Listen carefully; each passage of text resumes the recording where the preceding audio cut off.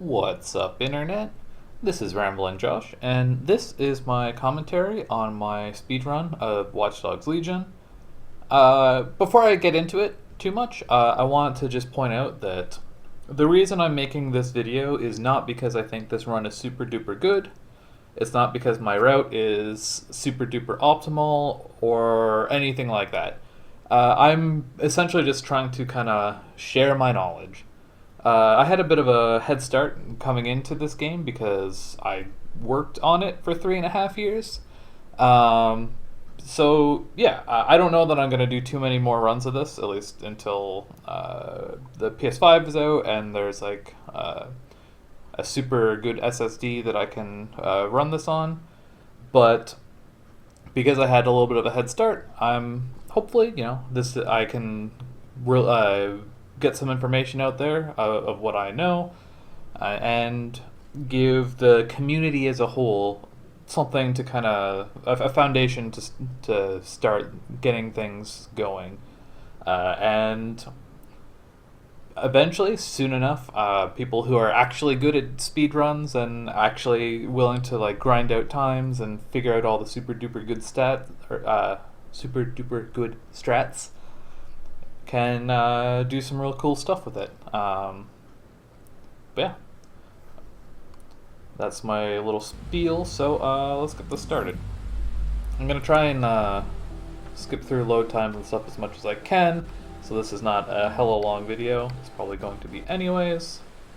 Okay, so right off the bat here, well, a minute and a half of load times.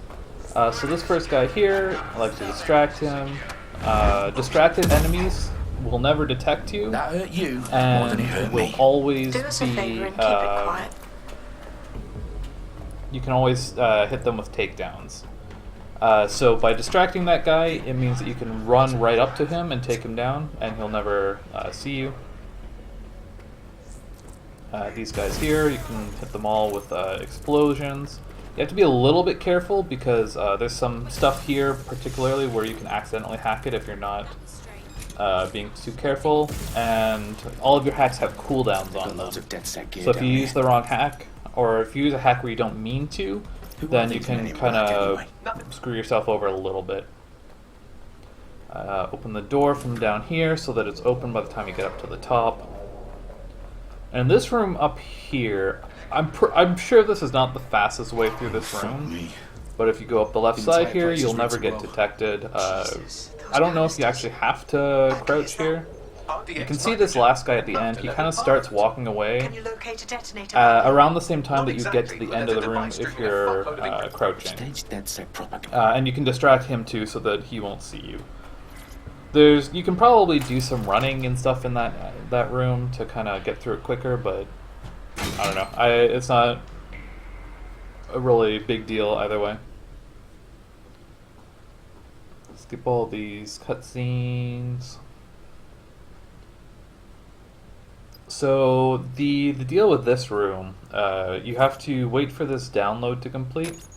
There's an area that you have to stay inside of for the download to continue. Normally you'd see the download range on your minimap, but the minimap is hidden for this part of the little prologue. But basically you just have to stay inside of the room. All these guys come at you. They're pretty easy to kill. I'm playing this on console, by the way, and I haven't really messed with the accessibility settings and stuff like that, but I've found that it's pretty effective to just aim down sights and rely on the auto aim. So we're going to be doing that a lot throughout the game. So for this part, what has to happen is the download has to finish, but also if there's any enemies left alive, then you can't proceed until all of them are gone. But thankfully, at some point or other, they basically stop spawning. And then to actually continue, you have to be standing next to the bomb when all of that has like finished going off.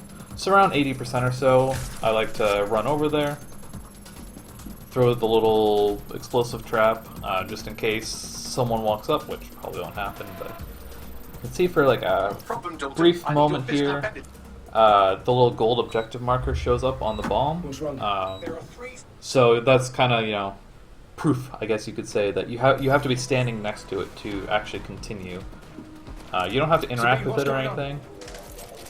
Here, we can take advantage of the fact that if you ping, you can hijack cameras through walls. So you don't actually have to go over to that door. You can just ping and have Dalton go towards the door that's like going forward, while also hijack from like across the room. Also, you have an MP5 this whole time. You can use it during the defense segment in the Parliament room there as well, if you want. You just have it. They just don't tell you about it until a little bit later.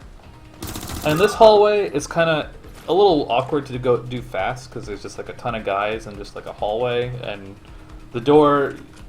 I like to just like throw my thing blindly once the door opens. Try and hack one of the little electrical things on the ground, and that should hopefully take out most of the guys. There's maybe like 1 or 2 left over after that, ideally. But yeah, you kind of want to be like advancing down the hallway while you're shooting and doing all that kind of stuff. Not that it makes a huge deal, but yeah. Let me break Let's get past some of this. TOS and see who's available. So this part with the spider bot is pretty straightforward. Just hack it as quickly as you can. You don't actually have to skip this podcast, I don't think, but I like to. I compulsively skip everything. It kind of gets me in trouble sometimes. Hack this thing while you were running past. I like to look up at the ceiling for this part so that you can see when the ceiling is retracting. And then here, let's just see if we can take a quick look at that again. So the way this works is that there's like a little ledge you can jump up to, like directly behind you, and then there's the actual walkway, which is like raised on top of that. And you can get all the way on top of the walkway if you do the jump perfectly. But essentially what I try and do here is that as soon as the ceiling is retracted so that you can actually get up, I just kind of jump backwards and kind of try and curl around to the left and forward a little bit. At the very least, you'll probably land like on the ramp. And then we've got these 3 things. You can start walking again once the download gets to about 40%. So I like to try and like aim my camera and just hold up so that the spider bot will start walking immediately. But not a whole lot to this part. I guess I would say don't fall down. If you can fall down, the spider bot actually stores a jump. So if you like walk off a ledge, you can jump at any time when you're in the air.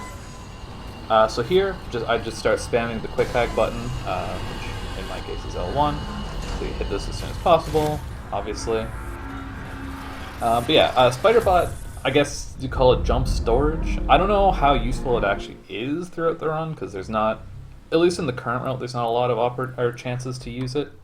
So choosing your first operative here is a little bit like, I'm not super sure what to go with. There's a couple options here that I think are potentially good. I think fast downloads might be useful. There's definitely a few places where you have long downloads and stuff like that, but it's a little hard to tell that it definitely doesn't apply to all like data transfer things where the little bar comes up. So there'd have to be some testing and stuff done as far as like what that ability actually affects. I think what I'm currently going for, what I think is the fastest right now is the shorter arrest time. Oh wow, that's a super great skinless man. I think the shorter arrest time is potentially good just because it gives you more access to death abusing without actually restricting you from using your operatives when you want to use them. There's at least one where I think it might be handy, but I've also like changed the route around a little bit as I've gone and when I swap to operatives and stuff. So this might not even have take effect at the moment. But yeah, I feel like this is potentially who we want to go with. But yeah, like I said, it all depends on how we route things out.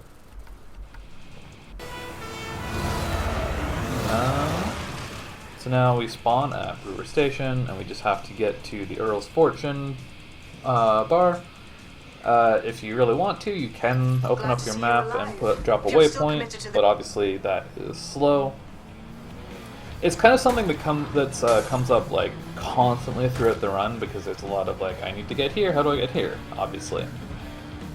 In general, the way I like to think of it is that if you can get there without the GPS, without making any mistakes really, then it's probably ideal not to. But if you think you're going to make even one mistake on the way there, then the GPS is probably faster.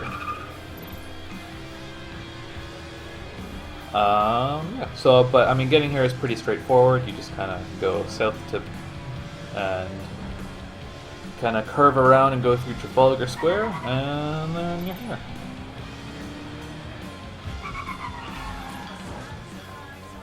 Probably could stop a little bit closer to the bar, but whatever. Oh, and these guys get in the way and make this puzzle annoying. So you can access our security system. Obviously, you know, this puzzle is super duper easy, as long as nobody is standing on top of the nodes. Very well. This manual override will be like putty in my hat. Oh, here we go. Down the rabbit hole. Oh, actually, that's kind of maybe an interesting point to bring up. So some of these team speaks that come up, Hello. you can see that there's one here, but you don't see the little graphic, like the speaker head that normally comes up. But just because that doesn't come up doesn't mean that you can't skip it. Oh. So here you can see that I skipped that one. It's not relevant in most situations, I think. But for example, here, with this first one with Bagley, you can actually skip this one.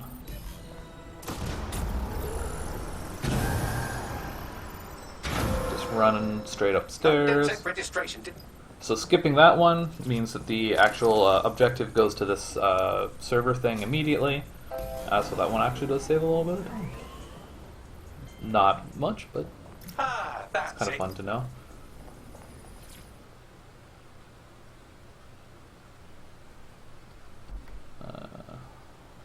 Right, so then you run over to these tech points. I'm pretty sure that we want to start with the AR cloak. Both the cloak and the spider bot are useful. Oh, also, that's another like super small thing. Into the wild. So what the game does here is it tells you to buy the thing, but then if you exit the menu, it says to equip the thing. So if you go from here and just go straight to equipping it, then yeah, that's just very slightly faster. You'll find equipment around the safe house. And here we can see, at this point, all the DLC and stuff that you have on your account will start popping up. And how slow is it?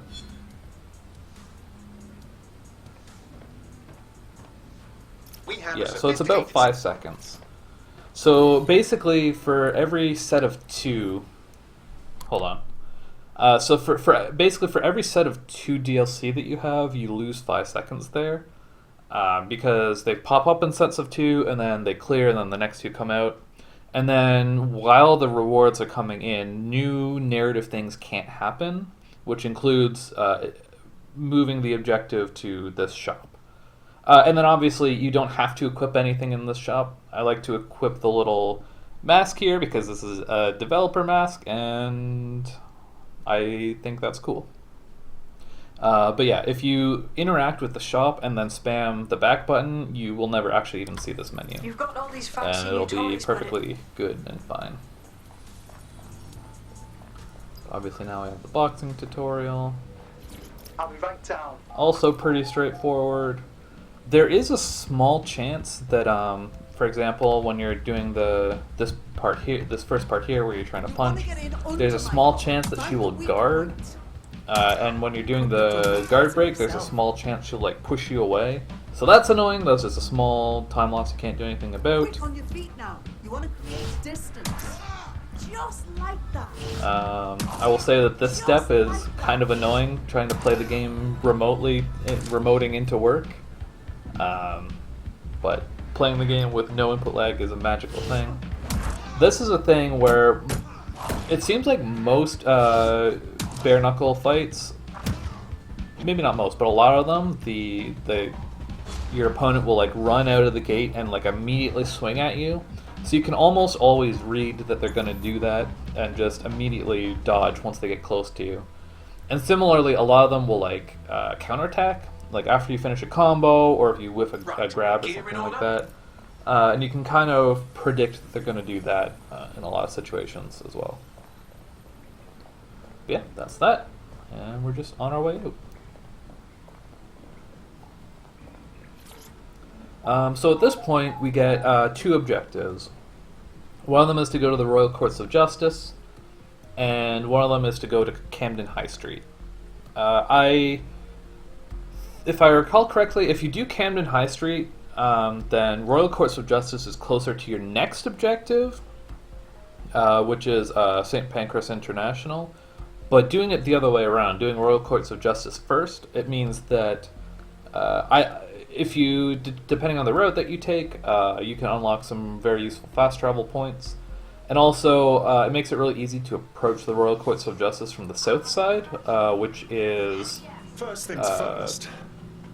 I'm pretty sure it's faster. That location's actually pretty big, but everything, if you go in from the south side, everything's kind of there already. Yeah, so the route that I like to take here is to just kind of cut right over to the edge of the Thames, and basically just follow it all the way up until you get there. So we unlocked Westminster Station there. I think up ahead is Embankment Station and then Temple Station. And those are all 3 of those are fast travel points that we're going to want to use at some point or other.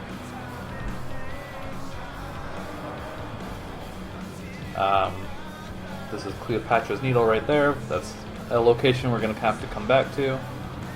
I think we're passing Somerset House here, which is also a location we're going to have to come back to. You can see Temple Station right here.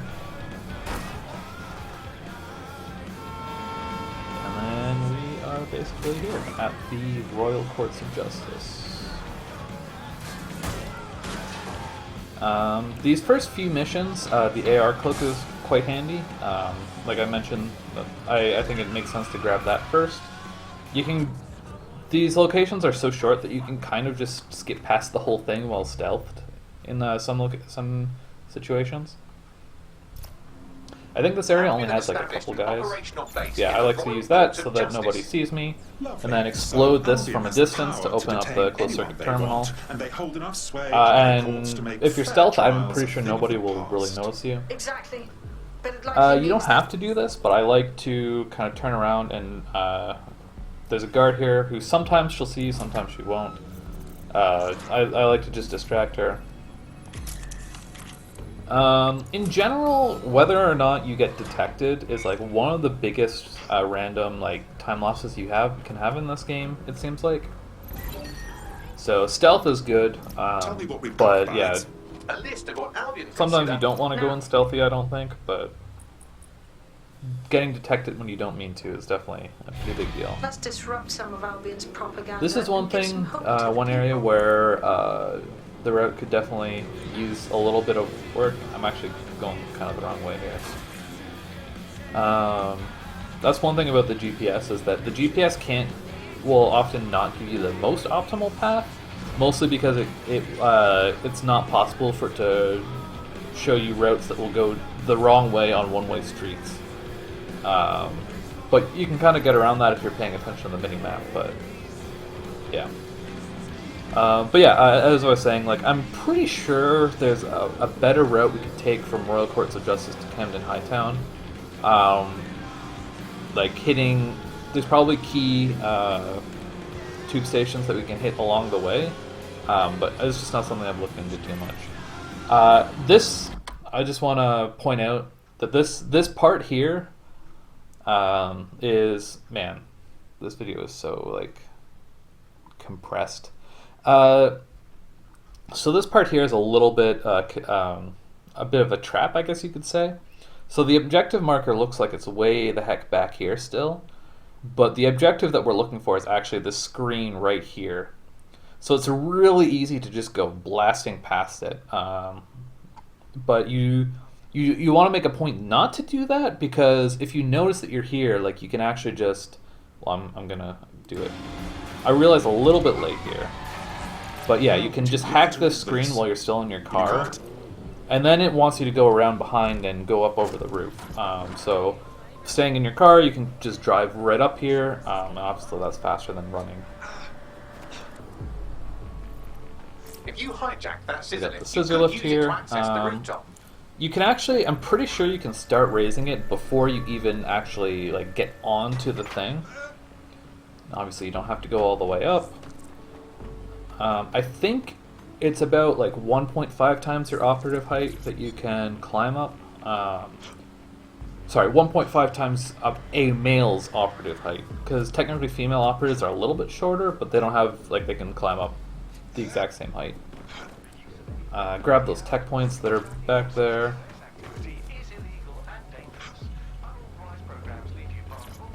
I always do that. I always stop just a little bit short of this thing. I don't know why. So we got this thing. Tech point routing is one of those things that definitely I'm gonna have to work on as things go, but at the moment I just kind of grab whatever tech points are convenient, and I just grab as much stuff as I can. So yeah, you can just jump off that building just fine. This car is doing like weird things where, like, I'm pretty sure I was holding L2 but the car was going forward for some reason. I don't know, that happens sometimes. But yeah, I like to just jump off the building and then start driving east. A big thing in this game, I think, is just going to be knowing kind of like what direction to go while you're waiting for the objective to actually like start. Thankfully, there's no reason for having an active pursuit.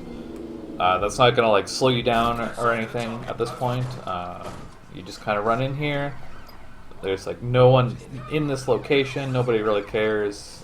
There's no reason you can't talk to this guy, I don't think, even if you have pursuit going. Right, I'm putting a stop to this. Units full You could back. probably, if you had like a smaller car or like a motorcycle or something, you could probably just drive straight in here. And then, kind of same idea here. You're just running across here, but if you already have a bike, or if you find a bike in the alleyway, it's probably faster than just running. So we hop in here. It's all pretty straightforward so far. Oops, missed a little bit there. So just immediately ping, hijack this camera, hijack the next Anyone have a camera. suggestion? I don't think it matters which drone you actually grab. That should be functional. You can use I like to go around the side here. piloting it too, yeah? Like this, Well, there's calling a power surge in a nothing hybrid like power really generator challenging isn't about like this making a segment. toasty. We go into these detailed Sure. specifications. But in general, Take a like, look at if you this. can stay low and stay behind things, and the drones are never going to detect you. If the drones do see you, it's kind of a pretty, According maybe to not a this, huge there's an time override loss, code but that'll get us into the generator's system. you're probably at that point going to end up getting shot, and then you have to like hijack another drone, and it's just kind of annoying. Disabling the chase drones in here is kind of like your main defense, but if you're hiding behind this desk, then you're pretty much never going to get seen by them. The main point you're going to get seen is when you're like flying across the room. And you can kind of duck out here a little bit early. The download ridge is decently big here. Power surge. It should be enough to take And King's similarly, Cross I like to right. kind of like go around the back here. It can be a little bit tricky if you don't get the hack right away, because you can't really get line of sight of it like over the thing. But there are some drones kind of in this vicinity that can detect you. Then count the course. Have the We'll Burrow show you Liberation some cinematic. And there's a motorcycle outside. And yeah. I have a bit of a bad habit of like getting ahead of myself at this point. What are we even doing next here? Right, Ministry of Civic Management. Yeah, okay. This is what I have notes for. So as soon as you're out of there, you basically just want to start driving south. Well, And then you'll kind of end up where you want to go.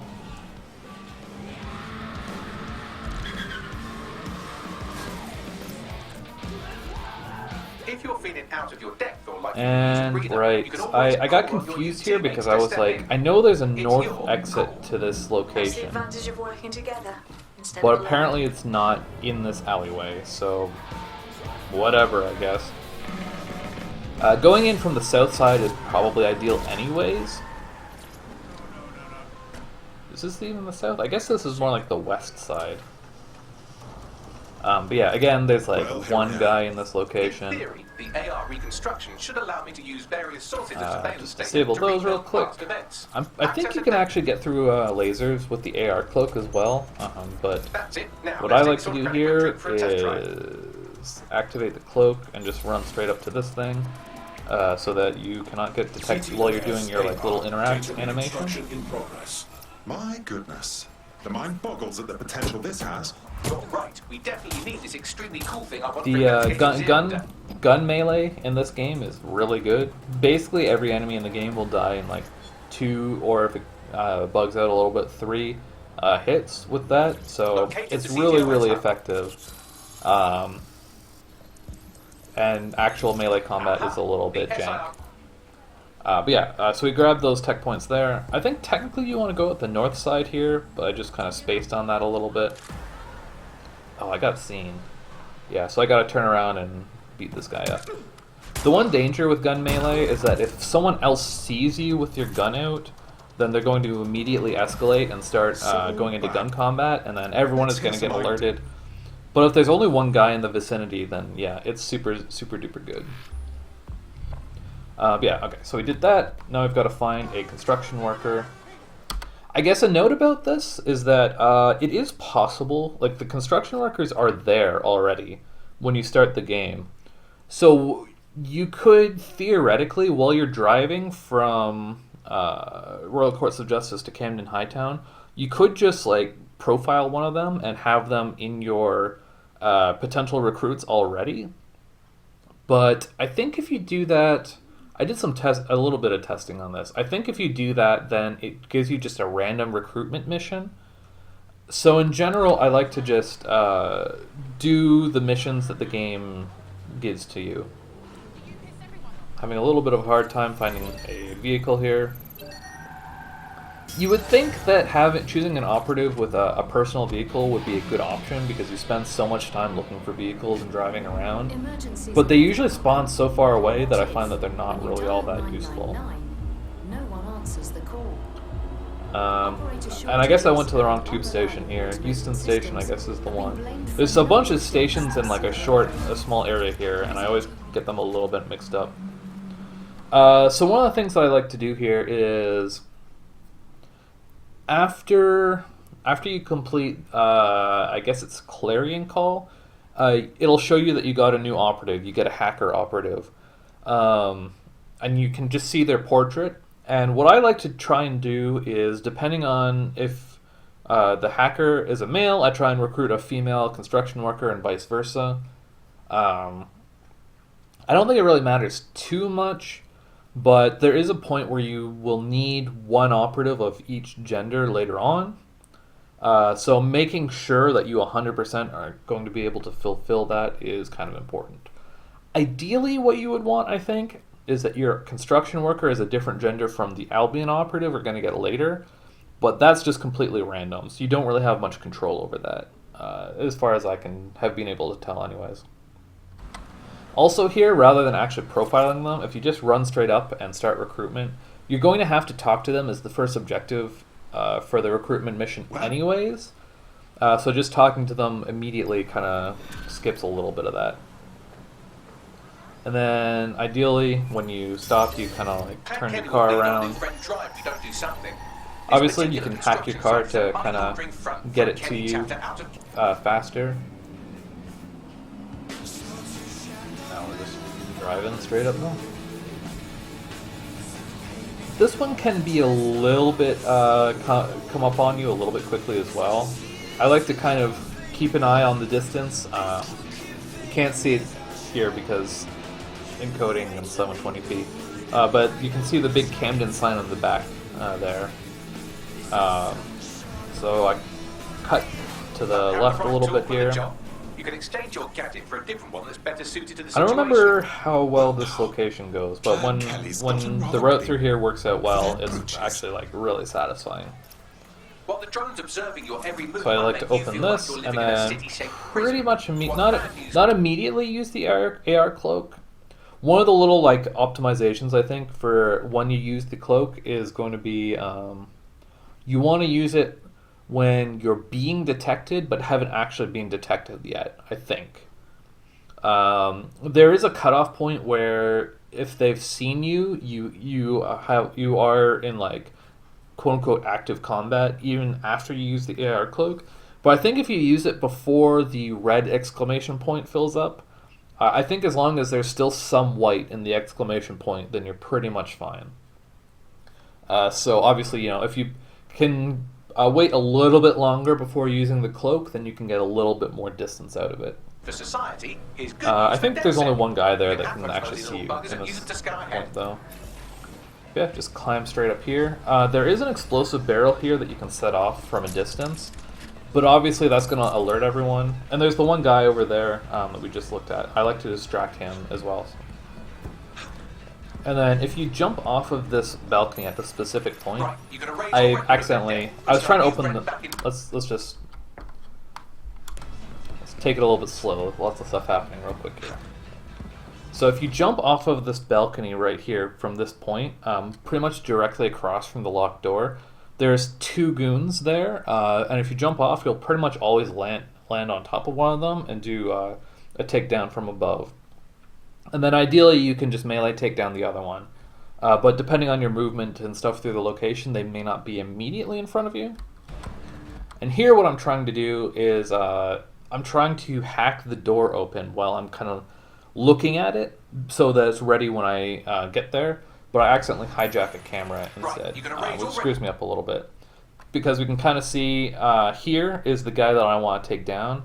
And then this is the guy that you'd want to use a melee takedown on afterwards, but because I hijacked into that camera, he's already kind of like starting to walk away. Putting our new friend back into the black and more importantly out of Clan Kelly's So he reach. kind of turned around and things got a little bit dicey.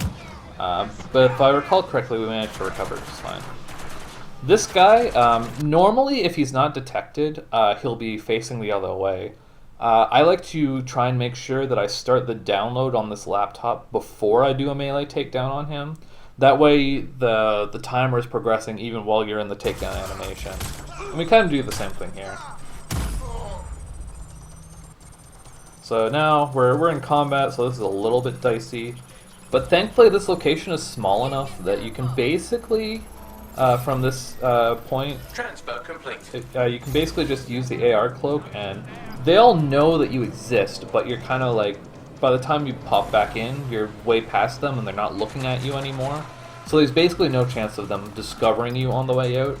And it's just a matter of, at this point, you have to wait for the alert to, or whatever, to kind of fade. But because the AR cloak, the timer kind of started a little bit earlier than it would have anyways. I think we want to go to the safe house now. This is actually one where you want to be a little bit careful about this. I think you might not actually want to do this, at least until we have like more patches or something. I don't know. I don't know if it's something that's gonna be addressed. I don't know.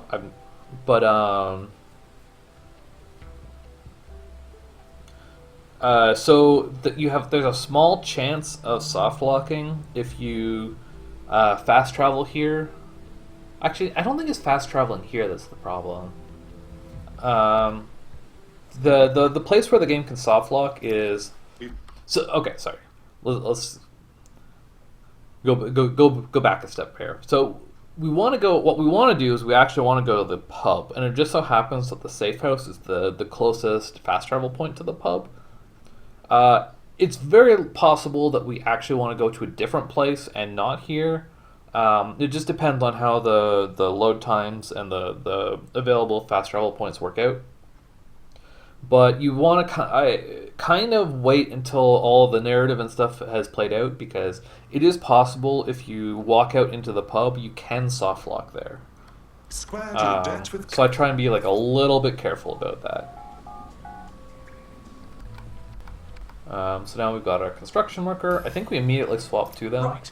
Welcome aboard, dear secretary. And the construction worker is definitely a useful operative for this speed run. So where are we even going now? Oh, right, okay. So here I mess up a little bit. There's a tube station, I think it's right here. St. James Station. Is it there, or is it like here or something? And basically, my strategy for this point is to kind of come down here. I want to unlock St. James Station and then kind of bank down and approach Westminster Cathedral from the north. Unfortunately, I end up screwing it up a little bit. I was trying to be like super careful to make sure I'm going in the right way, and I put a pin down and everything. But I still end up taking the slightly wrong path. I think what it is instead of being on this road, I want to be on this road. So I don't even end up getting the tube station. And then like I'm so sure I'm on the right road that I just keep going, and I'm like, surely I'm going to see it eventually. And I end up going just completely past the location. So that kind of sucks. At some point, God, this is so bad. But yeah. See, it should be around here somewhere. And unfortunately, this tube station doesn't do anything for us. So, at least I don't think it does. That's one of those things that, like, I think, especially for the early game, routing out the tube station is going to be a pretty big deal, because you have to do a lot of traveling in this game, obviously. And eventually, once you get a decent way into the game, it doesn't really matter too much. You just kind of, what's the closest tube station? Okay, go. But especially as it gets more optimized, kind of like knowing where you're going at all times is, I think, going to be pretty important. It doesn't really matter if you get pursuit here. And what the game wants you to do here is get out and get on your cargo drone. But moving on the cargo drone is really slow. So I prefer to just kind of come down here and just drive up to Sirs, because it's way faster than the cargo drone. At least I'm pretty sure it is. I haven't actually timed it. And if you look at the mini-map, you can see there's like the little raised platform here. That platform is where the server is going to be, so you can kind of you can kind of use that as a reference point. I like to try and get up on a high thing and jump on the cargo drone. I think it might actually be faster just to hijack it and fly it down to you rather than waiting for it. Also, be really careful with this server, because like if you're not careful, you can accidentally knock it over, and if it's sideways, it's really annoying to try and like correct it. So if you accidentally knock over the server, you're kind of screwed. So just try and be a little bit careful. And obviously we fly all the way over there, and you can very clearly see just how slow the drone is. Apparently, you can. It's fastest to go kind of like diagonal, but that's a little bit weird. I don't know how well that works on console either. So just start that, and then immediately get in the truck. Remain in the area until I've downloaded enough I think data to the server. they, in theory, send some like drones or something after you. There's like a line, a TeamSpeak line about it, but like I feel like I've never seen them. I need a wider And you can probably start driving well before that download completes. It takes the truck a while to get up to speed, so yeah. And the download range is pretty big. I like to pretty much just follow the GPS for this one. The path is a little bit jank, but at the same time, the route that this takes you down is like, for the most part, very like straightforward and doesn't have a lot of turns. So that's pretty ideal for the truck, since the truck is just so bad at like taking corners and stuff like that. So having like the long straightaways for the truck to like build up and maintain speed, I think is pretty okay. And whatever you do, like, try not to hit any Albion cars. If you do trigger a pursuit here, it's kind of awful. This truck has like no ability to evade pursuit, so it would not be great. Ideally, you would stop a little bit sooner here. I got so far up that I couldn't go out the left side of the truck, so I had to go all the way around. So that's kind of a pain. I think we can just do the same thing here, where the download area is so big that you can just get back in the truck and wait. You can see the left side of the door is blocked there. Also, I question the fashion sense of this hacker. I don't know. It's very strange. The shorts, they just look so odd. Transfer complete. But yeah, we don't really spend too much time playing as either the operative that you choose at the start or this hacker, so it doesn't really make too big a deal here. And I recall that I do mess something up a little bit during this segment. Obviously, you can kind of cut around here instead of going all the way around the... I don't think that's technically a roundabout, but you know what I mean. And this is another thing that the GPS kind of takes you through this kind of windy road to get to Piccadilly. But really, you're not actually going to Piccadilly Circus for this objective. Pretty sure it's faster to go up this road. And then you can kind of cut to the right, and there's immediately the alleyway there. What I'm doing here, I don't think I'm going to do this specifically anymore. So there's a tube station here, Oxford Circus I think it's called. This is one that we want to get that's going to be... It's not super duper useful, but it is going to be useful later. I think we don't want to get it when we're in the truck though. If for no other reason, then like you end up on the wrong side of this alleyway. And it's a little bit awkward to, because you have to lower this this hackable cover in order to even get into this little alleyway. Oh, and yeah, I take a second before I'm like, oh, you have to actually interact with the AR point. And then we're just defending. This is super straightforward, so let's go forward a little bit. Just shoot the guys, use the traps if you want. It's really very easy. So, I was experimenting a little bit here. I was thinking, because we don't, like at this point we basically want to be using the construction worker instead of this, this operative. So what I was thinking here is that like I could suicide my operative with this blast, and then I wouldn't have to wait for the pursuit. It's not really a pursuit, just you're considered in combat, and that way you wouldn't have to wait for that to go away. I think rather than doing that, what we want to do is, because we have to wait for this, you would use this time to run up to Oxford Station and unlock that. Well, if you like, so like if you have to wait for this anyways, you might as well do something useful with it, right? So you can see that I swapped the construction worker at this point. Let's go forward a little bit. So what are we even doing now? I guess we're on to digging up the past. Oops.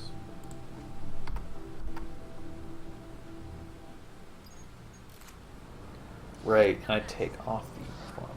Right, okay, yeah. I got a little bit ahead of myself here though. You have to go back to the safe house first. Actually, I meant to fix that in my notes. Do I have a note for that over here?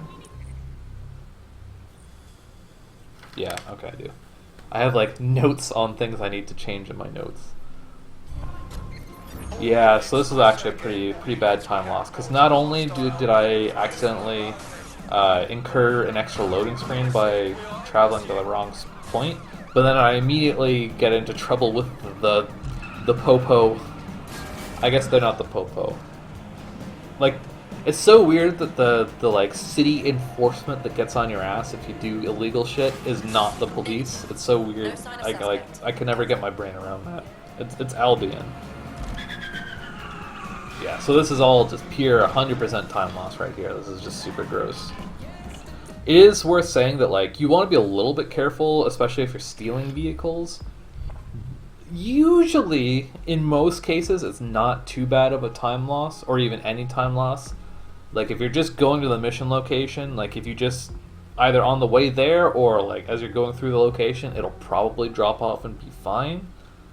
But, yeah, there's definitely, like, try and keep a little bit of an eye out for guards or like for vehicles pathing around the city, stuff like that. Yeah, this is we just have a team briefing, and then we want to fast travel to the point that we're going to. I guess Temple Station is the closest. In my notes I have Viaduct Station, but I guess it's that's just not a location that we happen to get. Just another one of those things we need to tighten up the notes a little bit. I think I screw this up a little bit too. Yeah, see, I do the same thing exactly again.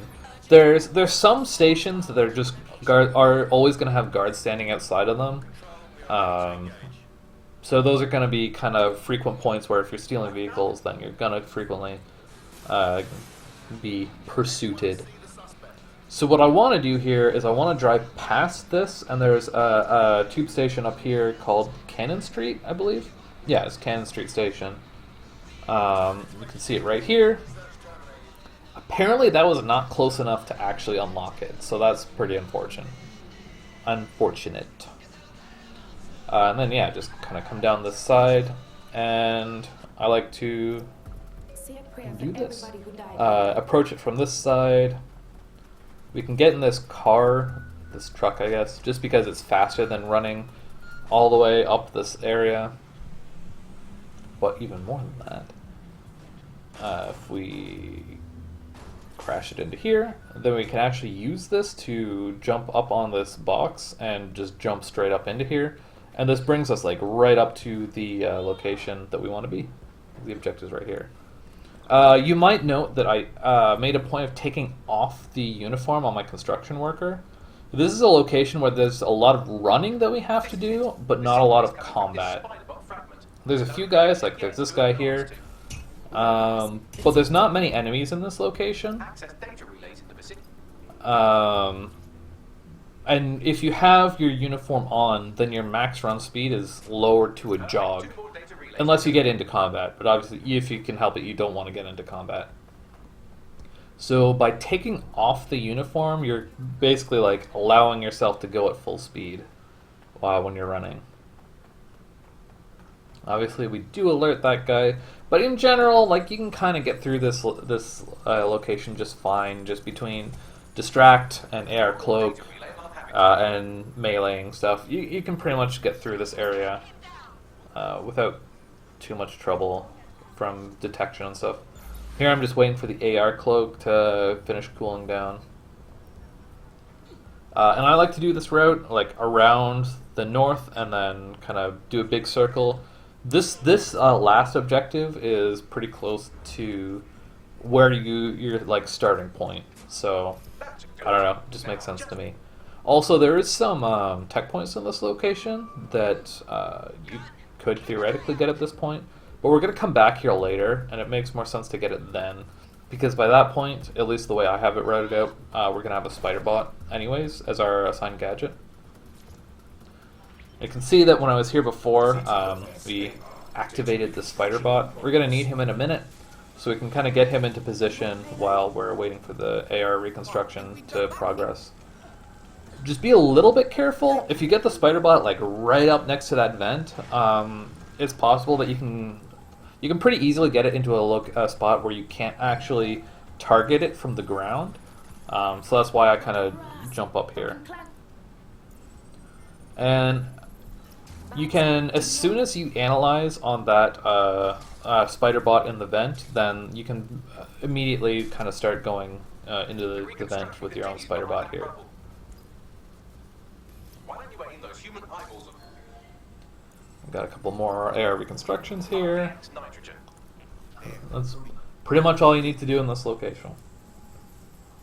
So you were hired to supply all the targets. I think there's 2 of them that you do here. You analyze the canisters and you analyze the people. Once you're done analyzing the people, you can immediately back out and just start making your way out of the location. Unfortunately, this is the moment. There's the exit that I like to use is to the southeast here. The closed circuit terminal to unlock that door is like immediately to your left, but that little alcove is actually outside of the actual restricted area. So you can just, if you haven't been detected or anything, you can just immediately fast travel without even having to go through that door. So now we're going to New Scotland Yard, just a short jog from Trafalgar Square. I don't really know when we even unlocked the Trafalgar Square tube station, but I've never not gotten it. It's just kind of there, so just immediately turn down this alleyway and approach this location from the north. And this place is pretty straightforward. There is a guard standing outside of that gate, so if you happen to murder anyone with your car, they can kind of be a little bit annoying. If you're not pleased with your privatized goon squad, just take your business Yeah, across and the we street. just have to run up here. Albion, the feds, them can rot together. And there's some tech points that you can just immediately grab right here, Now is the uniform, assault weapons, and the fact they're motivated by profit which is and the super public service. convenient. Now, any record or information on the spy? As much as possible, you ideally want to try not to get detected here, but it's not a super big deal. I'm pretty sure when you're controlling the spider bot, the guards actually are not capable of detecting you, That opening right there. because this is such a long platforming segment. You can jump straight up to that platform. But it can still The jump and fit through the layout kind of is designed so that it looks like you have to go like around that room, but you can go straight up there. And yeah, in general, the segment's pretty straightforward. Yeah, just a whole lot of platforming. Not a whole lot to say about it. There is a little bit. You could probably save a little bit time using the stored spider bot jumps that I was talking about earlier. But in general, like this thing is just super slow, and jumping is also very slow. Look at all this junk. You'll have to jump your way across. There is some kind of way. I don't really know how it works, but I know it's possible to get like you can launch yourself off of geometry somehow, and you can also there's some kind of like wall jump you can do in some situations, but I don't really know how to like purposefully do either of those. That little like branch in that pipe or the vent can actually be a little bit not confusing, but like it's a little bit before the fan. So if you walk all the way up to the fan and then you're like, oh, what way do I go? It's possible to get a little bit turned around there. It's just something that's good to be aware of.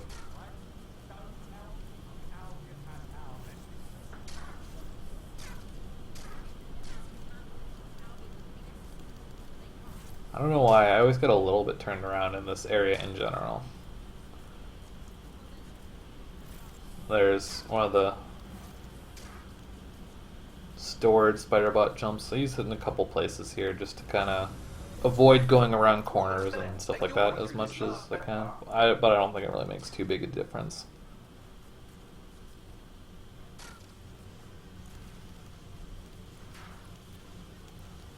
I think it's slightly faster to land on that little table there, because you can't actually back out of the spider bot until they're on the ground.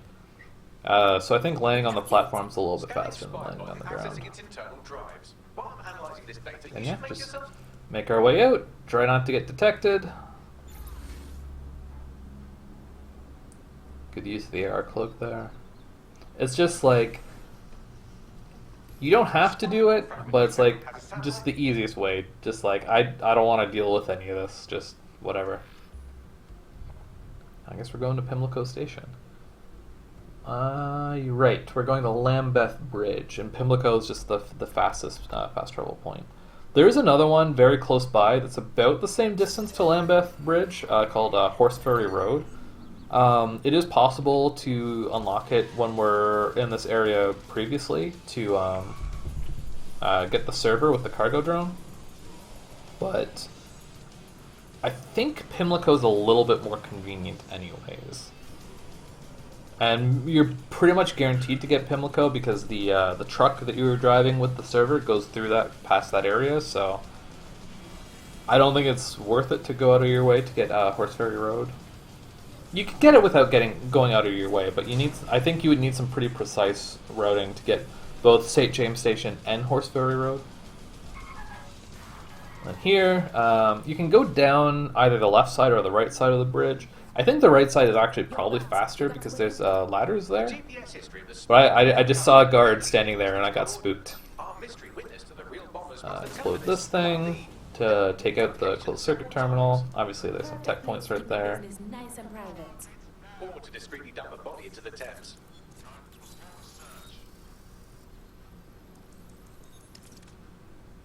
Pretty sure we can just back out of this one. Oh no, this one does have a couple of things going on. This is this whole thing in here is basically just skip the narrative as fast as you can and just get ready to do some downloads. It's very straightforward. This is the one that we can skip.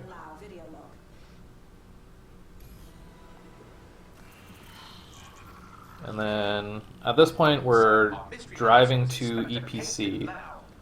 So you can see like there's no ladders here, so it's a little bit slower going back up this side. I guess there's no reason why you couldn't like jump off the left side but then also climb up on the other side of the bridge. Also, that guard that was standing there that spooked me earlier does mean that you'll likely be detected if you steal a vehicle. Just in general, I think stealing vehicles is slower because you have to wait for people to get out of them. I think on average it's faster if you steal the vehicle from the opposite side of the driver, which I guess would be the left side. I think the animations tend to be faster. I don't think there are any tube stations that we particularly want to get on the way here. This one that we just went past, I think that's Riverside Station. That is definitely one that you want to pick up, but it's a little bit hard to miss.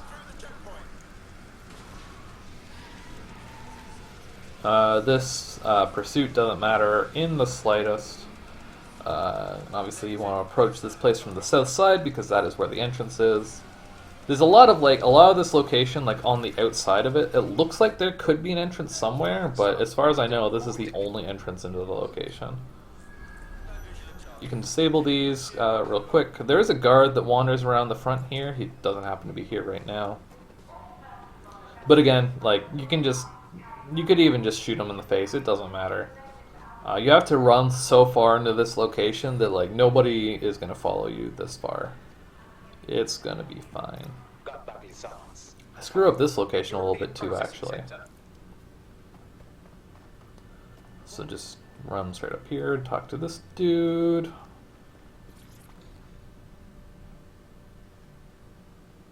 What's going on here? That's a good question. Putting the location of the EPC database on your optic. I think the disable for there you have to use the hydraulic camera to disable those lasers. Again, I don't think it matters too much if you get detected here. So I like to go up to the left side and kind of climb up here. What I end up doing here is I end up climbing up too high. I want to be... let's go back a second here. So what ends up happening, there's this room here that I want to go into. Basically the way it works is you can loop around from the right side of this location as well. Obviously the objective is right there. But this door is locked by an access key, and the key is in this room here. But I get a little bit confused, and I end up going up these stairs instead, which is a pretty unnecessary time loss.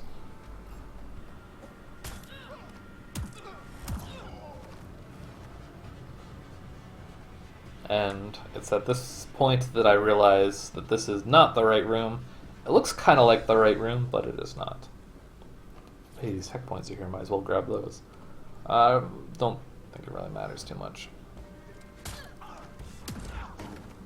Like I said, tech point routing is not something I've really worried about too much so far. And so if you were coming, if you went up the right side instead of the left side when you came in here, this is kind of where you would end up, and this is the room with the thing in it, and you can see the door's locked.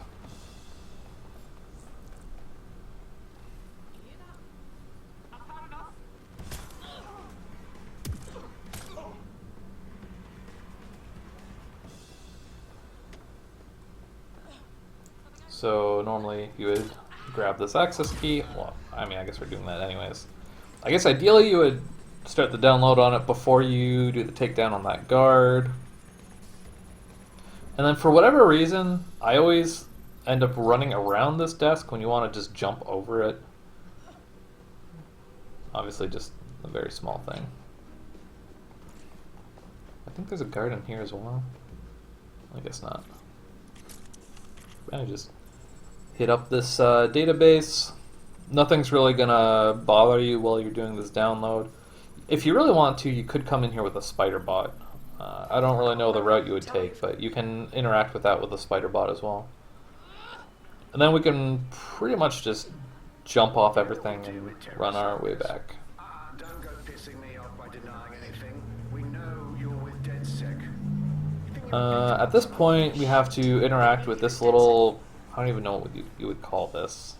I guess they call it a database? There's that, and then I was trying to skip that and accidentally opened the menu. Then we gotta solve this puzzle. I don't know what it is. This puzzle always kind of throws me off a little bit. I like confuse it with other puzzles, and then I'm like, oh wait, what do you actually do here? I think part of it is the little wire coming out of that door there is one of those things that kind of tends to mess me up.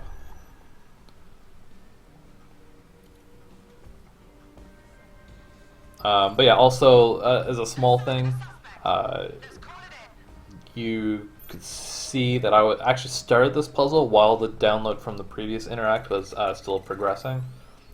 So you can, if you're standing at the door here, you can still continue downloading that while doing this puzzle. This very simple puzzle that I always manage to completely space on how you do it. CTOS AR, data reconstruction in progress. Unfortunately, this is a little bit of a long scene here that you kind of just have to wait for. It's like, I don't know that you would say it's long enough for a bathroom break, but it's long enough to be annoying. What was that? I think bathroom breaks in general are kind of one of those things that's a little bit lacking in this run. There's a couple of good places to do it, but they're all in the like first half of the game. It's definitely something I've struggled with personally.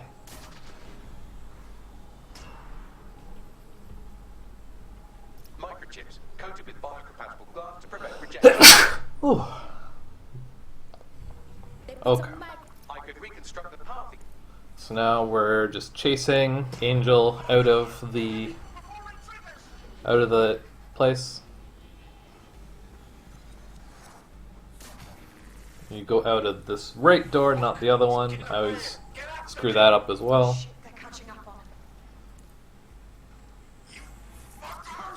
One thing to investigate is I don't know how much of this chase you actually have to do. I imagine you have to do most of it, but once you get here, I'm pretty sure you don't have to stop at all. I think you can just, like, yeah, I mean, I guess I barely do. you can pretty much immediately start running out of the area, and you're gonna be fine. Guess you're right. Let's tube him, get him in the I was for a moment I was, because the objective was still investigate the footage. I was like, oh shit, did I screw up? Like, do you Shit. have to actually wait there? But no, you can just kind of mosey on out.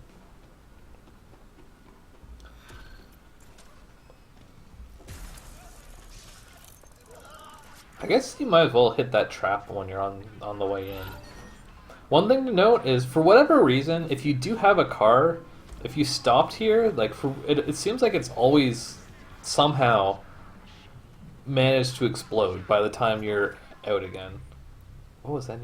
What was I even doing there? So I like to mostly follow the GPS here. In general, I like to follow the GPS on the south side of the Thames. I'll talk about that in a minute. But instead of just following the GPS, I went down the wrong road here. But if you like cut up to a little bit and take this road that I'm on right now, then you can unlock this tube station here, Kennington Station, which is going to be definitely pretty handy. We used that one a couple times, so you definitely want to grab that. And yeah, like I said, I mostly just follow the GPS here. On the south side of the Thames, I find that there's a lot of like ramps and highways and stuff that lead in like unexpected ways. So like, I'm always scared that I'm gonna end up on some route going somewhere I don't want it to go. So I like to go past the location and then up this road a little bit. There's another tube station here that we want to get. This is Old Kent Road. Although I think I don't actually ever end up using that one in this run. I accidentally go somewhere else instead. This is where the Kellys brought Angel? Lord of mercy. This location is definitely looks more complicated. Not complicated, but more. The location itself looks like there's more to it than it is. You can kind of skip almost all of it. So just run up that ramp there. You can shoot that from a distance. There's actually, one of the enemies here is a grenadier. You probably want to take him out before you run in here, because it seems like he always throws that grenade and it always screws you up while you're trying to interact with this keyboard. So it's probably worth just throwing like a distract on him or something before you run into the room. And if you jump off the catwalk, you can pretty much immediately just run straight to the basement. There's gonna be this guy. There's usually, it seems like there's always like one or two guys down here. But you can kind of just deal with them. My oh my, deadbolt trumps technology. The door is sealed, but this rubbish chute might do.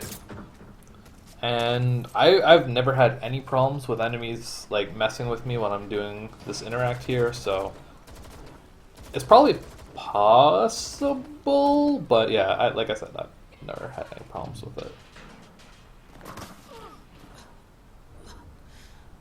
Now we meet Caitlin Lau. Unfortunately, you're forced to walk here for some reason. It's a little bit annoying.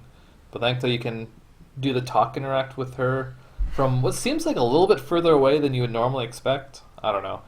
Maybe that's just me imagining things. An operative is on their way to... So, let's find Angel. I'll wait for your guy in here. So in here, there's this guy. Operation is meant to harvest organs. The correct corpse is always this one in the back. Mercy. When you're doing the camera, try and make sure the little box that says target and view is there before you take the picture. Fortunately, I must... It's obviously like we're trying to go fast and stuff, but like for whatever reason that picture always seems like it's really finicky. I think you specifically have to take a picture of his face. But yeah, just run in here and we're pretty much good to go. Well That done. is You've got the basically file. the end of Clan Kelly's new Now get export. out of here before...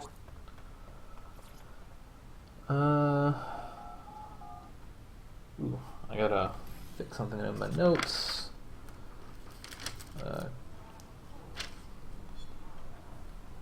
And at this point, we're just going to the safe house.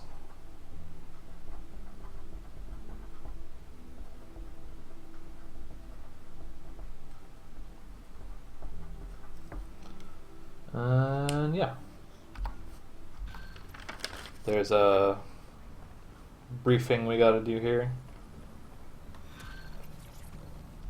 I've heard from Inspector. And then now we're going to the Sandstone residence. The closest King's Cross station is very close to it. There's another fast travel point that's also very close, Angel Station. It's on like the east side, but I don't. I'm like, we could go grab it, but I don't know that it's worth. I guess it probably is. I don't think it's faster to go to the Sandstone residence, and we go back there a couple times. Is it a couple times, or is it just once? But I think there's another place we have to go to later. I think Hackney Baths. That Angel Station actually would be closer to. So I guess it might be worth kind of going around to the east to get to Angel Station and then going down to Sandstone Residence. Man, ambulances are so bad. This is... I used to actually be really intimidated by this part. There's a puzzle in this area that I was just like, for whatever reason, it was not clicking with me, but after doing it a few times, it's actually not too bad. There should be a simple matter of navigating the vents. Trying to fly this drone through the location. I try to get my operative a little bit as close to the wall as possible. I don't know how big a deal it is, but I've definitely had sometimes when I'm doing the puzzle in this area. A little box will come up with saying like you're out of range or something, and I don't think it's really something I have to worry too much about, but just, you know, play it safe. So yeah, this puzzle is a little bit annoying, but as long as you kind of think of it as like there's like two halves to it, and you kind of are just like following the paths, so to speak. You can just kind of fly down here. There's this part on the right. We needed something incriminating, so we decided someone had to get in here and plant a bug. I wasn't going to assign someone else to do that. You saw how Mary uses the people she grabs out of the Just PC. solve all this real quick. So I went in. What I didn't know was that she had intel on our investigation. And then you do this part on the left. I thought going off book would stop the links, but she still knew we were coming. She tortured me for the names of my team, tried to break me. Yeah, this one's pretty straightforward. You're just kind of like doing loops in one direction and then in the other direction. Hits out on them. The woman is a mind fucker. At least she didn't chip your brain. Probably knew you would have rather died than been to her. And then once you got those done, you're basically just finding your way back up to the vent. I'm gonna go to the left though. It wouldn't be enough to just put Well, I don't think it really matters too much if you go left or right there, but instead of going inside, there's this one. Yeah, I guess going to the right is actually faster because that brings you straight up here. You can see the stairs going down there. But yeah, there's just that one little bit that you still have to solve at the end that it can be pretty easy to forget if you're not careful. So yeah, I guess it's probably ideal to just say like, yeah, just always go up the right stairs there because it's right there if you go up the right side, so you're never gonna forget it. And yeah, that's that one. As long as you can do the puzzle reasonably fast, then it's gonna be no big deal. Where are we going next? Oh, we're going back to the safe house. So at this point, it actually unlocks. There's two mission lines that are available now. There's Initiate Sequence, which is the 404 storyline, and there's Gap in the Armor, which is the Albion storyline. And you can do either of them in whatever order you want. You can like start both of them, go back and forth. What you should do... sorry, let's go back a step here. So neither of those missions will like properly like start, like they won't like actually load until you track them. So what you want to do is go into the missions app and track both of them. So that they both start and they're both like ready to go when you want to jump to them, and yeah, I like to start with Gap in the Armor, but we're seeing the narrative here for the 404 mission as well, just because we started that one Literally, all you have to do is just hit A to track initiate sequence, and you can immediately track a gap in the armor, and initiate sequence will still load. But yeah, so now we're going to Battle Bridge Basin, which is just kind of like northeast from King's Cross Station.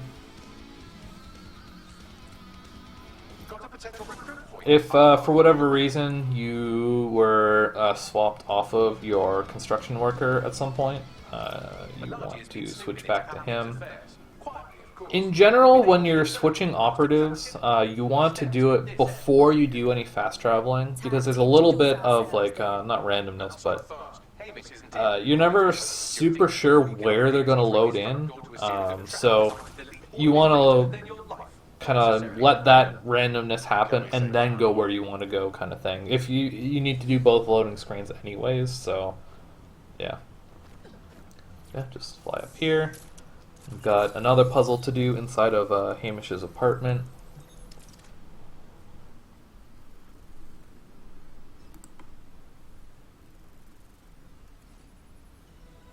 That's one thing also.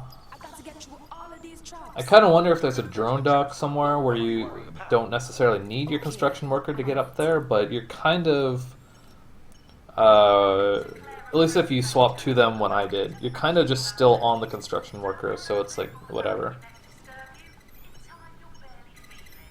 I think this is the puzzle that I usually think I'm doing when I get to EPC. And that's kind of one of those things that throws me off. This one I think is pretty easy to think about it as if you're just kind of going around the outside of the room and then you kind of end up back over here. The traps are disarmed. Then we're just flying over across the river. I'm pretty sure what you want to do here is basically get off the drone as quickly as possible, because cargo drones are slow. I'm pretty sure running is faster. Maybe not if you're doing like 6 somersaults and stuff, but yeah.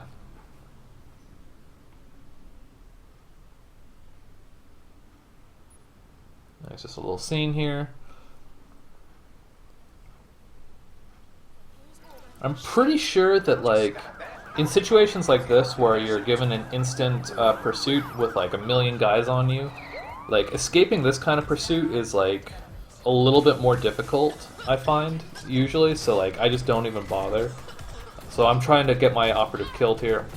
One thing I'm trying to do is specifically, so the operative that I took at the beginning of the game was reduced arrest time. Not reduced injured time, reduced arrest time.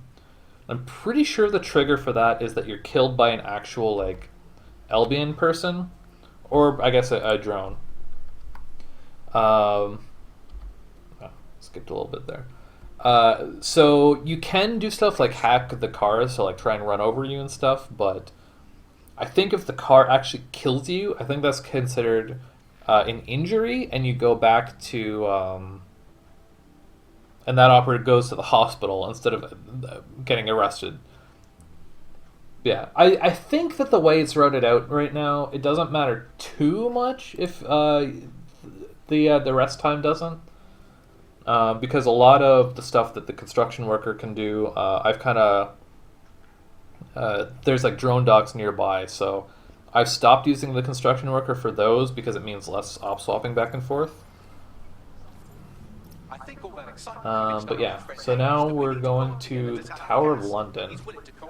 Right, so this is where I would have wanted the Cannon Street station. But I screwed up getting that one, so I have to go back to Temple Station again, which is where I went from the first time. So that's kind of unfortunate.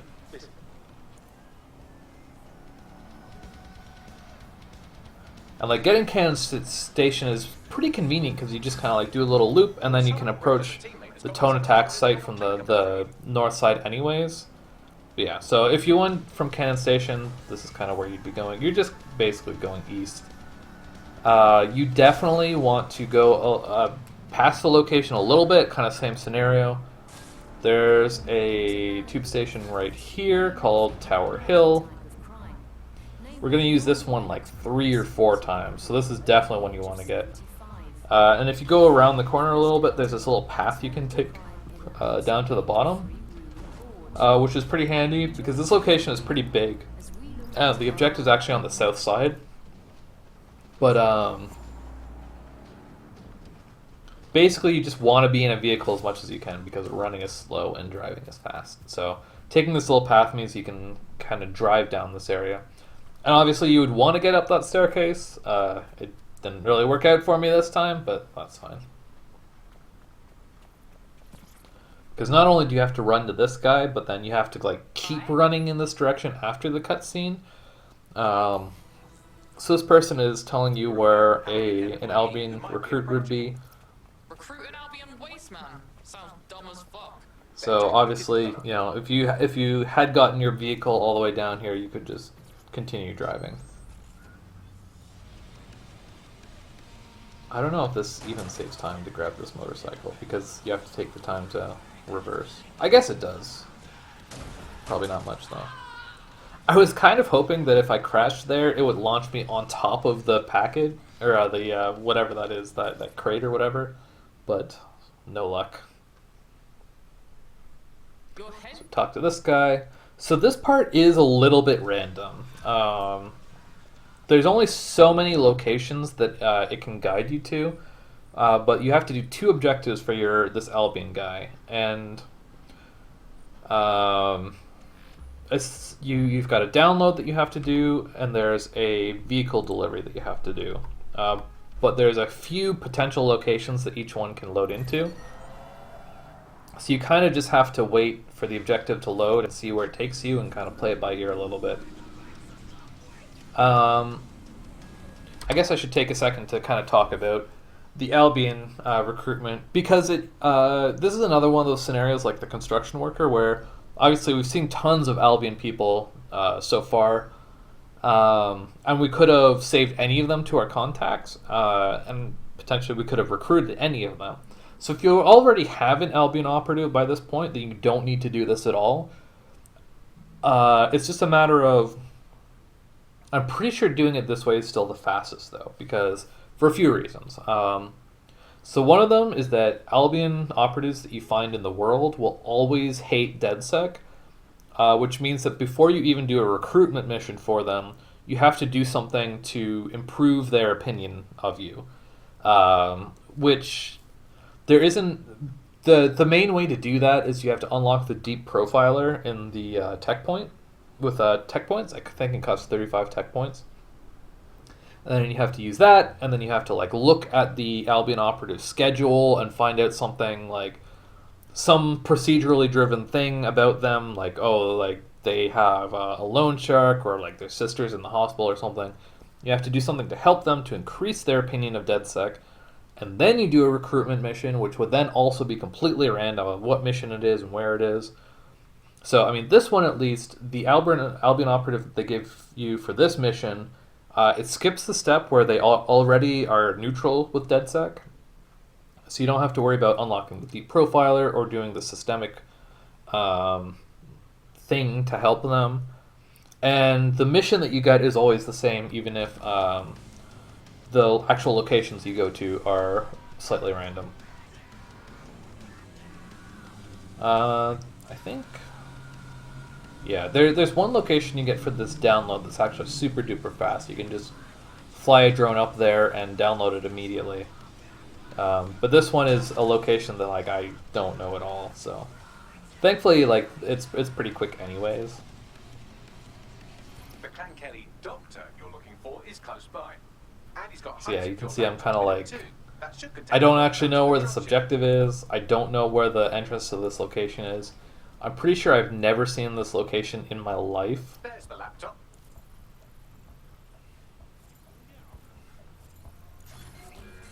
I guess probably a better thing to do here would have been to hack that security camera.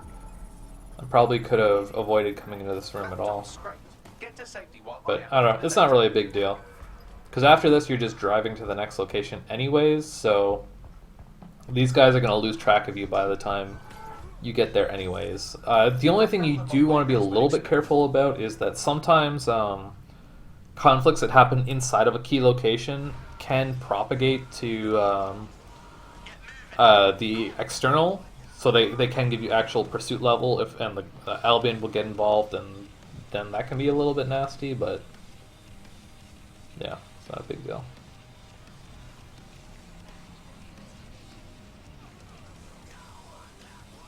Then this is going to what's it called? I can't remember. Brixton? Is it Brixton? I can never remember the name of this place for whatever reason.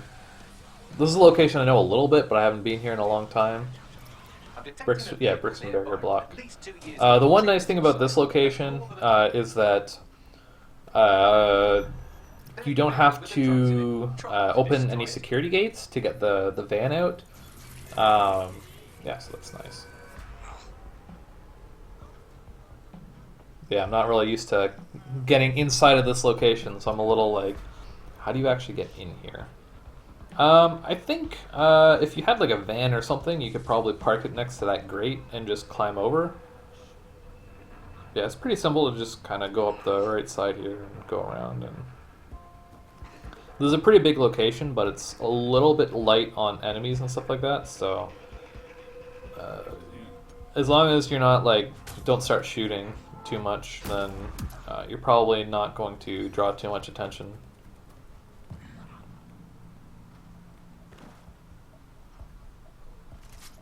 We can just immediately drive this van out. Got the ride now? Just kind of bank around to the right. Where our friend can pick it up. Sending you the coordinates now. The gap is a little bit small. I think you can drive through that grating to the right though, so it's not a huge deal. Thankfully, the one nice thing about ambulances is they're pretty tanky, so they can drive through stuff pretty easily. Compared to like a motorcycle or something, where even the slightest thing will send you flying. So we're just driving across the city. I have no idea where I'm going, so I'm pretty sure at least, even the drop-off points are randomized a little bit, so I don't think there's like tons and tons of potential options that it can choose from. There's only so many locations that have the requisite elements inside of them that they can accommodate the mission. At least I think that's how it works. Yeah, there's only so many eligible locations though. And for whatever reason, for this specific delivery, I don't know if it's like the location or what, but yeah, okay, there's definitely a few locations this can go to, but for whatever reason, the specific point you have to drop the ambulance off of is so precise. I don't know why. At this point, I guess what I should be doing is swapping the Albion operative and then fast traveling, but I think it doesn't matter too much. Let's just back up a second there. So at this point, I decided to start spending some of my tech points. I guess while we're looking at this menu, in general, we've got a whole bunch of them at this point, but in general, the things that I tend to look at as far as tech points go is you want to invest twice into the Spiderbot because you want Spiderbot and Spiderbot mobility. You need that fairly early on. Disable riot drones is one that you want pretty early. I should be picking that up right now, actually.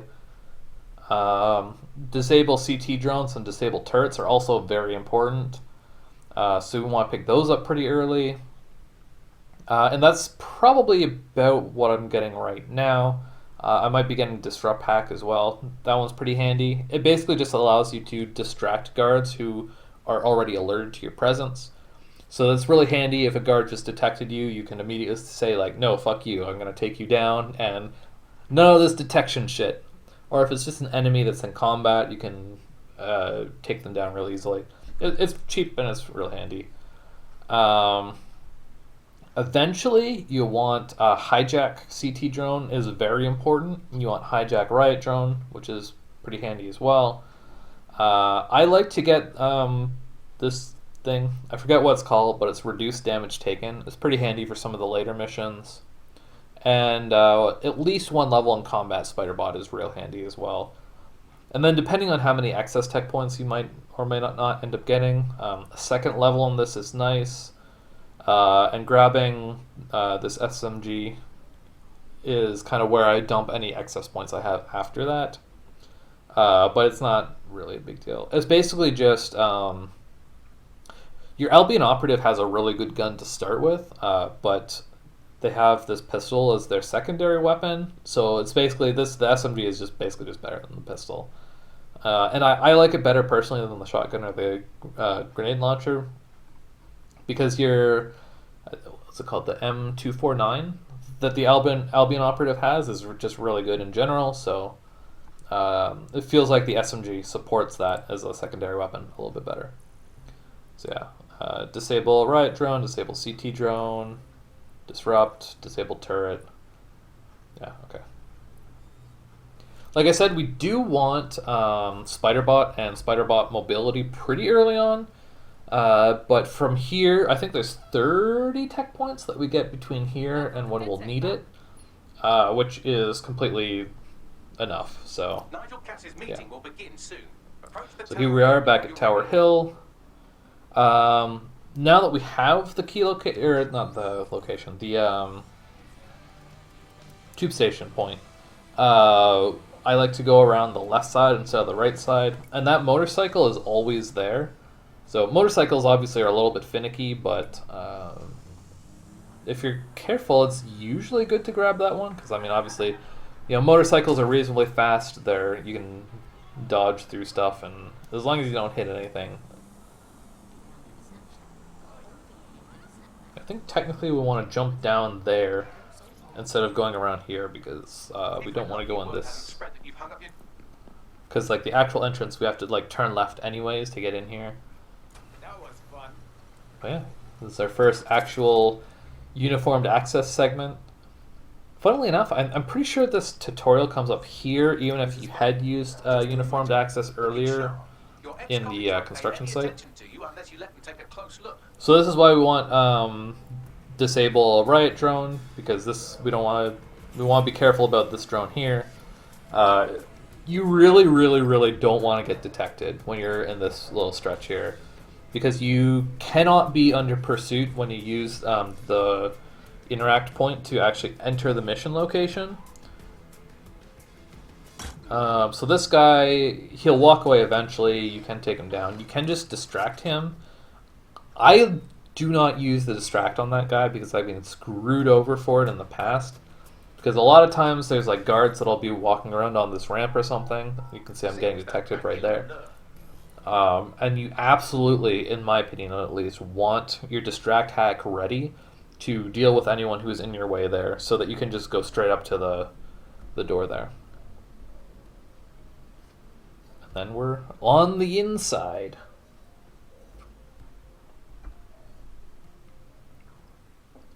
This location is fairly simple, thankfully. You can pretty much just go from point to point, like directly, and not have to worry about anything. It is handy if you haven't already. It's good to have. I guess you couldn't do it at this point.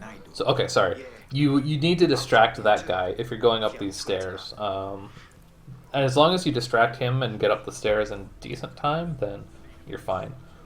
So before you enter into this location, while you're doing your menuing and unlocking stuff, you probably want to put the AR cloak on your Albion guy if he doesn't already have it by default.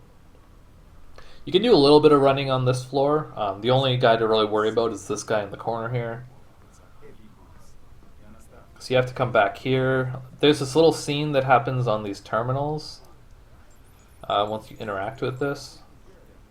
I don't know what that has to do with forging a security pass, but it also turns out that if you just immediately leave, then you don't have to wait for that scene to play at all. For whatever reason, the forge a pass objective won't get checked off until either that video is done or you leave the room. You can just leave the room immediately. that right there is like when I found that out. I found that out like during this run because I was just curious. I like to distract that guy there, but once you get up the staircase, then you've got another scene.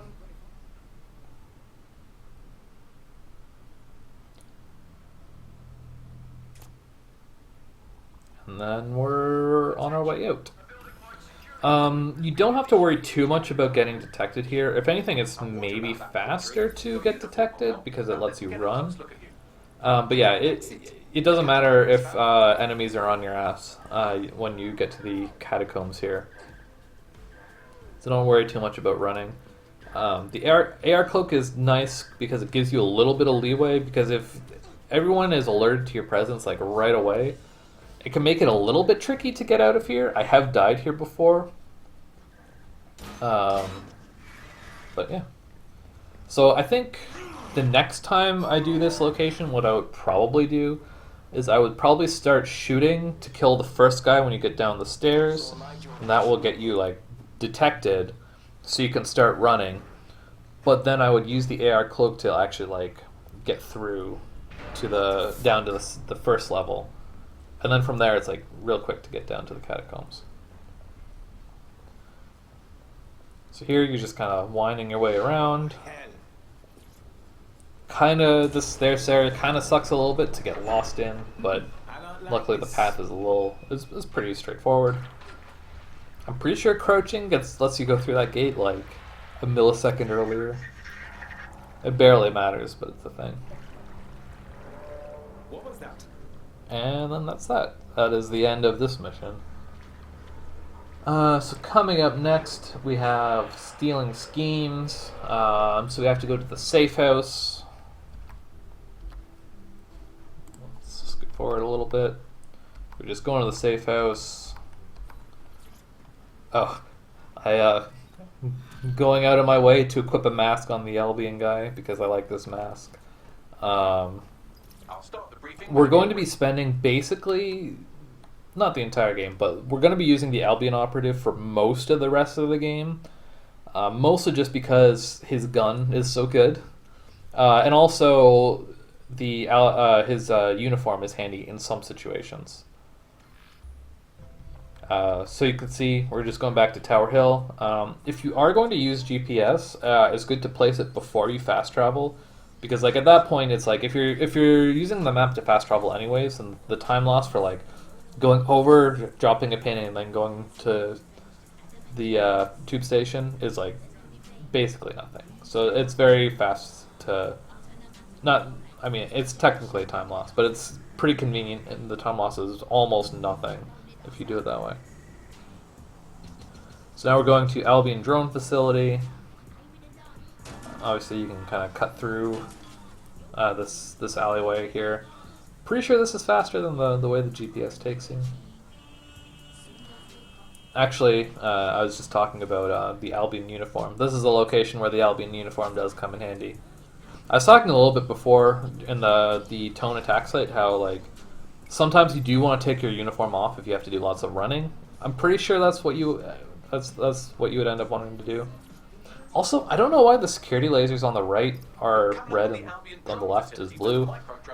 I feel like if you walk through the red lasers with your uniform on, you would still be fine. This is a location that you can get through here without being detected, and I think it's pretty good if you do. Otherwise, you're going to have to... like, losing your alert status or whatever it's called from this location is a little bit tricky because there's like lots of drones here, so they're gonna fly after you a long way. Yeah, just climb up the ladder here, directly here. Your objective is just immediately in this room, and obviously these tech points are here as well.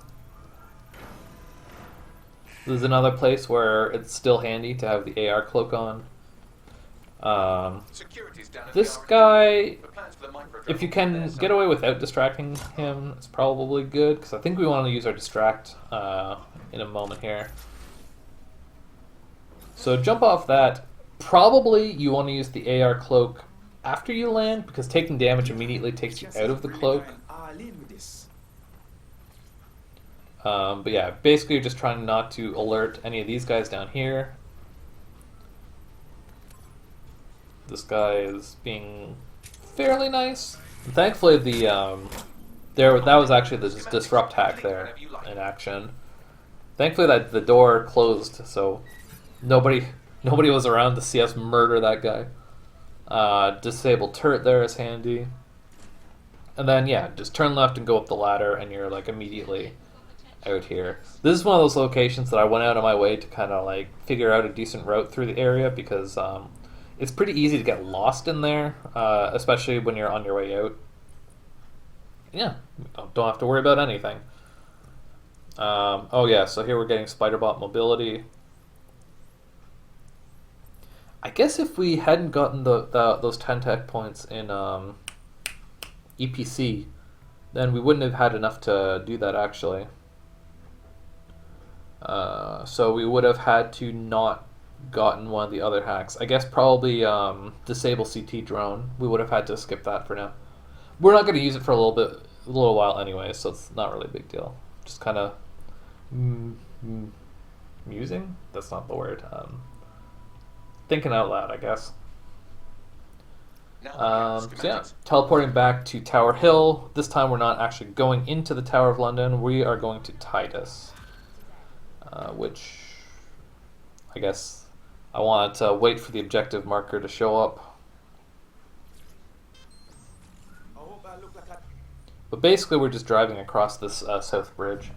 Oh, right. This was where this is where you want to fast travel to Old Kent Road. But I kind of spaced on the fact that I even had that tube station unlocked. So that's definitely faster than going to Tower Hill. But I'm pretty sure in the situation like this that it is faster to just drive instead of doing another loading screen and just saying, oh, I traveled to the wrong place, I'm going to travel to the right place now.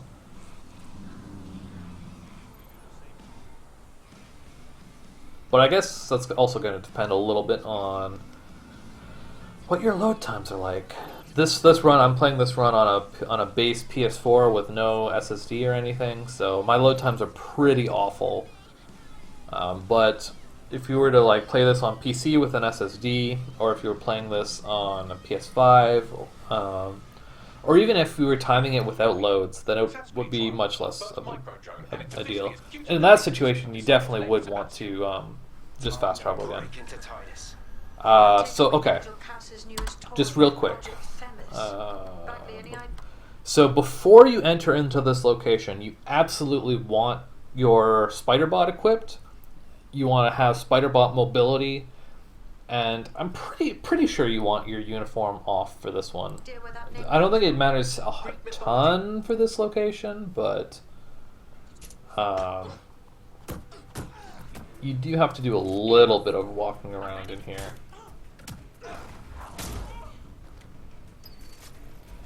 I think this is a location that you come to a couple times as well, so I don't think I've ever mixed up like which visit is which, but something to keep in mind, I guess. I think the main point of confusion for me is usually like if I see lots of Spiderbot vents around, usually I'm like, oh, like they want you to do the Spiderbot for this part, but you definitely want a Spiderbot the next time you come here, but for this one, you have to kind of... I guess you could use your Spiderbot for this. If you were able to not get detected, then you could pretty easily grab that access key. But I think also... I'm trying to think if it matters if you're detected for the next part here. I don't think it does. For the next visit, you definitely don't want to get detected if you can avoid it. But I don't think it matters for this one. The elevator that leads to the secure vault that houses Themis is locked down. Yeah, I think you can use that elevator if you're detected. I like to use the spider bot from like up here, just because like if you're standing around in the lobby, there is a chance that you'll be seen either by a guy or there's like you can kind of see there's a drone patrolling around here. I think the drone actually sees us right here.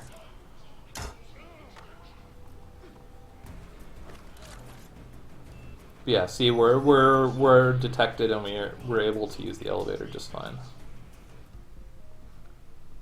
Yeah, okay. So that makes me think that yeah, it is probably best to take your uniform off. And then we have this part. The rest of this location is probably one of my favorite parts of the game. At least the parts of the game that are like in the speedrun. But it's also can be a little bit finicky. You'll be using Sebastian and the rest of the microdrones to bypass So this is the main place where Spiderbot mobility saves time. Partly because you can just jump right up to this vent. And also the ability to dash with your Spiderbot is like pretty fast through these tunnels. And I think the dash is also kind of useful here. Avoiding these lasers is a pretty big deal. So some of these lasers don't have like one on the ground level, so you can just dash past them pretty easily. If you do hit any of the security lasers, you have to like run back to the other side of the hallway, re-enable the lasers, and then do it all again. So I tend to play it a little bit safe there, but you know. And then we have this part of the micro drone. This part is like a little bit tense, but I love it. Opening these grates is like very like GoldenEye. That's all I can ever think of when I do it is shooting the fucking grates in the train level in GoldenEye. And yeah, as much as you can, obviously you want to try and shoot the locks off while you're flying towards the grates. You don't have to like aim down sights or anything, so yeah. But it's a little bit tricky to get the hang of, I think. But it's probably one of the biggest things actually that will give you like time saves in this segment. It's that and the cycles on these orange heat rooms.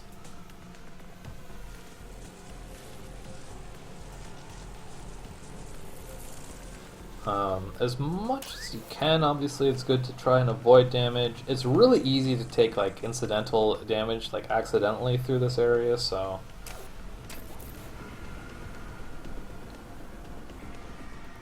I think right here, around here somewhere, there's actually a checkpoint.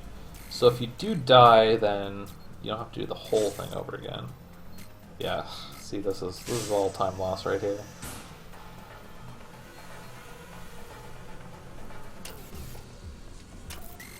And apparently you cannot shoot through those wires.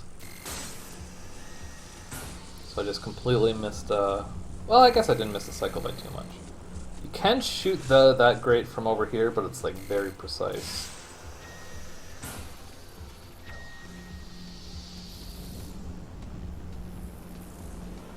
At some point, probably test like at what point you can actually go through that one, because that one never goes like completely, like the orange never completely leaves that room, so it's a little hard to tell.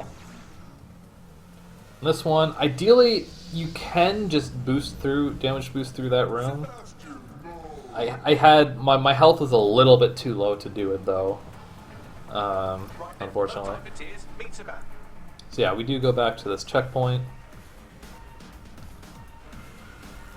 Which is unfortunate, but it's actually kind of far back too. At least based on where I died. But at least I've got a full health bar again. I should really just be going for it here. Well, I guess it's here that I choose to just go for it.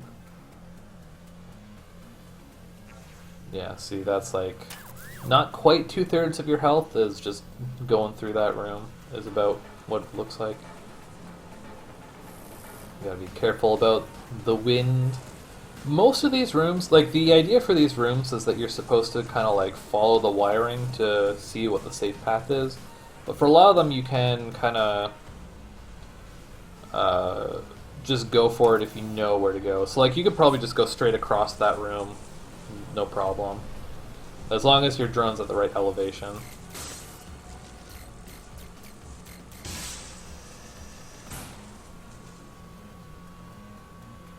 And then this is a big one where you could definitely save a lot of time just by kind of going straight.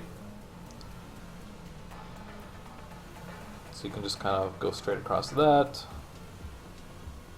Because that's one where the pipes go like around and around the room, but that's so unnecessary.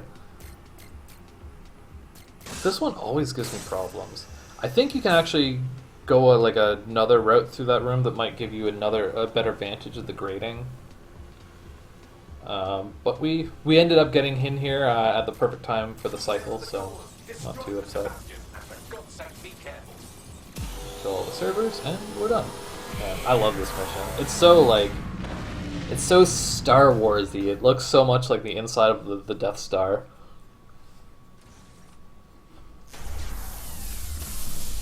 I always forget there's like a little bit more to this mission.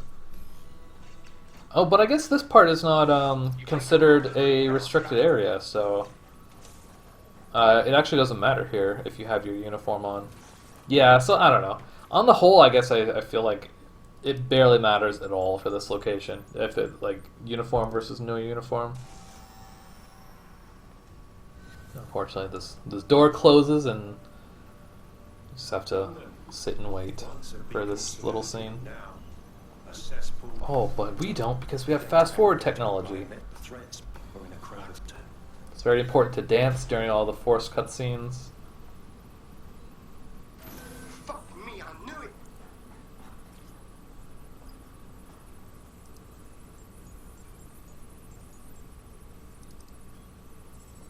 And we outie. It's done. Yeah. Peace out, y'all.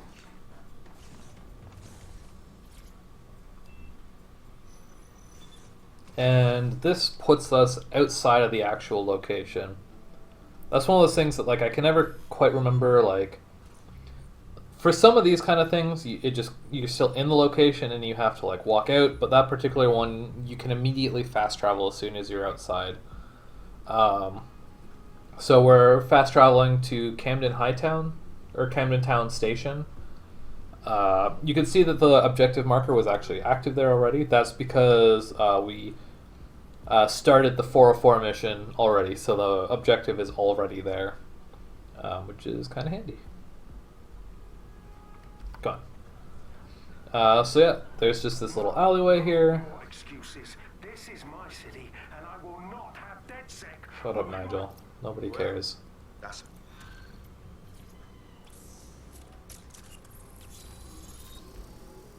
And we are initiating sequence. That's the CTOS. If you were Yes, listening yes, to thank this, you. it means I guess, yeah, now we're going to the Walkie Talkie Club. This is another area actually where Spiderbot mobility is handy. There's actually not that many places where Spiderbot mobility saves like any like appreciable amount of time, but I do think it's handy for this one as well. Like I wouldn't be surprised if the overall time save from purchasing Spiderbot mobility is like less than 20 seconds over the entire run. There's probably things we could do to increase that a little bit. by now you must have There's some locations that seem like they're probably faster to go through with the Spiderbot, in which case mobility would save a lot more time. I don't think you actually need the uniform for this location at all. It's not. This location I don't think is like affiliated with any of the factions. I don't think there's even like any enemies in here. You actually want to stay close to the elevator for this one. We're doing this whole area with the Spiderbot, so by staying near the elevator, you can just cancel out the Spiderbot and immediately be ready to exit with your operative.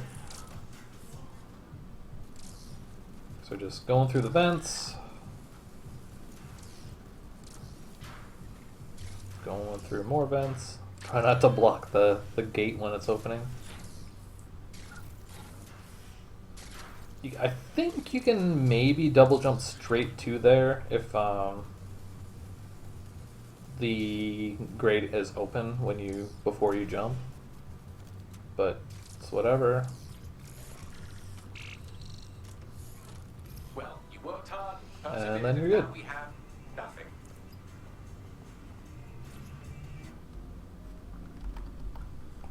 And next up, we're going to Broca Tech. So this would be this is one spot where if we had St. James Station, it would be like right here. It would be like immediately where we need to be, but because for whatever reason screwed up getting it earlier, we have to go to Westminster Station instead, which is not a huge ways off, but it's slightly annoying. Broca Tech, we do want our Albion uniform for, though.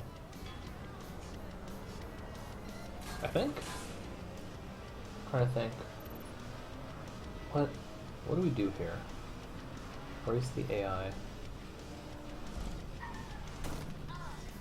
What do we do in this location? I don't remember this one off the top of my head. Software and AI technology, founded by CEO Sky Larson when she was just 25.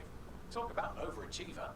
Think of all the blackmail and secrets hidden in there. Oh, right. This is the one where I believe I screwed this one up pretty bad, actually. Now I remember it. Probably want to take out this guy. The thing is not getting detected, because I getting detected here loses me a ton of time, like a ton of time. Like we're at 1 hour 57 or so. Let's see how long I actually end up losing. So okay, what we want to do here is we want to go into that spider bot vent. But the problem is we can't do any of the things we need to do while we're under pursuit. So we basically just this is the problem with getting detected, right? This is why stealth is usually ideal. Is like in a lot of situations your options are either stealth and don't get detected at all, or start shooting and you have to then like kill every enemy in the entire location, basically. But it mostly depends on if it matters for your actual objective, if you're under pursuit or not. Here we saw that the spider, or the tech points in that tunnel, it didn't let us get them, which is not the end of the world, but I think eventually I'm like, screw it, and I just go up and I'm like, try and do the actual objective, and I can't do that one either. Yeah, I mean, this is what you would normally do, is you grab those tech points and then you just continue your way up the vent. And then this comes out right here, and you can hop into this vent. And then the server you want to interact with is right here. But unavailable while under pursuit. So it's like, fuck. Well, and then there's a fucking CT drone here. Thankfully we do have CT drone disable, so it's not the end of the world. CT drones are like some of the scariest stuff to fight in this game. So that's part of why I personally prioritize CT disable and CT hijack pretty highly. So now at this point we've been dealing with this for 2 minutes now. Now we finally ran up here and it's like, yeah, okay. I think what we could have done is, instead of running, well, I mean, I ran up here looking for enemies to kill, to like get rid of the alert. But I'm pretty sure if I was still on the ground level, if I'd left my spider bot up there, I could have just pinged and hijacked it through the floor, and it would have still just been there in front of the objective. But yeah, then we grabbed the tech points now that everyone is dead. So yeah, that was like that lost like 2.5 minutes right there. So that's super unfortunate. That's definitely a location that you don't want to get detected in. So ideally, yeah, you just hide in that little corner and let the spider bot do all the work, and yeah. Now we're going to Somerset House, so this is where Temple Station comes in handy. That's another location we want the Albion uniform for. Hey, she seems a bit eager. Spiderbot too, actually. I guess. What do we do with the spider? Suspect is unsighted. The thing you're after is around here. Could probably just use the Spiderbot for a lot of this location. Now I'm thinking of it. Yeah, this place is pretty straightforward. I guess I've never tried going in here without the uniform, but seems like there's a handful of guards at least. You could probably like the thing about the Albion operative here is like the M249 is like so good that you could basically just like mow down all the enemies like really easily. Like there are no locations of the game, at least on easy mode, where you can't just like start shooting and just murder everything. The problem is when you need to not be detected, and when you have locations where enemies won't easily funnel into you. Because like if you have like a 3-star location and you like alerted some guy on the 3rd floor by shooting, then like he's never gonna come down to you. So you either have to wait for him to naturally de-escalate, or you have to run up there and murder him. Overexcited. But yeah. I've been investigating a massive contract. So yeah, Massive for the plebs who use 404. it seems like the Spiderbot might be usable here. I think Spiderbot, the Spiderbot dashing with Spiderbot mobility, I think is faster than your operative walking on foot. I'm gonna send you another photo. So yeah, that might be better. Let's just get to know each other. Yes. Thank you. Sounds like we have a potential partnership. I'm pretty sure you can get into that room with the Spiderbot. I think it's just a hack keypad, so that's alright, drone. Just disable you. Yeah, so this might be one to try out with the Spiderbot instead next time. Any ideas? Or, time it, or what have you.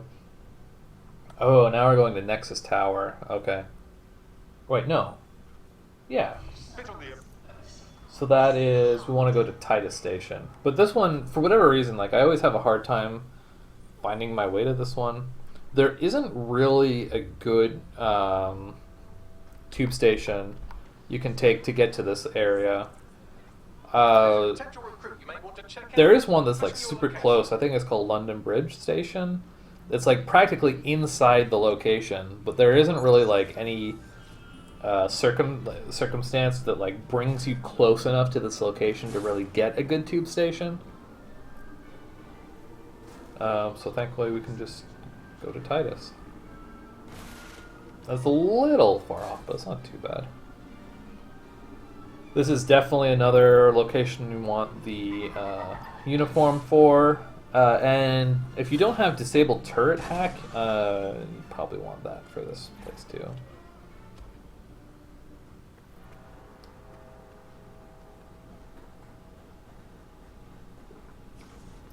So in here, we're basically just trying to get up to the 2nd floor. Let me tell you about your contract. And again, another place where we're trying to not get detected if we can help it. It's definitely possible. It's actually easier than it might look. I say that. I get detected in this run, but it's easier than you might think. There's not a ton of guys in here, thankfully. I raised that hackable terrain or whatever it's called in front of that turret. That's kind of like the key to this area. So there's one here and there's one here in front of both of those turrets. So I think there's a puzzle here that you're supposed to do, but you can just interact with the server anyways. I have actually in the past interacted with that server and not triggered the alarm. So, okay, where this location falls apart is that guy saw me after I triggered the alarm, because if nobody is actively looking at you when you trip the alarm, you can actually just, like, sit in this room, and as long as you're a little bit careful about your like line of sight, like nobody's gonna see you before you're done erasing the data. You're a natural. Next step is to wait for now to get back But to thankfully, there's not a lot of actual guys in this location. The tricky part about this area is the turrets. So even if you do trigger the alarm, it's like not super awful. Because like the turrets are not going to chase after you, so they're going to de-escalate pretty quickly on their own. But yeah, that's Nexus Tower. I guess I'm making a liar out of myself now. Okay, so now we're going to GBB. This is where the Oxford Circus tube station comes in handy because it's pretty close by. It doesn't save tons of time, but it's pretty. You can pretty easily get it when you're here earlier, so it's worth, I think. This is one place where previously in the route I had the construction worker, but I realized that there's a drone dock right here across the street, so I'm pretty sure that calling this drone and just using it is faster than swapping to the construction worker. So I don't think that I will do that anymore. Also, a small thing of note is if you do have the construction worker, the temptation is to go all the way into this little alcove before you call the drone, because obviously if you fly straight up here, that's pretty quick. But you actually want to be closer to the road before you call the drone. The reason being is the drone network doesn't extend into this little alcove. So if you try and call the drone when you're in there, it'll actually, a little warning will come up that says like drone highway not available or whatever. So you need to be kind of a bit closer to the road. You definitely can do this area without getting detected. It's a little bit finicky.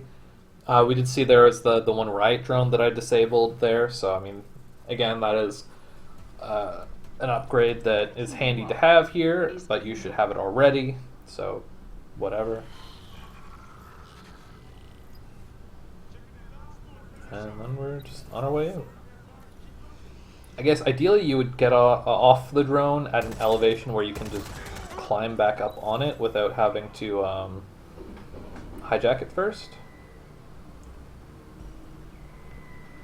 Yeah, this is another location where like the main things that are gonna follow you as you're moving out of the location are the drones. So as long as you're disabling the drones, then you don't really have to worry about too much. Trafalgar Square. Oh right, I think this is another one where St. James Station is maybe faster, but I think if you take that one, you have to like cut through St. James Park. There you have it, dead set. But Trafalgar Square is pretty close to the next place, anyways. We're going to. Is it called St. James Park? Is where we're going now. I guess the place you cut through isn't. I don't know, man. I don't know London. I don't know anything. Yeah, we're just coming down this road here. This mission is actually very straightforward. The main places where you're going to lose time are your movement through London and actually getting into the house. We're looking for Sky's home, so... Why did I get out there? There's no reason to do that. I never actually realized until I stopped swapping to the construction worker for the last mission that Albion guys don't trigger this alarm. So what you actually want to do, I think, there's a couple easy ways into this house. One of them is if you manage to drive a car up to this corner, you can jump on the back of the car and climb up this wall here. That's probably the ideal way, I think.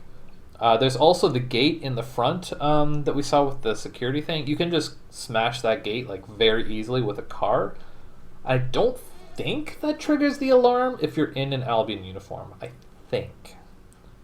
If it does trigger the alarm, it's not the end of the world, hopefully. I think there's only one guy inside this location, but I have seen other guys kind of like come from outside before. Ideally here you want to hijack a drone. There is on that wall a security camera that you can use for this location, but the security camera is kind of far away, so it's a little bit finicky. There's a lot of, or at least there's a couple security cameras here that you can pretty easily hit by accident, like that. Yeah, see, there's the security camera. So, like, when you're a little bit further away, it makes it a little bit easier to accidentally hijack the cameras when you're trying to solve the puzzle. That's part of why I like to use the drone. This one always, that particular step of the puzzle always screws me up a little bit, but other than that, it's a pretty simple puzzle. So that's the puzzle solved. So now it's just, how do I get into the location? Well, I bailed out of my car for some reason, so I can't do any of the cool strats. And you can't just climb over these gates because they have the little pointy things at the top, I guess. I don't know. So it's like, this is all time lost here for like no good reason. I realize there's a gate in the back here that you can very easily crash through, like I was saying about the front, but that doesn't actually lead into the house because this is another little area to the side of the house. And oh my god, it's all awful, and I hate all of it. And like this is a very easy mission. There's like very little you can do to lose time here, but this is like crazy time loss for no good reason. Oh, I guess that does trigger the security alarm. Why would that trigger the security alarm if you have an Albion uniform on? Oh well. That pursuit ends pretty much immediately, I guess, because there's only the one guy. Then we're inside. Oh, skipped a little bit. Welcome home, Skylarson. This is probably one of the coolest areas, I think. It's so trippy. Not here, obviously, but yeah. I can contact the broker tech.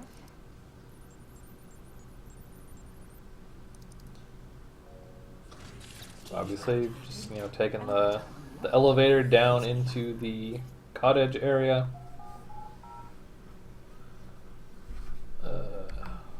Hold on. Okay, perfect. So I'm not like super duper clear on what the exact triggers for everything is in this part. I think I know at this point, but yeah, you don't actually have to do like waiting for most of this area. Getting that wristband immediately gives you access to the front door here.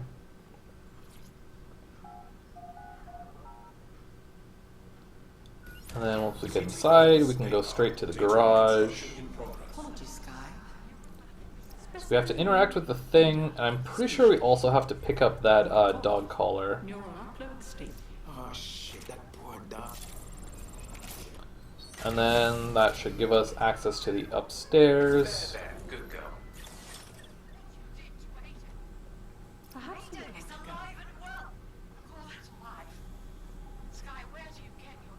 Then we go along to this one at the far end here.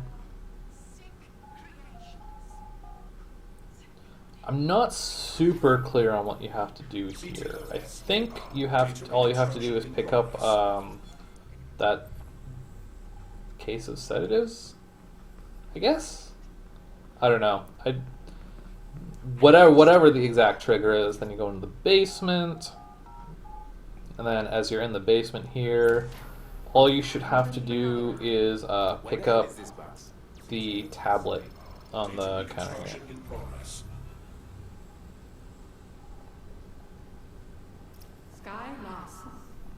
I do go to grab this, but I don't think you need that. I'm pretty sure once the narrative starts playing after you pick up the tablet, I think that's what opens the door here. And then unfortunately you just have to wait for this. This is like the best bathroom break in the game. It's pretty OP, to be honest. How long is it? So it starts at about 1630.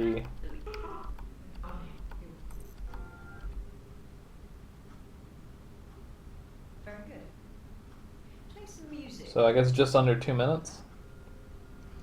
I also think this is probably potentially one of the only areas where you save time by running in another language, but I don't think it would be very much, just because of the way that the scenes play out. Like whatever language they're speaking, like the video is the video, right?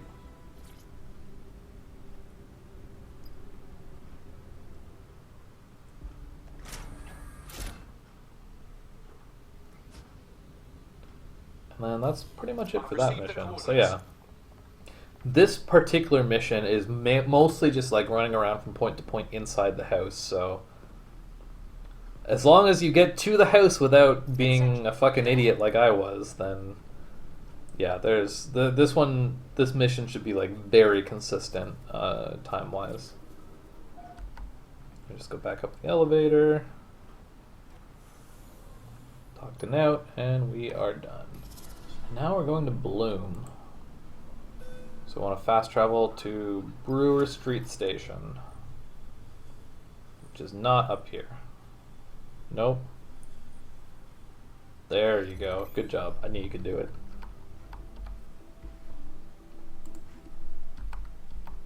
I don't know who the hell. What are we doing inside Bloom? Oh, this is Into the Void. Okay, yeah. So this is like the finale of this storyline. I guess the 404 storyline is actually the first one that we finish. It's pretty short. I think it has the most side missions, though, if I remember correctly. This is a location. I don't remember if I remember to do it, but I definitely want to take your uniform off for this one. You do a lot of running here, and there's not a lot of like stealth doesn't really do a whole lot for you here. So okay, I'm not super sure what the best way to get into this location is. Typically what I've done is just start shooting and waiting for people to come. And then I'll aggro some guys from the other opposite building as well. So there's this guy who has the access key, and you do want to download the access key. Even if he lets you in. Do you want to download it? I guess you do. You can also, if you go into the opposite building, there's duplicates of the same key that you can get over there. Yeah, in general, for this location, I kind of just take the approach of just kill everyone. Trying to save a little bit of ammo here. I think I'm a little bit low because I had to kill everybody inside of Titus. So I like to lock onto this drone and kind of like run around the corner just to make sure nobody can see me, because you can get interrupted when you're doing this part. And if you get interrupted, it kind of sucks. Although, I don't know if you can ping and then hijack drones through the floor. Maybe. But either way, it's best not to get interrupted.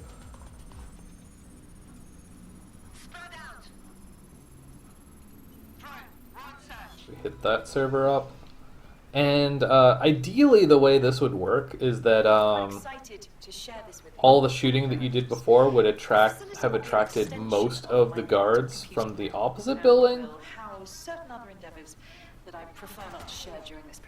So like maybe what's ideal to do here is, instead of like sitting in between the buildings and shooting, maybe it's best to just come in here, get an access key from in here, and like kind of try and clear this area out, and then going over to the other building. Because this is one situation where you can't go into the quantum lab while you're under pursuit. So yeah. Now we're in this situation because we did all this shooting that we're like sitting here and waiting for the pursuit to clear. But if we cleared this building out before we went and did the drone and the other one, then in theory there would be no guards left to detect you when you're even over here, and there would have been plenty of time for the alert to have faded when you get to this point. So I think that's what I'll do next time. I'm actually going to write that down. What one is this? Into the Void.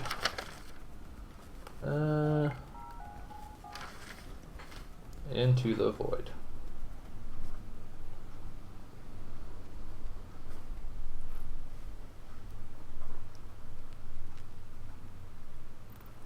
Okay.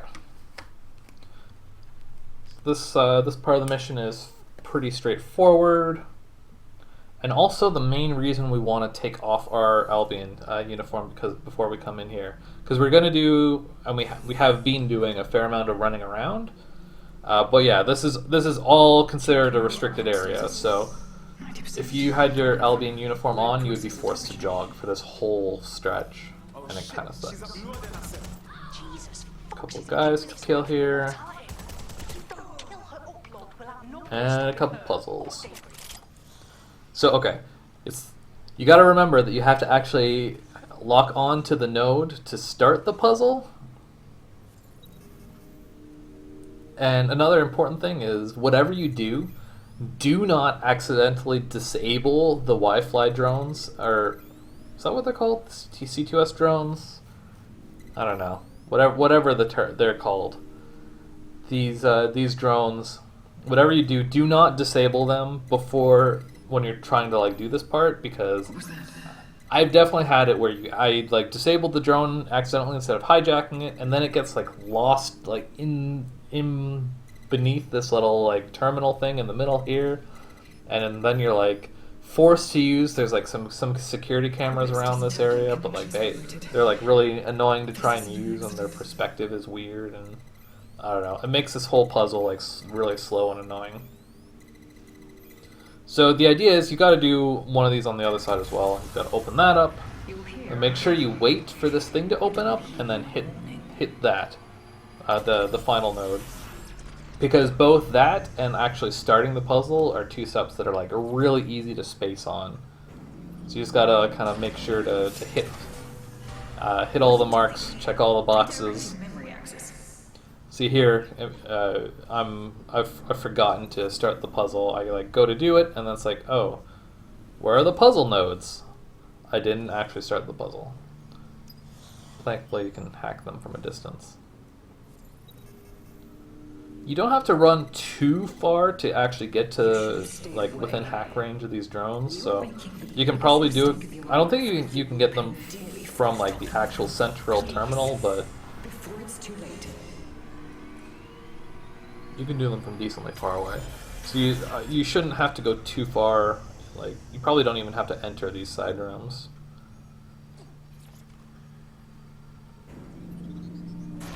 Shutting down the right hemisphere of the digibrain. And there's an ammo refill here, thankfully, so... Although it doesn't refill your current clip, it's kind of unfortunate. Kill these guys.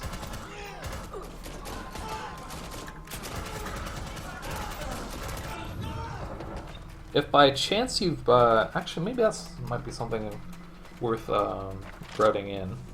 If you have the combat spider bot by this point, it's probably a decent place to use it. Yeah, I don't think we need the normal spider bot for anything else, really. The combat spider bot is... I stand the combat spider bot personally. But yeah, you can probably save a little bit time there by placing the spider bot at the top of those stairs to start shooting some of the guys that are streaming in before you actually get there.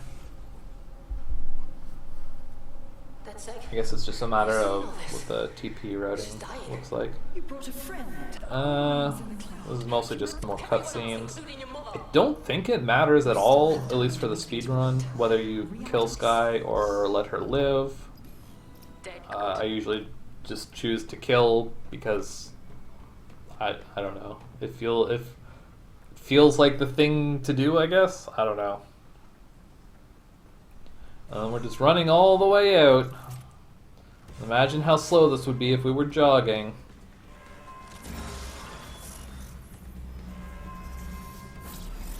And more guys to kill. I am trying to preserve ammo a little bit. We're gonna need We're gonna need ammo. The rest of the game, like from here on out, we kind of are transitioning, or at least I am, the way that I've routed the game so far, more towards just killing lots of people and instead of doing stealth. The locations are becoming a little bit more dense, enemy dense, and definitely for. Oh, this is. See, I was saying before about how like some locations when you like leave, they like take you straight out. This is one where you're still inside Bloom when you leave the Quantum Lab. Not only that, but it actually spawns new enemies in here, so that's a thing.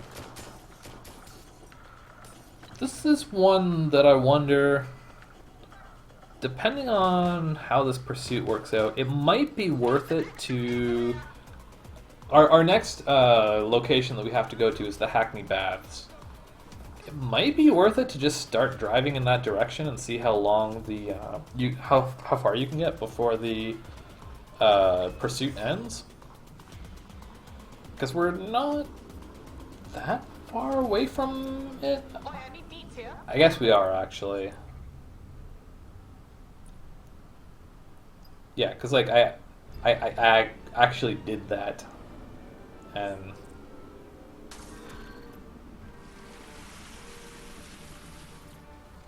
okay, where's the objective marker? We're waiting forever. Should really just be fast traveling to King's Cross Station. This is all time loss.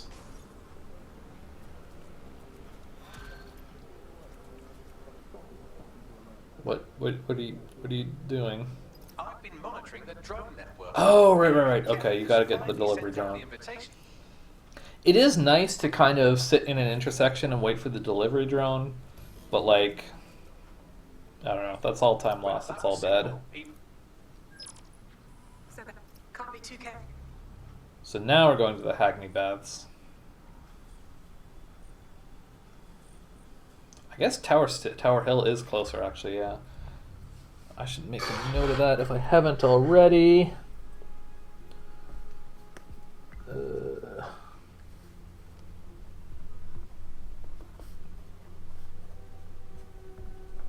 Gotta change that in my notes.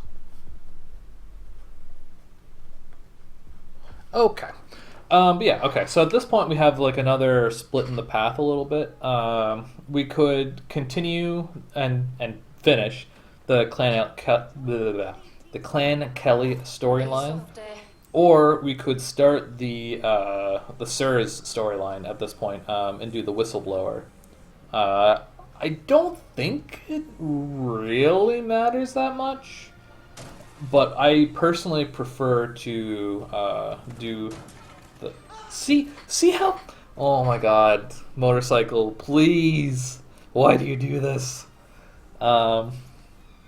As I was saying, I personally prefer to do the Kelly storyline now. But yeah, like I don't think it matters too much. I think the main thing that's going to determine which is faster to do first is based on like routing out operative swaps.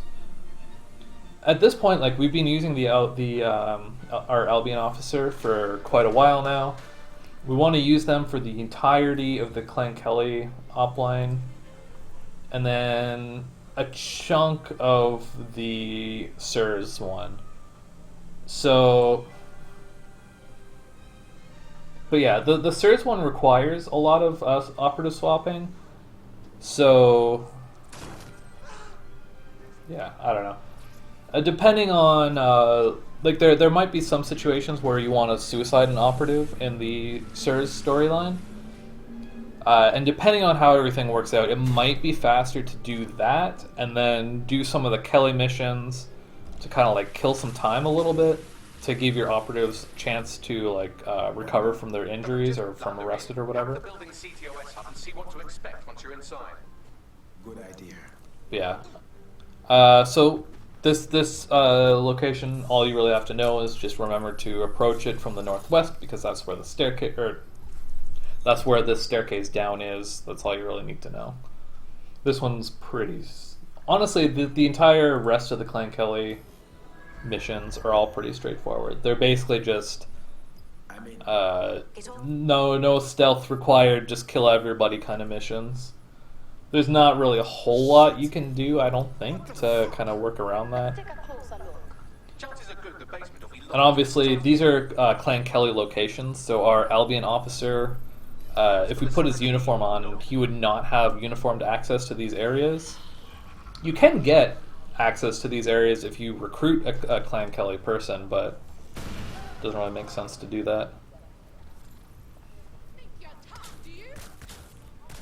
I don't know if you can... I guess your hack would be on cooldown.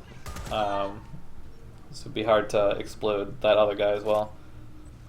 Yeah, for this first part, there's only like 3 or 4 or 5 guys, so it's not hard to just murder them all and then interact with this.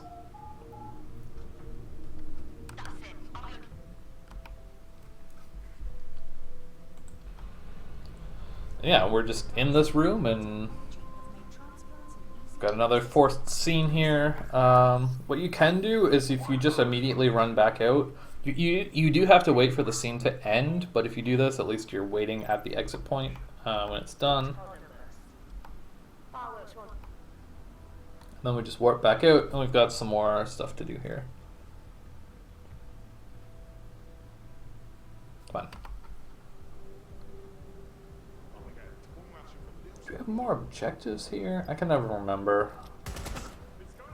We do. We have to... There's like a VIP supervisor. That's what he's called. We've got to download a thing from him.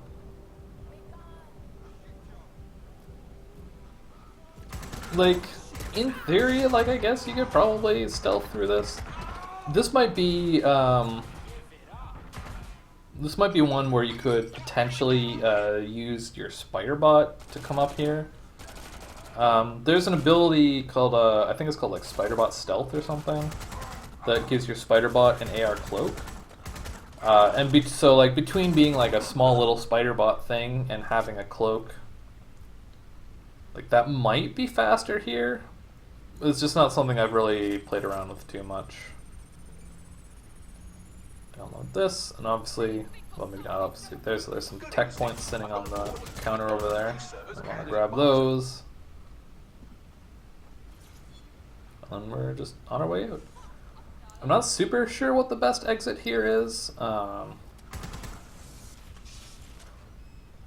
Just kind of whatever is closest by, I guess. And where are we going next? Next we're going to Neogate, I think. Probably. My notes scrolled off a little bit. Neogate. Yeah, okay, so at this point, what we probably want to do... I think I wrote this down already. Dead sec. We need that. Maybe not. What? Screwed up the notes a little bit. Okay. So, okay. This place here, Market Closing, I feel like it's probably close by enough that it makes sense that when you're leaving the Hackney Baths, you could probably just drive to the west and just get there. Especially because you're probably escaping a pursuit, because if you were like shooting everybody in that area. So I think it makes sense to just like not worry about fast traveling, just get out, grab a car, start driving. You'll probably be close enough to the area by the time the pursuit fades that it's not worth fast traveling at that point, I think.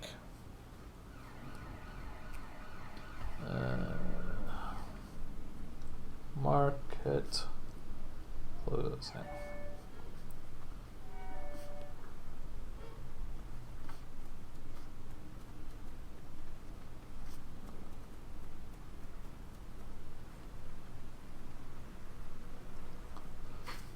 Okay. Making all the notes as to what to change in my notes.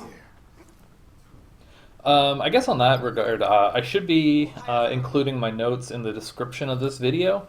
So if you want to take a look at those, then they should be there ready for you. I always lose a ton of time in this location because for whatever reason, I think I kind of have the hang of it now, but it's like there's something about this place that always kind of throws me off as far as like what you're actually supposed to do. All you really have to do is like run upstairs. You have to interact with the server. Definitely hit that closed circuit terminal there. That's pretty important. Oof, don't die. Ugh. Those little spider bot things are like sometimes they can be pretty scary. Those explosions, like accidental explosions, are like one of the most heart-wrenching things in this game because they do so much damage, and it's like if you accidentally lose an operative that you didn't mean to die at that point in time, it can be such a big problem. I think that happens to us later, unfortunately.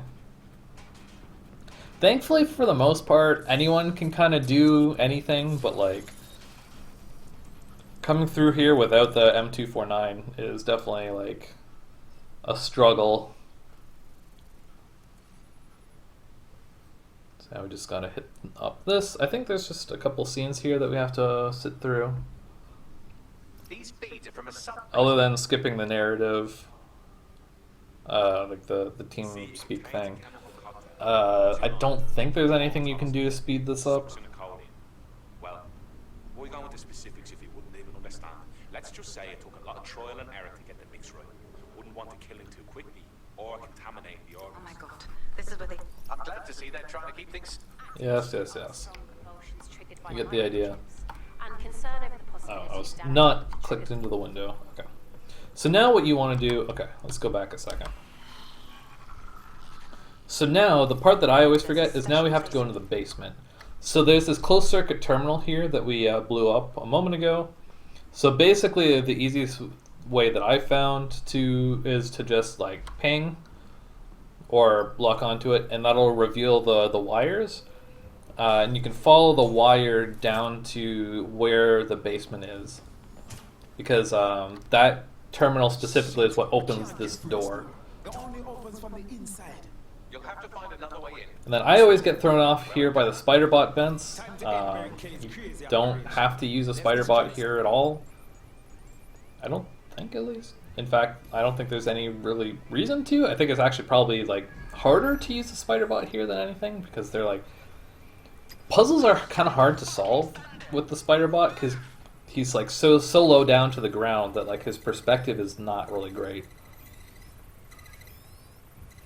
Yeah, this puzzle's pretty straightforward. You just need that one camera to get that bit on the side, then you solve this bit in the middle. That was very unnecessary swaps there, but it's fine. That was also unnecessary. And then you just need to hack the other camera over here to get perspective on this last node. Then you're done. No spider bot required. I think you're forced into this pursuit, at least if any guys are left in the location, which there's so many people here that you probably have a few left. I wonder... I guess this is probably the same as last time around. So we're going... Ooh, see, that's an accidental explosion. That almost killed me. That probably would kill me, actually, if I didn't have... some combination. I'm on easy mode and I also bought the reduced damage upgrade, so like some combination of those two things are the only reason I'm alive right now. So okay, we're going back to the sandstone residence at this point. So it's probably the same idea as I was saying last time. We're pretty close by it from where we are right now. So like it's probably best to just start driving there. Since we have this, all the Clan Kelly goons are alerted anyways. We need to wait for this to fade, so like, it's probably faster to just drive there.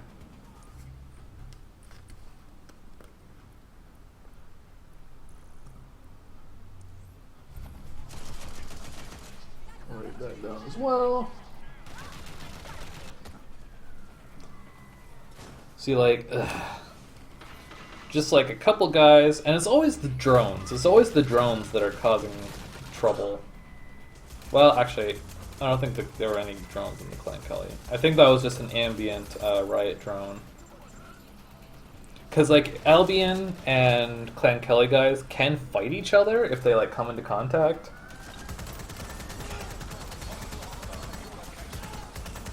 Yeah, I guess Clan Kelly goons followed me all the way here from the location.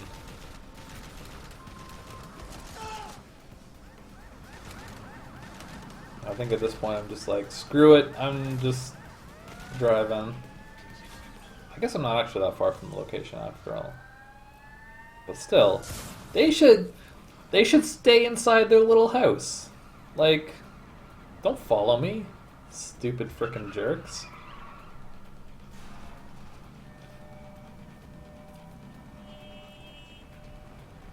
I think this is it here, the Sandstone residence. So yeah, I guess I kind of ended up doing that anyways.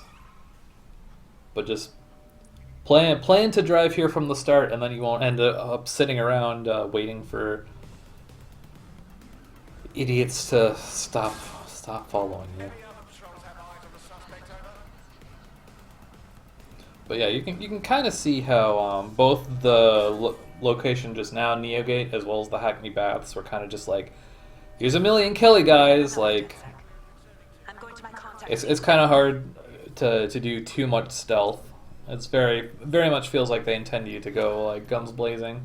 And for this particular mission inside here, like this one, you're actually required to take the guns blazing approach. There, you will not be doing any stealth for this mission.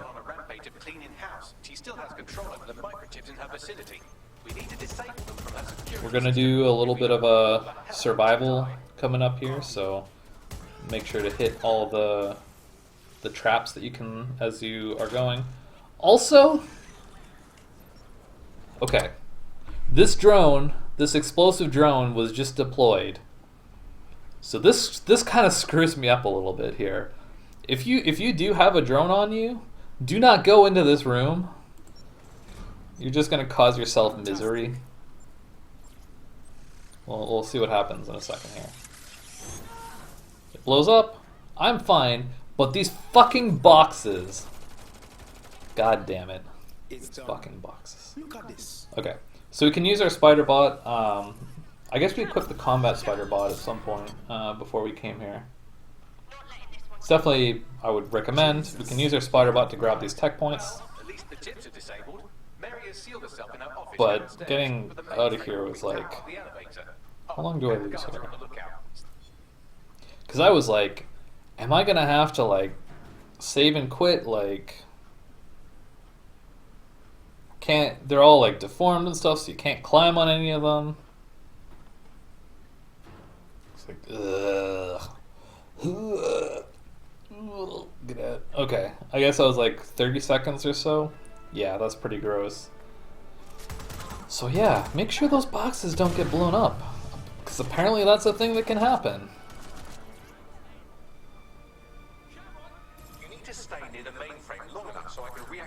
Right. This is also why I bought the combat spider bot. Combat spider bot is really useful for any like defense or like survival type things where you have to control a specific point.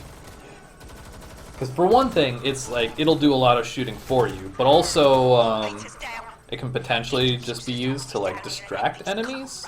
Because like if they're busy shooting the spider bot, then they're not shooting you, they're not advancing on your position.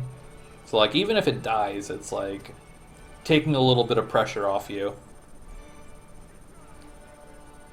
And there's a lot of scenarios also where enemies actually will specifically aggro onto you or something. There's a lot of situations where they'll actually just like not look at the spider bot at all.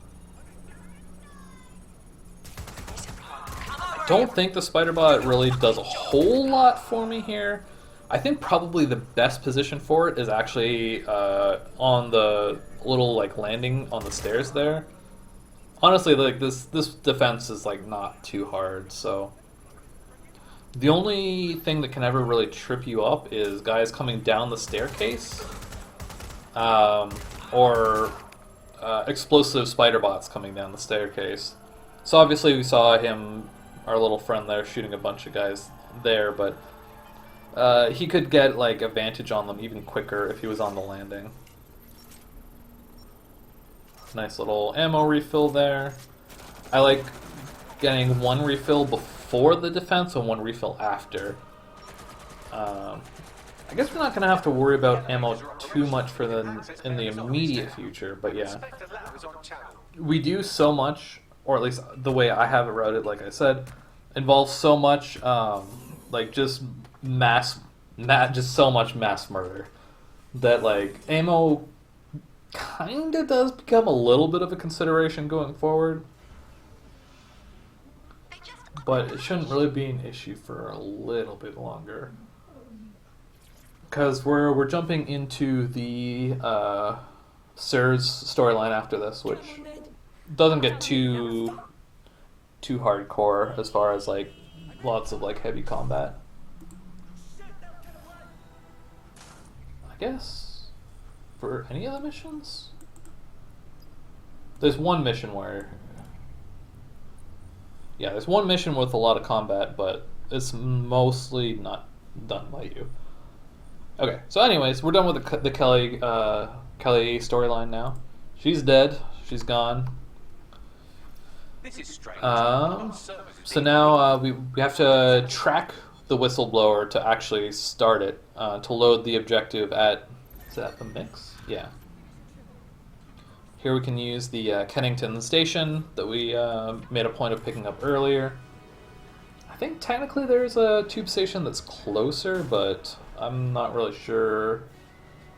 Walworth Road is what I have written down in my notes. I don't really know where that is or when we would pick that up, but Kennington station works pretty much just fine. It's like a 10-second drive. It's fine. I'm here. What now? There doesn't seem to be any... I think this is one where you probably can't be under pursuit, so I guess try not to ram into any cop cars, I guess.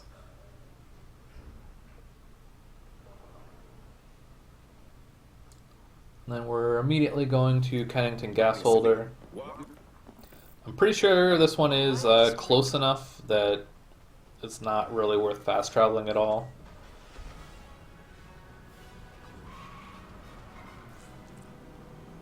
Man, this mission just takes you in like a big circle. It's kind of crazy. I mean, maybe not crazy, but it's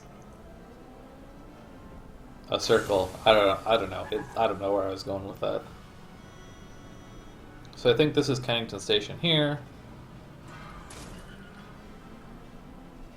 So you're literally just kind of driving back the way you came, and then you're coming right here. If you can maneuver it, I like to like reverse into this location because you're gonna have to be driving out of here again. Ideally, you would do it with not a station wagon, but there's been some sort of fight here. The spider bot is handy here. You can go under this little gap, and that avoids having to do an entire puzzle. If you don't have the spider bot equipped, like this is not a restricted area, so you can very easily just equip it. Make sure to actually start the AR reconstruction, and then I get back in the car. Get in the car. There you go.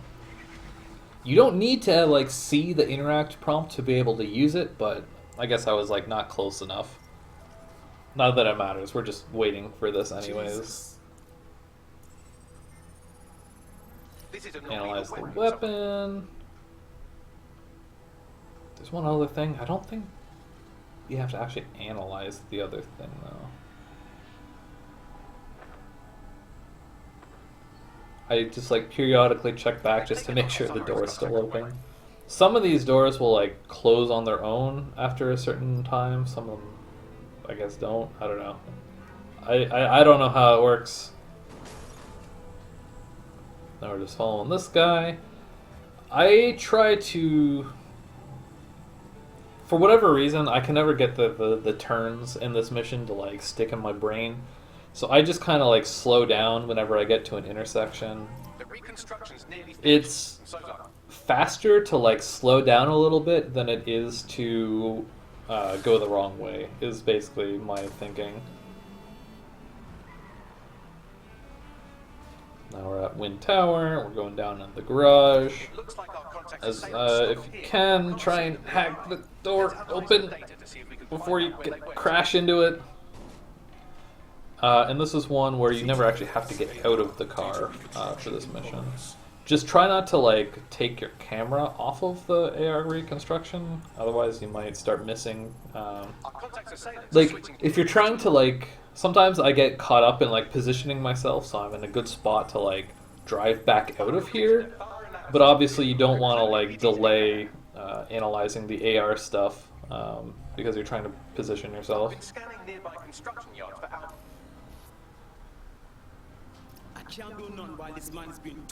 Now we're just going to the UK Fibercom Center, I believe it's called, which is a construction site.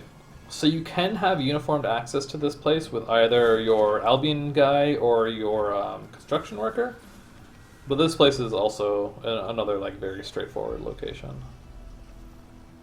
Although, if you can do this without getting detected, it is good. But there's only like 3 guys in this place that even could see you, so you can go like pretty much just straight to the objective here. There's that guy that I beat up already. I should arm that trap actually. And then there's this guy. I guess ideally you would have your disrupt hack for him. And then yeah, you ping to and hijack this camera and you can start downloading the key. Yeah, this guy saw me. He would not have seen me if I had armed that trap, so that's something to keep in mind. Thankfully, you know, we deal with him fast enough that the download doesn't actually reset. We can just resume it.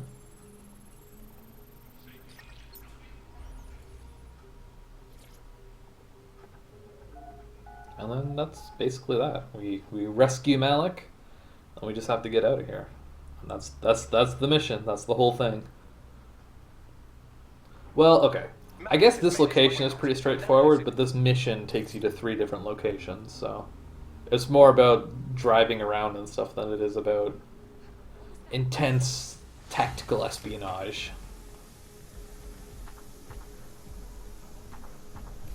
Boom. We done. And now we're going back to the safe house.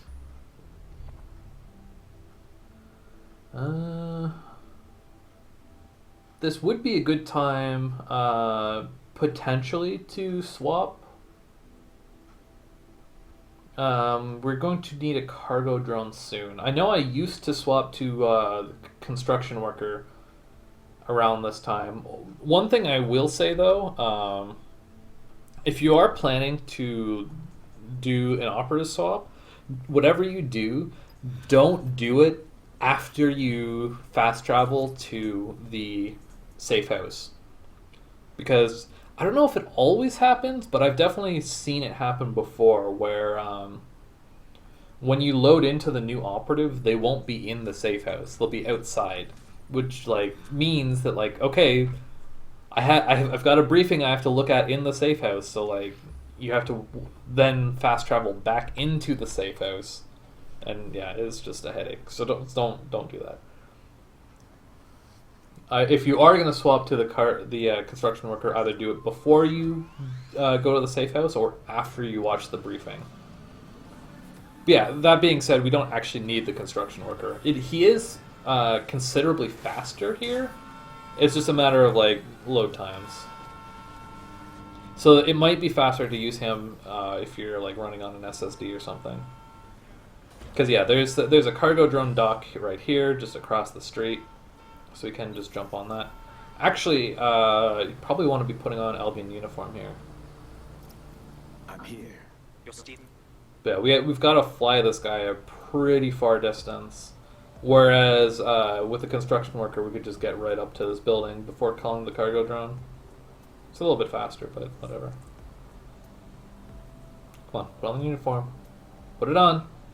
Put it on. Do it. Okay.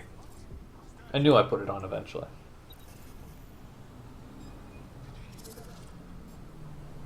I don't think it's like the end of the world if you get caught here, but it's also a matter of like, if you're doing most of the travel for this part on the cargo drone anyways, then it's like, it doesn't really matter how fast your walk speed is. I know you can interact with this while you're being pursued. So I guess it's mostly for your exit where it matters, if you get detected at all. This part's a pretty straightforward little puzzle. I don't know if there's like a faster way of doing this. It seems like there's like lots of little like intertwining paths and stuff you can follow on this little computer mainframe, I guess it's supposed to be. But I don't think there's really anything faster than just following this pathway. You could maybe make some swaps on puzzle nodes like in the middle while you're walking around the outside or something.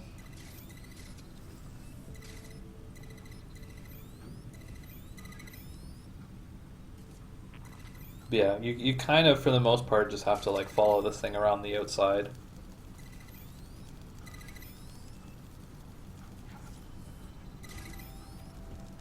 And this is a spider bot that comes from like a spider bot vent. So I'm pretty sure it would not have mobility, like no matter what you do. So it's very like, it's not really a whole lot to consider for this one for the most part. You just follow the wires and that's basically it. Then yeah, we just have to escape the area and we're done. All of the espionages. I guess it's Espionage 101, so it makes sense that it's so simple. Okay. In my notes I have written down to swap to the Albion operative, but we already are on the Albion operative, so I guess I need to update based on when I wrote it in, some of those using cargo drone docks instead of the construction worker. I have nothing for you. Put him on. Oh yeah, I forgot I did this. So we're literally just going like right there. I say as I point at my screen, which you can very obviously see. So it's like, it's not worth getting into a car, so I might as well just like car surf. And you can like hack the car to like move forward. I don't know if that's even actually faster than driving it yourself. I guess it cuts down on the time for getting back out of the car. But yeah, whatever the case.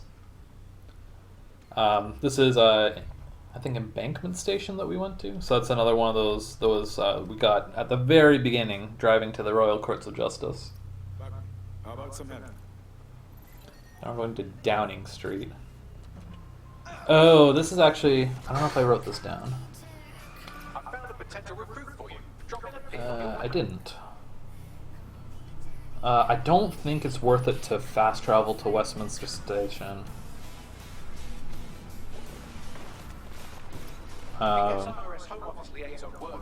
The Cleopatra's Needle is close enough by. It's probably faster to just drive. As far as I know, it seems like the liaison's location inside of this area is like slightly randomized. I think either that or I'm like misremembering. Yeah, this is one where if you can help it, you definitely don't want to get detected. Like, it's pretty easy to stealth through this area as long as you're not like rushing too much. So yeah, there are some tech points on the roof there that you can probably grab. Although I don't think you can access it from this side of the roof. But I could be wrong about that. I don't remember if I grabbed them, honestly.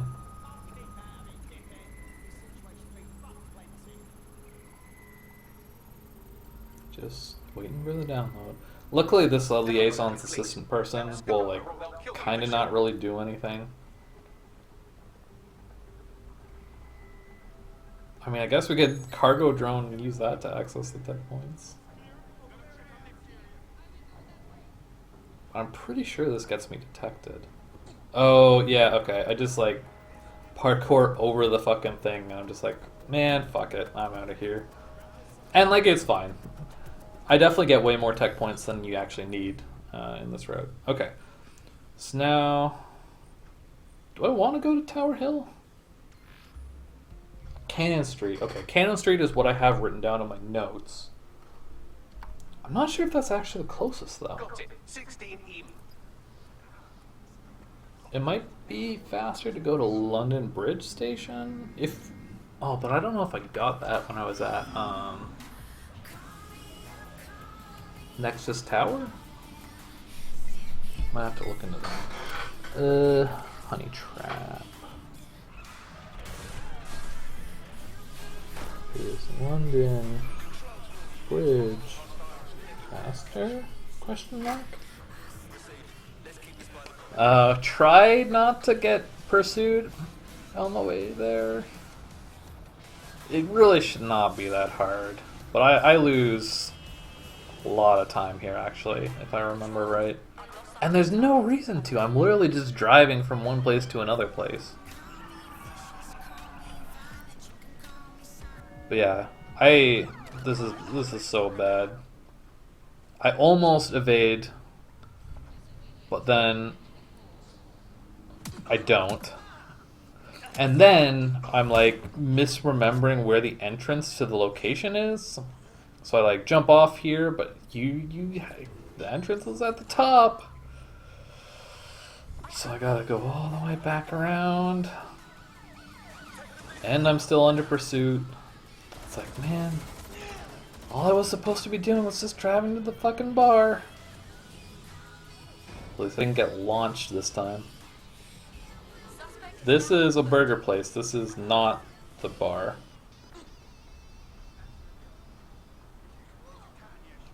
This is the bar. So, okay. The routing here is potentially has a little bit of room. Thankfully, like standing here, like enemies probably aren't going to follow you in here, so you can probably just sit here until the pursuit goes away. So okay, what happens here is that I'm pretty sure no matter who you talk to the liaison with, she's always going to prefer someone of the opposite gender of your current operative. Which is partly why I said way back at the beginning that try and get a construction worker that's the opposite gender of your either of your operatives at the start of the game, just so that you know you have someone of both genders. But yeah, so like whatever you do, there's kind of no getting around doing at least one op swap here. So the question is, do you want to op swap away from the Albion operative to a female or like whatever gender, and then immediately op swap back to the Albion operative? Do you want to talk to her with the Albion operative and then swap to someone of the opposite gender? I don't think it matters too much, honestly. Whatever way about it you're going to be doing two op swaps, I guess. I guess you want your Albion operative for the next mission. So you can't really say, like, I'm going to swap to an opposite gender person and then just use them for the next few missions. I mean, I guess you could. Well, there's definitely at least one part of the next mission that you want your Albion uniform for, though, is the problem. So, like, yeah, I don't know. I don't think there's really too much you can really do about it. So after all that, did you? It's just two op swaps, and I don't think there's really too much you can do, unless you did something like actually that's an idea. Maybe you op swap to your construction worker. Yeah, so I guess the ideal scenario is if your construction worker and your Albion operative are opposite genders, then you can switch to your construction worker for going to the top of SIR's HQ, then continue playing as them, talk to the liaison as the construction worker, and then swap to the Albion operative.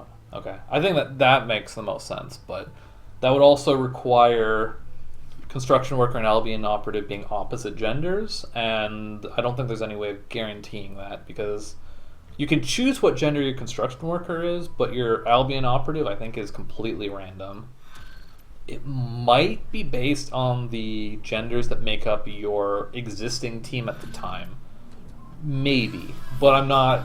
I haven't really tested it at all. That's just kind of like... It vaguely seems like it might prefer one way or the other based on that. I don't know. Don't put the wash on. Anyways, we're going to Westminster Abbey now. Just fast travel to Westminster Station. One of the reasons we went out of our way to get that fast travel point at the beginning. You've arrived at Westminster Abbey, final resting place of noted cousin fucker King Edward the Where are we First. going after this? Is that relevant? I guess it doesn't matter really It is if where you're you his cousin. park your Anyway, have a car. seat. I'll notify Malik you've arrived. Because next we're going to the MI6 building, which is... The closest is Riverside Station, which is just on the other side of the bridge. So, yeah, I don't know if that's worth fast traveling to. It might be faster to just drive. What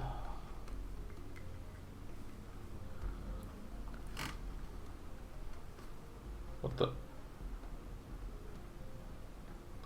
All I wrote down for in my notes for MI6 is needs better route. I guess that's something I gotta figure out at some time.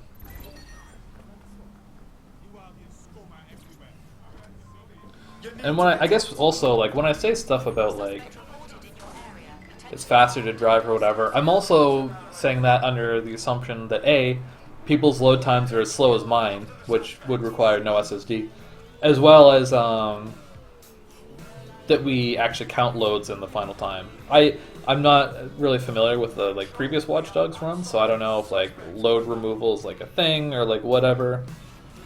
I know a lot of PC games have load removers. But yeah, like both of those things are going to kind of determine how important, not important, like how those things are timed. And I'm going the wrong way here. Like I think it's pretty obvious. There's like a little like divot in the restricted area over here. I think it's pretty obvious that's where the entrance is, but I managed to screw it up anyways. That's fine. We'll just steal an Albion car and drive around front. So much of this game is just what side of the location do I want to go in on. So it's definitely one of those things where it's like one of the main things I try and memorize. Right, so we're going down into the basement. I don't think it super matters if you have your uniform on for this location.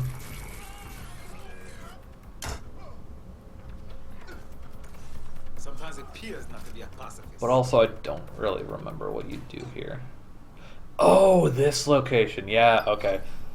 That would be why I wrote down it needs a better route. I don't think you want to actually come up here. This route is really good for casual playthrough, but it's really slow. So like you can open that terminal and then open this fan, and this leads you to like a little catwalk. And this does lead directly to your objective, but there's a puzzle that you have to solve up on that catwalk, and it's like a pain in the ass. So like, I don't think I would want to do that puzzle if we can at all avoid it. So yeah, I kind of just opt for mass murder here again. In which case, I think I would probably want to not use the Albion uniform here. If you're just going to kill everything anyways. There's a lot of dudes here. But it's also... I guess if you start shooting immediately, then that will give the guys with the access key more time to advance to your position, so you won't have to worry quite so much about them like hiding inside of this room. And then also, one thing I screw up here is like, you want to finish the download on that key. You can only do one download at a time. So like, starting this objective resets the download on that key, and we're gonna want that key eventually anyways to actually like get out of this room. There's another place actually where the combat spider bot is handy. I don't think I actually use it though. Yeah, this is very much like M249 good weapon, GG.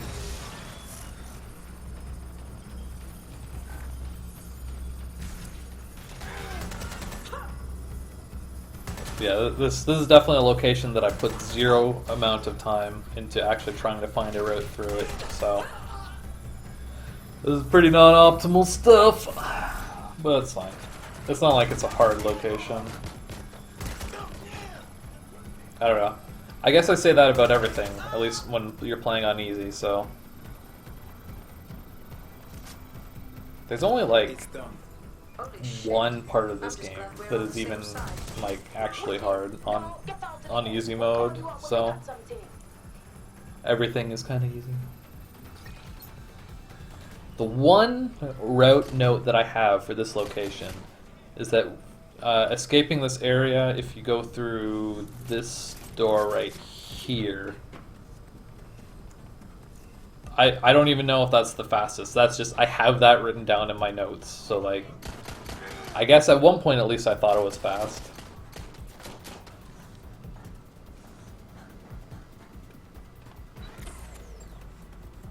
I guess it does have the advantage of there's this long hallway here. So that kind of gives you a lot of time to kind of drop pursuers before you even get out of the location. That's kind of nice. Anyways, we're going to the Ascent after this. Another area where you definitely want your Albion uniform, at least I think. In my opinion, we can go to Elephant and Castle. I have written down London Bridge Station. So yeah, I guess, because that was a station that came up previously as well. For, was it the Three Hawkers Club? Three Hawker Boys? I think that was the previous one where I was like, is London Bridge faster? Yeah, okay, so that kind of makes me think that when I'm going to Nexus Tower, I think it was called. Where'd it go? Nexus Tower. It's probably worth picking up London Bridge Station there, because it looks like it's useful in two places. So, okay. That's during 404 not found. Get London Bridge Station. Hell yeah. Routing as we route. Reminder, this is the part So of where the are we character going Ellen now? is meeting with her inner We're circle. going to And the so Ascent, they right? I confirm said she that really already. is in charge of Zero. Okay, this is one actually I should Try and make have the note cameras of to get a this. look at that meeting. I had a hard time finding the entrance for this location, because for this one, it's called the Ascent, so maybe it's obvious, but you've got to like climb up. But I think the only place you can actually climb up is there's some pipes, and I think they're right here on this little blob of building over here. This is on the northeast side of the location. Yeah. Okay, so they're right. Oh, it's like right next to the objective marker. I don't think I even need to make a note about that, honestly. But yeah, this is a. You can avoid getting detected here pretty easily. You probably want Riot Drone disable. I think CT Drone disable, but should have both of those already, ideally. This is kind of like the only time you'd really get detected. Yeah, that guy saw me. And then at that point, it's like there's not really a whole lot you can do because there's another guy right there already. But there's also like not a lot of guys in this location, so it's not the end of the world if you end up having to shoot stuff.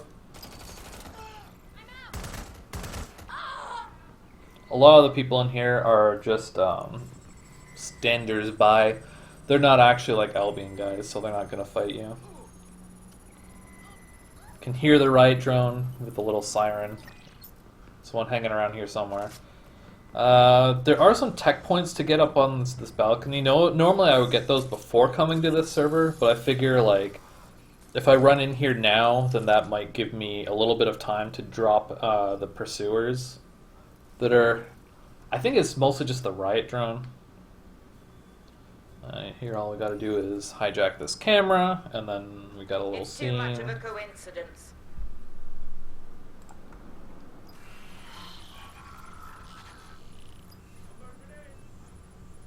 Unfortunately, the pursuit did not drop.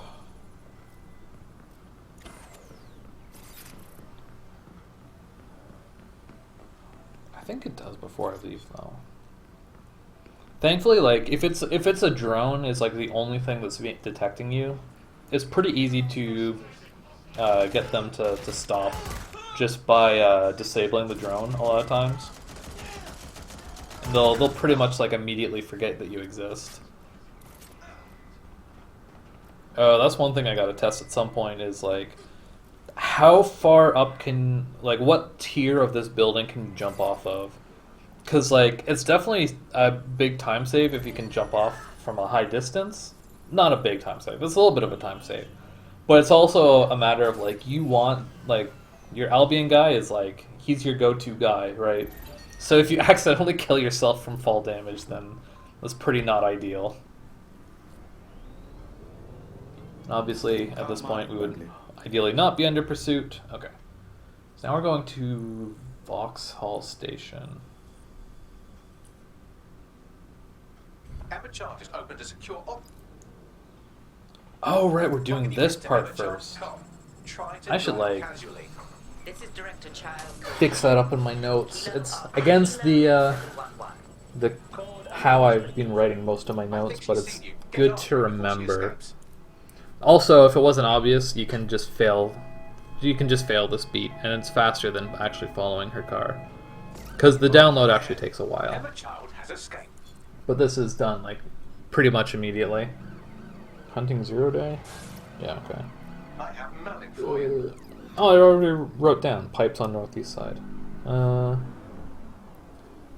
Add notes for Emma Chase. Okay. So next we are going... Alright, I already said the stage. Okay, so this is where some interesting routing comes in. Right, that's where Vauxhall Station is. When do you get that? When do you get that one? I could have sworn I had not been down there. So this is where some of the more interesting routing comes in, and I actually messed this up. I didn't mean to do this. It kind of threw me off for a little bit of the run. Feeling ready to fight? So we're going to the stage, and whichever operative you're playing when you get there gets kidnapped, and you can't use them for the next mission or two. Got a potential recruit. So Mark them on your map. I actually have in my route to just continue using the Albion guy, because you can actually do the next couple missions pretty much fine without him. But instead I do this. And this isn't that big a deal, honestly. All this is really costing me is one load screen. And it's just literally just here, have a throwaway person to kidnap. And then I think I swap back to the Albion operative. But this causes me additional problems later. I love this gate so much because it's like a locked gate, but hey, you can just climb over it. Or just climb over the side. I really wonder, like obviously it's got to be intentional. Like obviously the level designers knew you could do that, right? I'm trying to, I don't know. I'm not sure who would have designed this layout. I mean, I could easily find out, but yeah. It doesn't matter. Okay, so we get kidnapped. Next we want to go to County Hall. We want Riverside Station again. Therapy Very sorry, everyone, in but what- theory, we're swapping to our construction worker here. His eagerness to leave in a huff. If we're following my route. Yeah, construction worker would be ideal. We would want to put on... We definitely want our combat spider bot for this. We also, absolutely, by this point, we should definitely have a hijack riot drone and hijack CT drone. Both of those are going to become very important for, like... well, not most of the rest of the game, but for, like, some pretty important stuff that are going to start happening, like, pretty quick here. Because we're definitely starting to get towards the end game here.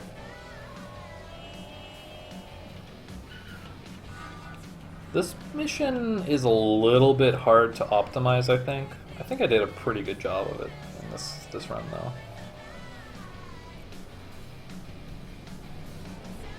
Oh, wait, no. I spoke prematurely.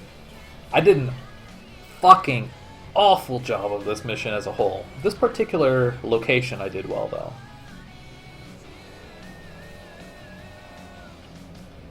So the idea here, this is another defense mission. It doesn't really matter too much who you're using for it, though. You don't really need, like, big guns, necessarily. It's more about having a good strategy. Somewhere around here, but it will be well hidden. Maybe have a look for Oh, a right, I solid take this off-colour off. brick or an inconspicuous lever. Yeah, that makes sense. So this is, like I said, this is a defense mission, so it doesn't really matter if you get detected, because you're going to have to kill everyone in the location anyways. I wonder if this is the best entrance to come in from. I feel like going in from the other side is probably faster, because we'd climb all the way up to the roof, not the roof, but like the center of... There's like this central pillar here that we're on now. Just shoot him. Stop trying to punch him in the face. Just shoot him.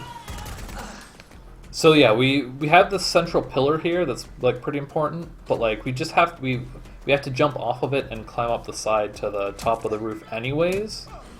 I'm pretty sure you can get up to the roof quicker if you come in from the other side.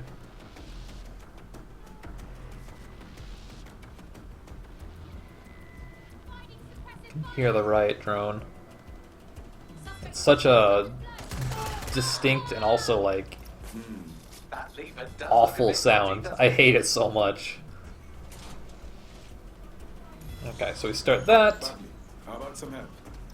So, kind of not screw this up a little bit. I take a little bit of time getting this right. I'm trying to throw my combat drone onto the top of the central pillar there. Because, like, so the idea is, like, for this defense, basically what's happening is, obviously, you know, Bagley is doing his, solving this puzzle for you. The middle is the easiest place to defend from, and you can just grab this cargo drone, or if you're playing a construction worker, you can just use your own, to fly over here. I'm onto it.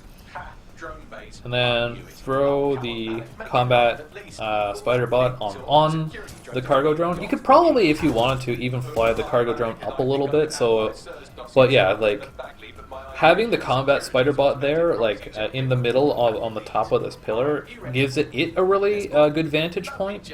And like the middle is also a really good vantage point for yourself. But having the combat spider bot there as well is like, I find it to be really useful for this mission. Particularly because this is one where like you lose maybe not a lot of time, but like if any of the chase drones shoot Bagley, then like you're losing time, right? So like the more chances you have to take them out before that happens, the better. And the combat spider bot is pretty clutch for that, because like they're never gonna miss. So yeah. Yeah, we're just hijacked drones.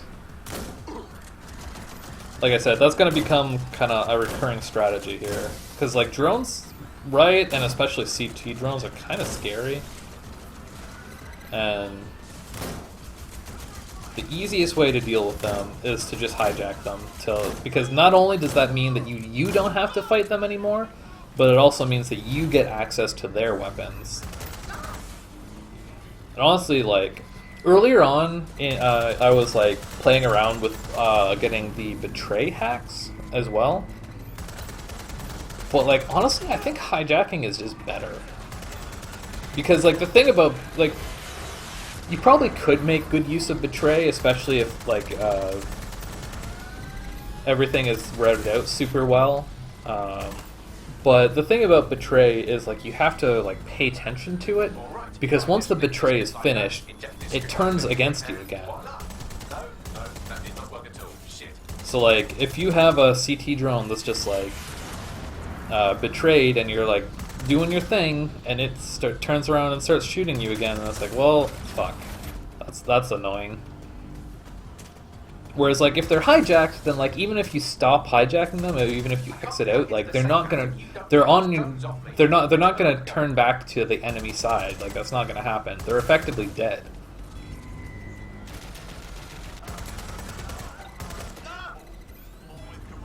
Yeah, I mean using the CT drones is pretty straightforward. You can kill humanoid enemies and chase drones pretty easily with just the machine gun. And then I like to use the missiles like exclusively for other CT drones and riot drones.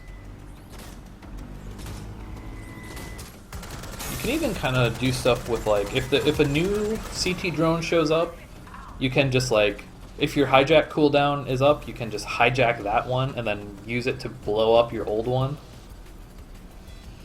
Yeah, that's the defense. So pretty straightforward. I think Bagley only got shot once, so it's not too bad. Mostly, I just really love having the combat spider bot on top of the cargo drone. That's so fun. Whatever you do, do not forget to do this step. Sometimes I get ahead of myself and I like leave the location after I'm done defending Bagley, and then it's a bit of a pain to get back in here.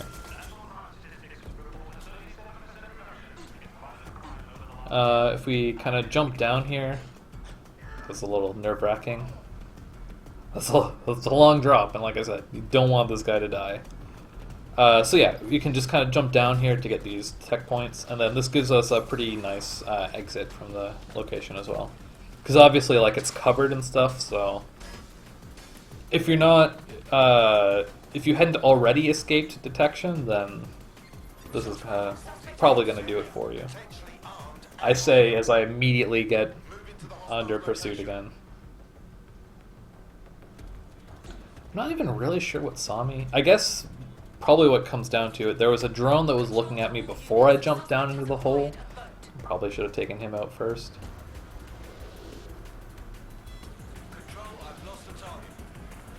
It might be the case also that I think I was driving the wrong way.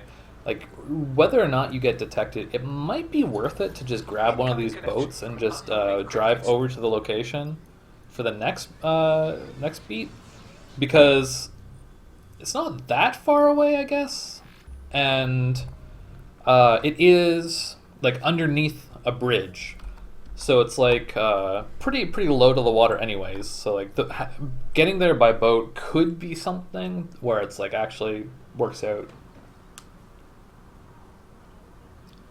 But this is where everything goes wrong.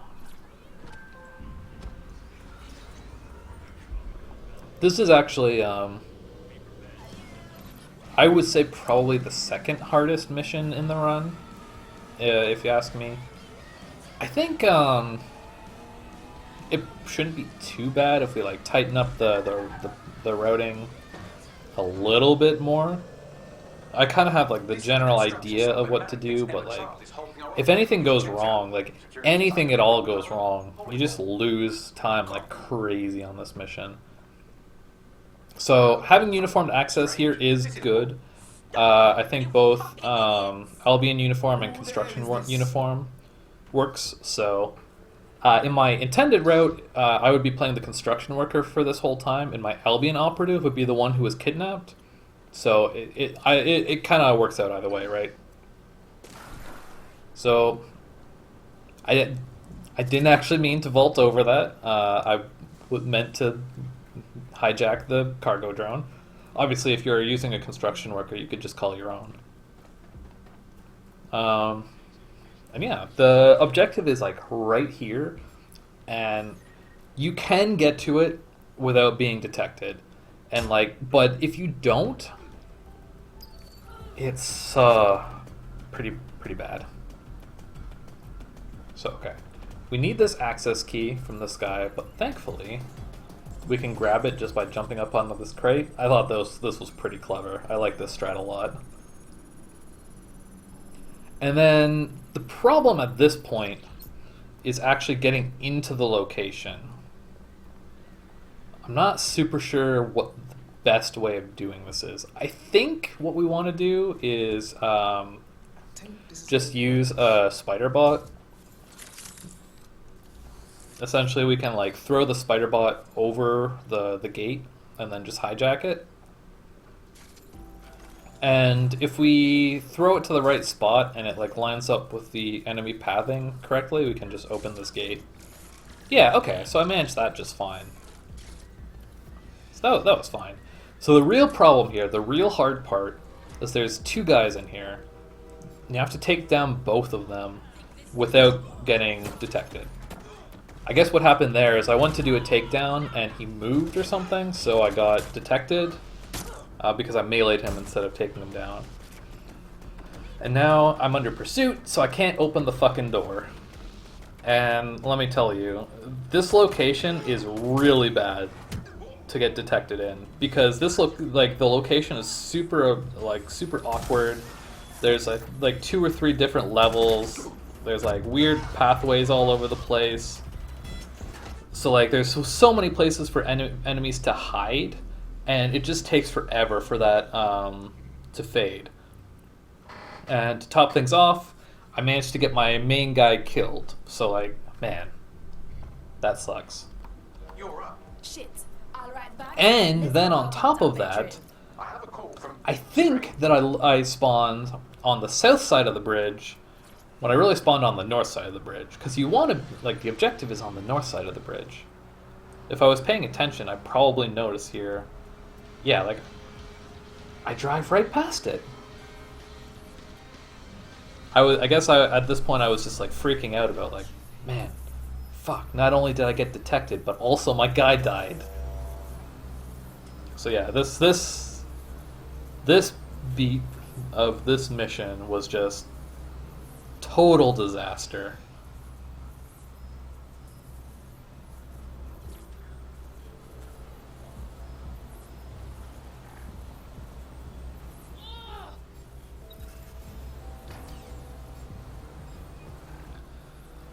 So yeah, this is all time lost. I think somehow I managed to still save time on this split. I don't know how. Do I? I don't remember. But yeah. And then like the other problem with this is that I think the closed circuit terminal stays open, but I have to get the access key again. So that sucks. Also, I didn't put my uniform on. Oh, that's a thing! I'm gonna write that down. I forgot about that. This is kill box.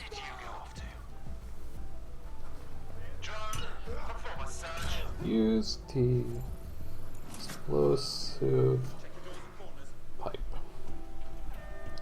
inside the locked area. Obviously, you know, explosions are like tend to draw some attention, but like if you're not actually near the explosion and you haven't been detected yet, then usually it's fine. But yeah, even killing even just one of those guys in this area is like pretty useful.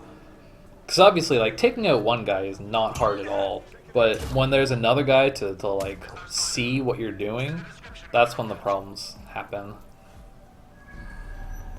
Although, there's this guy. He would probably run away. Maybe? If you blow up the pipe, that might be a thing. Somehow I managed to get undetected.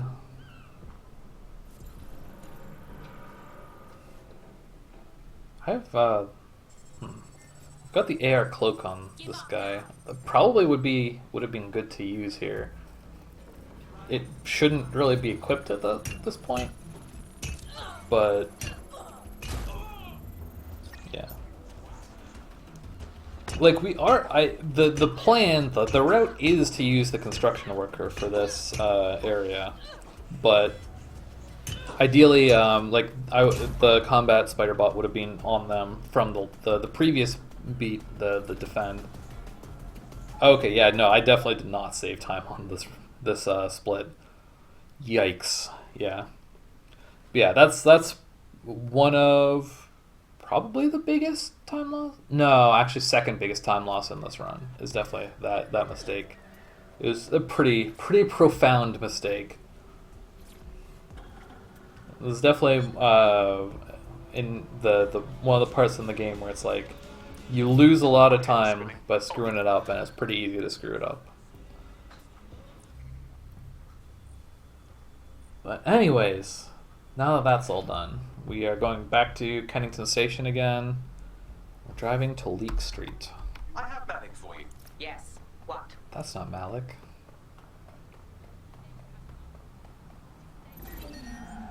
I think this taxi trolls me too. You're somewhat reckless. Man, I was so on tilt during this part of the run. I was like, fuck that taxi, man. I'm just, man, ugh. Because like everything went wrong. Because the problem is, I think I even checked, and my Albion operative has like a 40-minute timer or something. Because I'm pretty sure was he arrested? No, he was arrested. He was definitely arrested. So at least I have the guy reducing the arrested duration. But I think it's like he's unavailable for 40 minutes instead of 60 minutes or something like that. And like, we're going into the end game of this video game, the part where you want to just murder everything, and my main murderer is fucking in jail. I was so sad about that.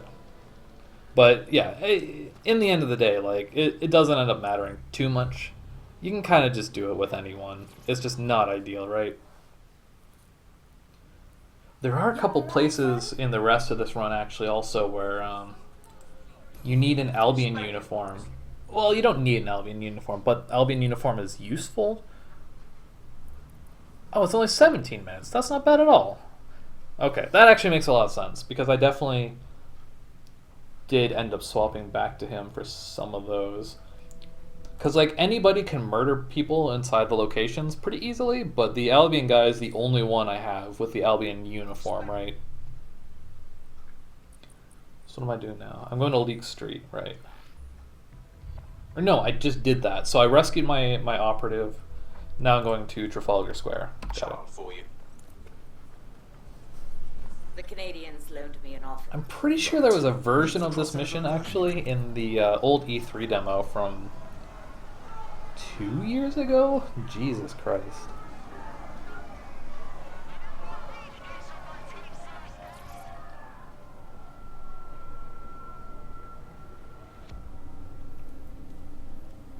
Fire team leader. This is probably my favorite story beat in the game. Okay. So at this point, they give you a whole bunch of objective markers for people you can potentially hack. You only need to hack the Albion guard here. He is the correct one. Seems to troll. You can troll a little bit because he likes to like path around.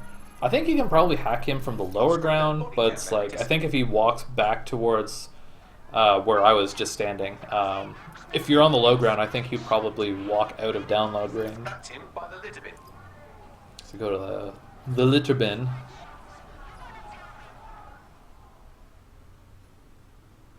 Did I swap operatives? When I swapped operatives, right? Because yeah, at this point, I'm pretty sure you like almost definitely want to just suicide your guy here.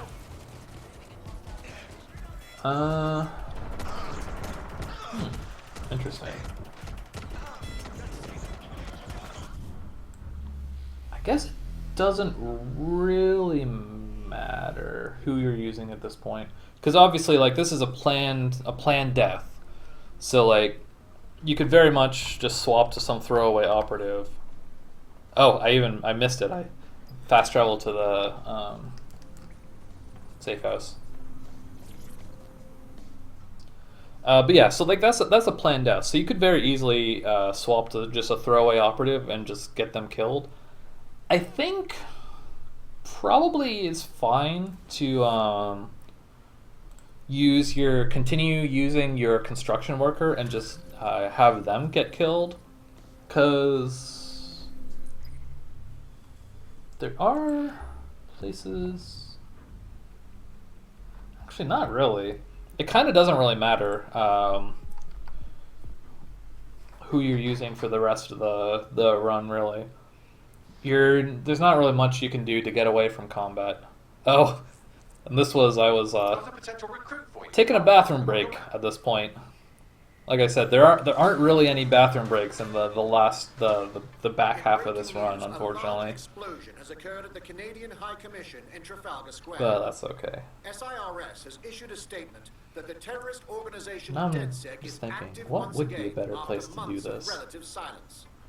If you suspect anyone of being a member of DedSec, Because like the main one in the first half of the run is during coming home, the little scene with in Sky Lyson's lab.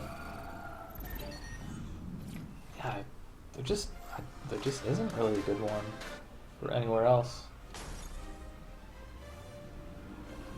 I mean, there's one in the Clan Kelly storyline. I'm here. So, what are we doing? Yeah, I don't know. We're here to find some documents we're calling the Malik dossier. Okay, so for this one, there's a puzzle on the roof. You can there should be a drone just sitting around. You can just grab. Actually, I really like this puzzle. It's really simple, but there's something really, really satisfying about just kind of like hitting each one in a row. Each one is one rotation. There's like a various like satisfying click when the stations turn on. Oh yeah, and here I accidentally flipped one of the other nodes when I was trying to hit the complete node. Well done. Now I should be able to stream myself into SIRS's nasty little snoop cookie. There's an intruder in the building. Did you just say Snoop Cookie? What? I'm so confused. Surely I must have misheard that, right? So grab that. This is definitely a good mission. Whoever you're playing, you definitely want your combat spider. Well, I guess if you play well, the combat spider probably doesn't do anything at all for you. I like contemplated for a second there if I care about being detected, but turns out I don't. Luckily, at this point you should be playing your Albion officer for like the rest of the game, basically. Thankfully the nail gun is a decent weapon at least. And there's so few guys in this building that it really doesn't matter if you get detected. You can be kind of cute. This guy with the access key, he's kind of like pathing around on the top level here. But you can duck into this little alcove and download the key from the bottom. But like, there's not really any point to it. Live alarm. Location sent. Need a 10:30.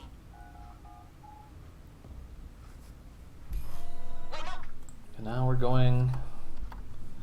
I want to say into the belly of the beast, but that's a different mission.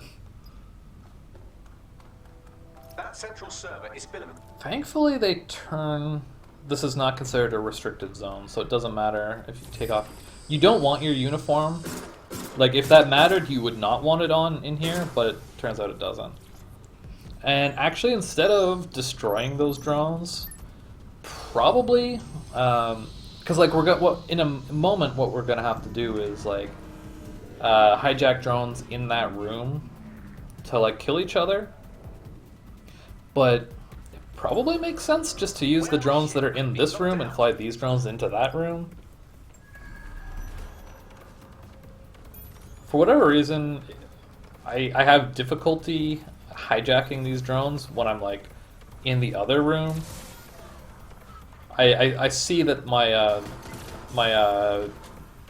lock-on like marker thing was actually on one of the drones, and when I hijacked the camera, I was just like not paying attention to that.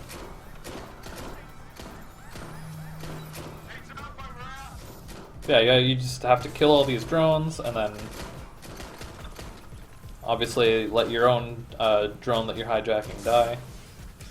I was like, if I'd just gotten that shot off, it would have all been perfect, but it didn't work out that way. Thankfully, these microwave drones have like insane tracking on their shots. They're like next level heat seeking. If you really want, you can start killing the guards with your drone, but like I don't think it really makes sense to do that. I think your objective here is just to destroy all the drones and get in the room yourself physically as quick as possible. Because like nobody in this room is really providing any threat to you, and it's faster to kill these guys yourself.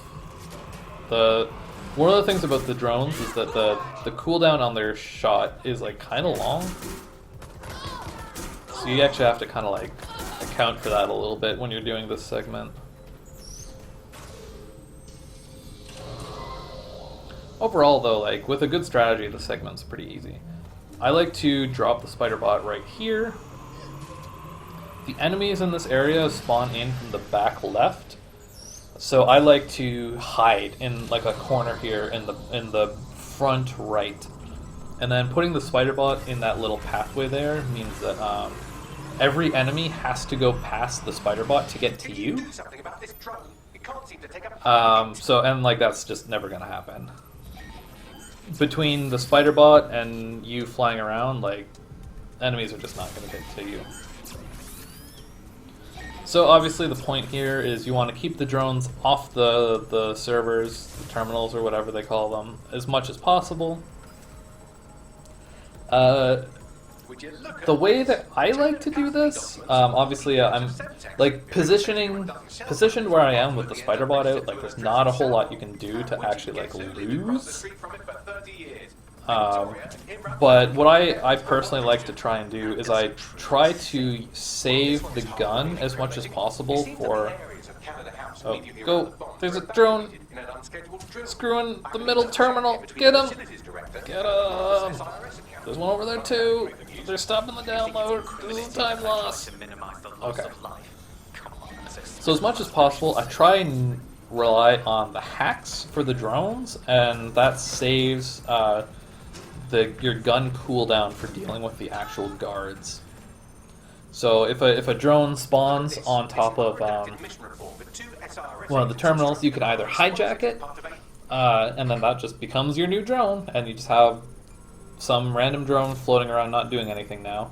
Or you can disable it and hope that by the time the disable is up, you should be able to either have cleared out enough of the guards that you have time to shoot them, and with it you don't have to worry about like that using up your shoot cooldown. Or like by the distract? No. Is it called disable? What's it called on drones? Disable. It's called disable. The duration of the disable hack is actually longer than the disable hack's cooldown, so you can just chain it if you need to, on one enemy at least.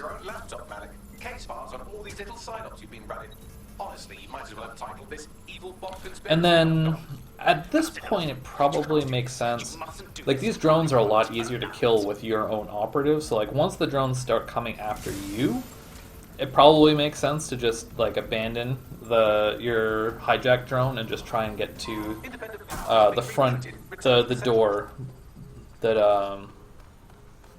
like where you're going to like right now. Because like you can kill those with your gun like super mega quick. At least if you have auto aim assist. That's what it's called. Because like with the aim assist, it's actually like really easy to lock onto those drones. Without it, those things are a pain in the ass to kill. But alright, let's find you. And yeah, that's pretty much that. Malik dossier is done. We're headed back to the safe house.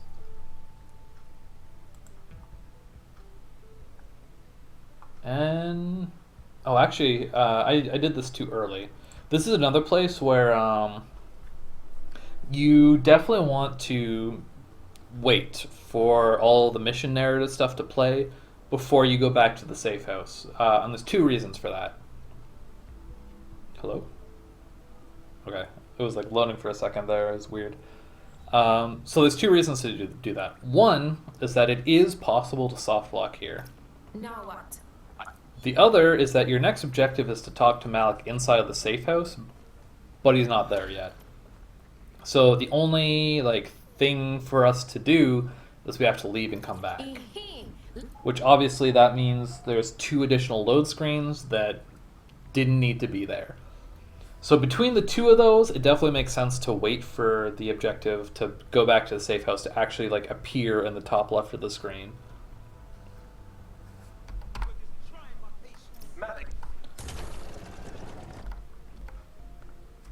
Yeah, so you look at all that time loss.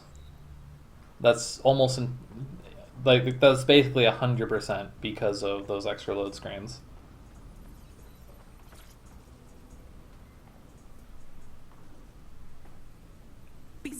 Yeah, that's the end of the Sirs storyline.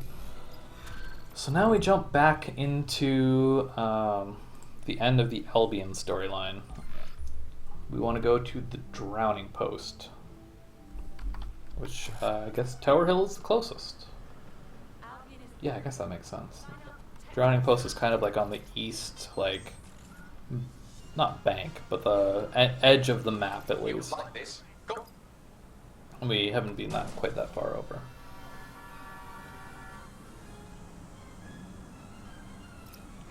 We're just making our way over there. There's nothing really special to do at this point. I don't think there's anything too much left for us to do with tech points. Got everything we need. We've got, as long as you have Riot Hijack, CT Drone Hijack, reduced operative damage, and at least level 1 combat drone. Do you even need that? Yeah, we do need that for at least one more thing. Then those are the only things that you really need. And I've got all those. So I think at this point, if I do have any more tech points, and we do get tech points for completing some of the remaining missions, then those probably would all be going into the DedSec SMG, whatever that's called. Okay, now we're going to Finsbury Circus.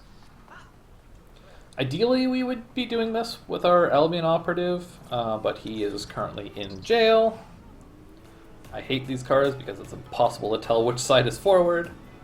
I guess if I was really paying attention, you can see what side, which way your operative is facing when you get in, but I was looking at my notes, I guess.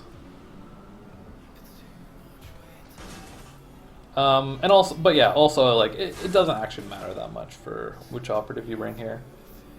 If anything, in my notes, kind of is saying that you maybe want to take your uniform off because you don't really get much benefit from it here. You do want to have a spider bot equipped though. Actually, that's also not really a big deal. The whole point of the spider bot is for tech points, and I was just saying that we don't really need tech points anymore. So yeah, we hit this up. There are a few enemies in this location, and we're gonna have to sit and wait for an AR reconstruction to finish. So there's not a whole lot you can do, but get into it with them. But like I said, there's not that many of them, so just kill them all real quick. That was all of them. They're dead. We're done. So yeah, killing them all is probably preferable to coming in here with the uniform. So I hit that AR reconstruction and just grab these tech points real quick with the spider bot. I don't think that loses you any time. Cause yeah, we're still just waiting for this thing, right? This does look like pro-terrorism. Once again, unfortunately, this is kind of long. These AR reconstructions are really cool, but they take a little bit longer than I would like sometimes. Searching facial recognition data.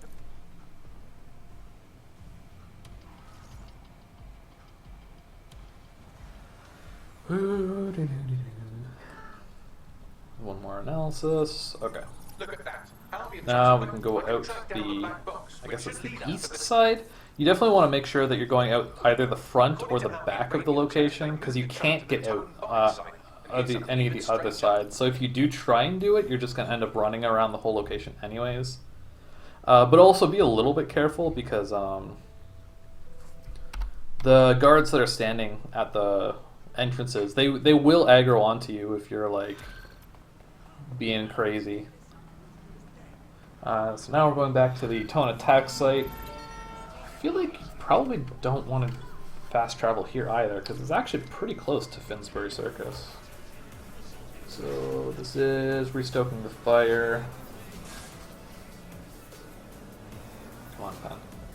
Restoking the fire. I think we can get into this location from the same way that we did before. Torn bomb inside. So is this where they took the drop? I'm not really sure how I feel about using the construction, or I think the Albion uniform works here as well, actually. I'm not sure how I feel about using uniform for this location. Obviously, we didn't last time. There's definitely more guys here this time. I kind of feel like it still doesn't matter that much. I guess we could use the AR cloak again, and that would help. There are some tech points here that you can grab with the spider bot, now that we have that. I mean, I guess we could have gotten it before as well, because there is a spider bot dock like in the little underground bit there. So yeah, here's the tech points here. They're just underneath this little pillar.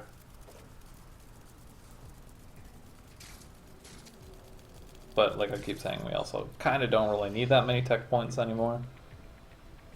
Although it is handy to have the SMG. Like, it's nice to have it. It's a little bit nerve-wracking, even on your Albion guide, to think like, oh well, the M249 is really good, but if you ever run out of bullets on that thing, then like the DedSec pistol thing is like pretty trash.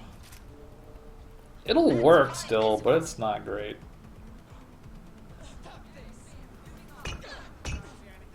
Yeah, so this would be a good point to probably use the AR cloak, because everything else you could probably stealth up to this point just fine. But using the AR cloak to kind of like go around that corner and get into the tent seems pretty good. I don't know. I don't think it matters too much if you get detected here.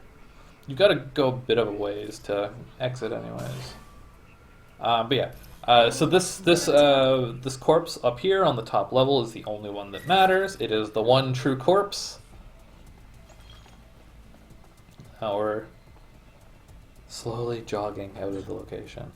I guess you do enough parkour also that like it doesn't matter too much if you need to jog a bit. I don't know. I don't really feel strongly one way or another, like uniform versus no uniform. I think maybe uniform plus AR cloak.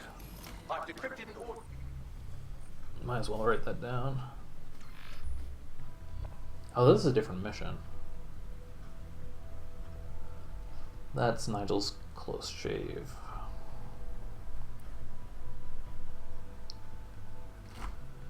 Okay.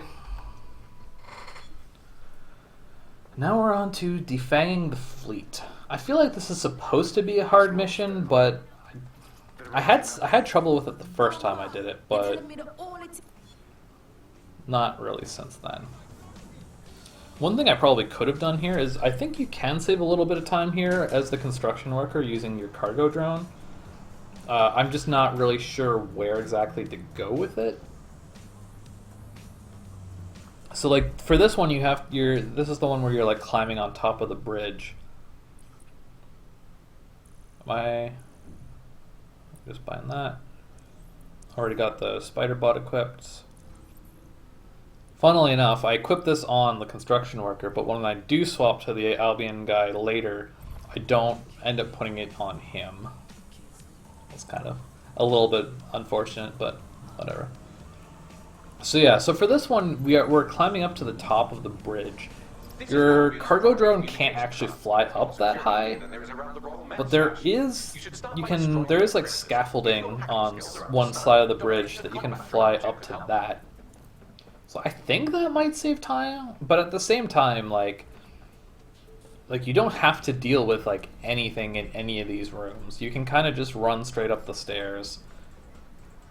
And like I kind of feel like that's probably faster than riding a cargo drone, like halfway up. It's like the cargo drone is slow and then you have to climb up the rest of the way anyways. Yeah, I would not bother doing like takedowns on any of these guys. Especially not the like random civvies running around. But like this is another defense beat, so like you have to kind of kill a whole bunch of guys anyways, so it doesn't really matter if you get detected. Like you are going to get detected, like that's gonna happen.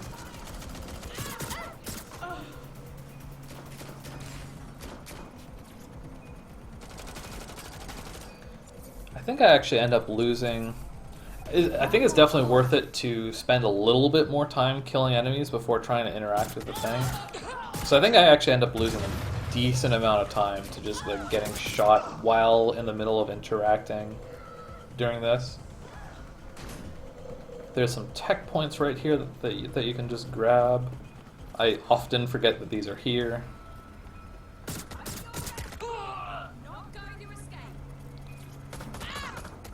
I think in theory it could be good to place down your combat spider bot early so that they can help you deal with some of these like stragglers.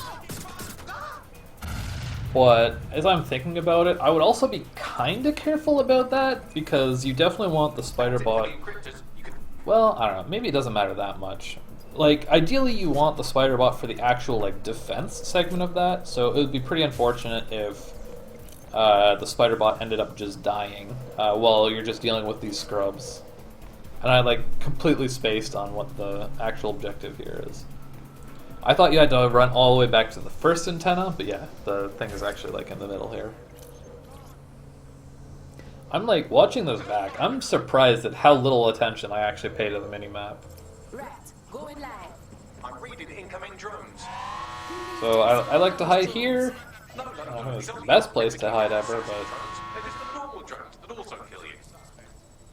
as long as you grab this first CT drone, this mission is kind of a joke, honestly.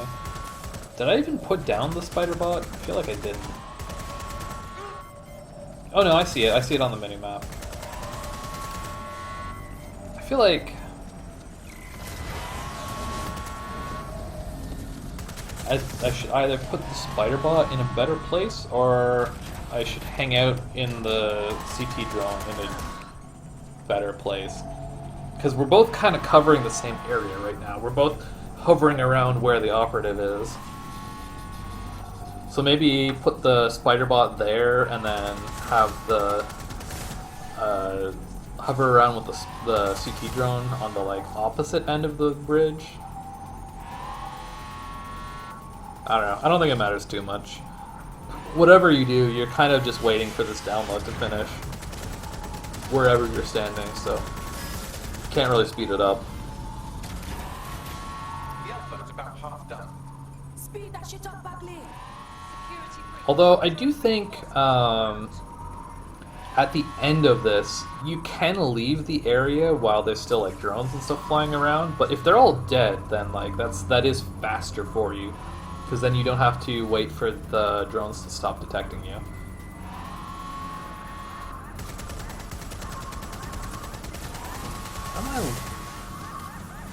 How am I losing time on this split already?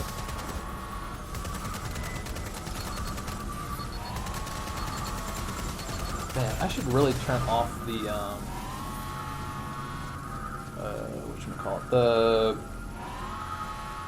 sound effect things. So those just go right over top of where I've got my splits. I kind of like having them on because I think they're like a little bit useful. But yeah, those are right where the splits go.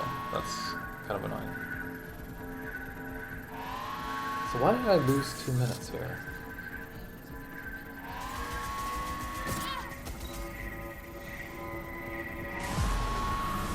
I'm not actually sure.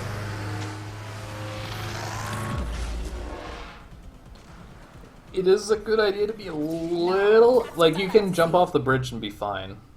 But it is a good idea to be a little bit careful. Because it is possible, I've done it before, that you can jump off the bridge and land on a boat, and then you fucking die. So, be a little bit careful. But yeah, I'm pretty sure that that alert continued because there were drones left on the bridge that I didn't kill. So in theory, being good about like your kills and like being efficient about it and killing everything is kind of important a little bit. Oh, and this is where the other huge time loss in this run is. Why did I lose 2 minutes there though? I don't know if that's just like a weird split timing thing or what. Because that was a 7-minute split. That's not that bad. Like that's not like mega huge. I don't know how you would even have done that in 5 minutes. Because that defense mission takes forever. I went straight there. I guess I took a little while dilly-dallying on the top of the bridge, but it wasn't too bad. I don't know. Doesn't matter. Yeah, I'm pretty sure this is where one of the biggest time losses in the run is. Which shouldn't be possible in this split because this is a pretty easy split. You don't really do much. Does that say? Oh, 4:55 was the old time. The time that I'm minus, does that say 32? 22. 22. That's the split that I'm minus 22 on. Man, I didn't realize I was recording this at 720p. I really gotta not do that in the future. Yeah, anyways, there's this little alcove at the back of Freight 1. You just gotta go back there with the spider bot, as long as you know where it is. It's a little hard to find. You can lose a lot of time looking for the entrance to this place, so it's definitely one that's good to note where the entrance is. I think it's on the northwest side? I don't know, I'm not scrolled to that part of my notes anymore, and honestly, like, you don't need a lot by way of notes for the end of the game, because most of it is just kind of go to the place, kill all the guys, go do the objective markers. And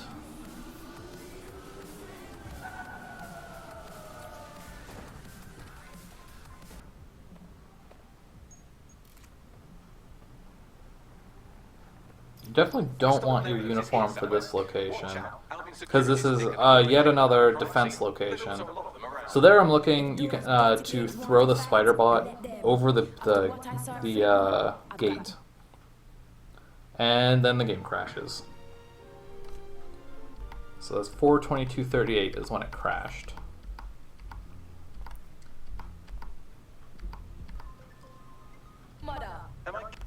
So that's about 3 minutes to get back into the game. And then... Watch out. Alvin security's thicker than whoever cleaned up that crime scene. There's also a yeah, so that's about a 4-minute time loss, plus I'm now on the opposite side of the location. Which doesn't really matter too much. I feel like this location did not go very well. Although I don't know what happened here in my previous run, because I'm pretty sure I still managed to save time despite having a fucking 4-minute crash. So I don't know. I don't know what that's about.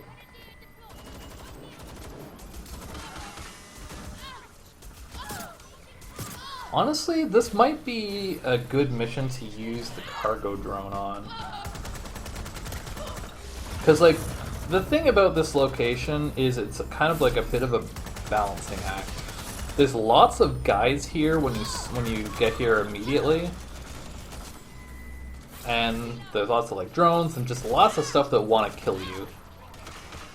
And if you start the defense part of the mission, they're just all going to swarm you immediately. But the same, so like, you kind of don't want to do that. But at the same time, like, you can spend so much time just like killing all of these guys. So it's almost a little bit of like, okay, like how clear do you want the location to be before you just start the timer? Because it really sucks to spend like multiple minutes clearing out the location before you even start the auto-scroller. I like to call that CT drone nice and early because so like the idea here is that you're using hijacking CT drones to kill everything for you, but there's a pretty good chance that the first one you use is just gonna die. So I like to call one on the drone dock there, just so, like, in theory, there's one either, like, on the way or ready for you when your first one dies. I think that they do have the ability, the one that you call can turn against you once it shows up. But, like, if you just assume that you're going to hijack it immediately when that happens, then it's like, even if it blows you up, then you have a fresh drone to hack.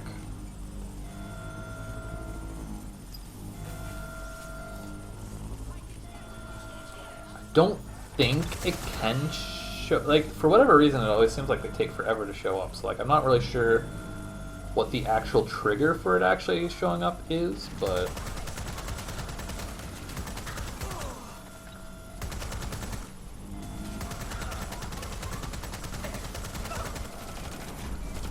yeah, so like, I don't know.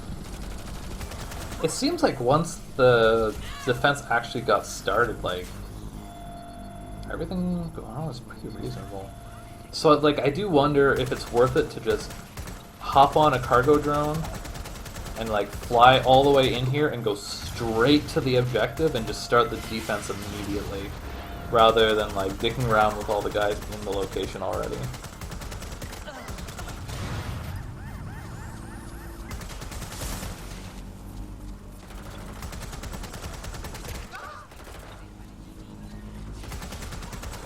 This mission seems like it's always just gonna be a little bit dicey, because like even here, like, how many guys do you kill before you go and watch the evidence on the Albion console?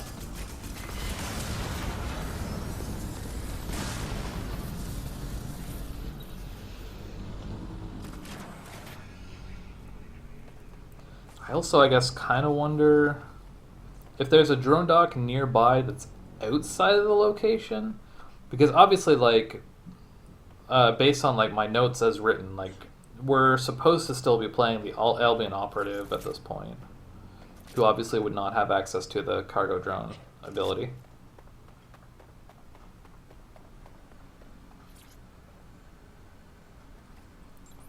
Hit this thing up. And then... Yeah. Where are we going after this? We're going to Piccadilly Circus. So, okay, let's just take another look at this again. So this is a nice little trick that I like. So for whatever reason, there's like a little seam here where it's like, this is considered to be outside of the restricted area. So as long as you're not being pursued, you can just stand there and just immediately fast travel. It's just a slightly faster way outside of the location. Now, of course, talk to Hamish. And then after that, we're going back to the Tower of London. Time for the final confrontation with Nigel Cass. Thankfully, our Albion operative is available again, so I can actually use the right operative. Prosecuted for high treason, they'll have no choice. We've done it. Congratulations, Oh, team. here. Was that another bathroom break? I'm on hacker group. Man. I gotta like... Maybe the key is just to not drink so much during the run. It's a long run, so it's hard not to, though. This is another one. I think I kind of have to re-evaluate my strategy here a little bit. Because, like, on one hand, this location is, like, very combat intensive. But on the other hand, like, I lose a lot of time here just running around, basically trying not to die. So, I feel like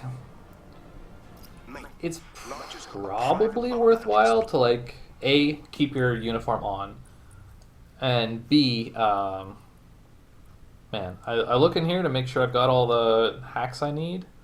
Then I even look at the SMG. I think I even upgraded it again. It's like, this is the last of my tech points, and then I don't equip it. I just assumed it was already equipped because I had equipped it on my construction worker. So yeah, I take my uniform off. I feel like it's probably better to leave it on.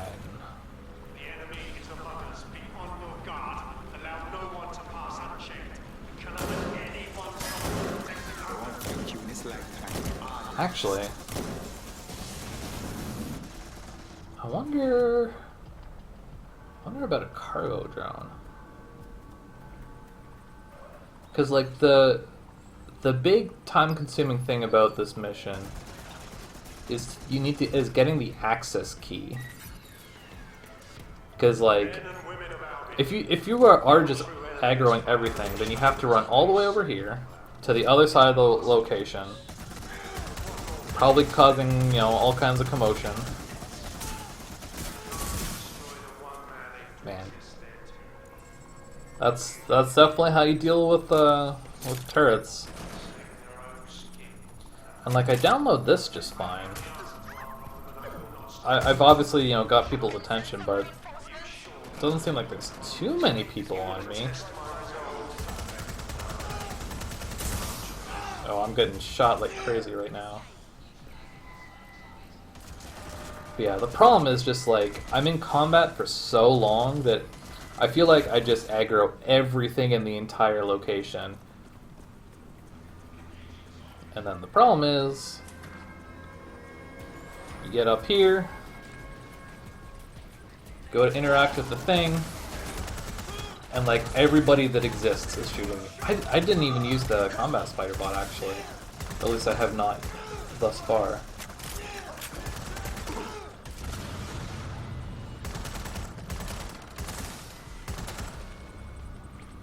Yeah, there's just guys coming in from every direction.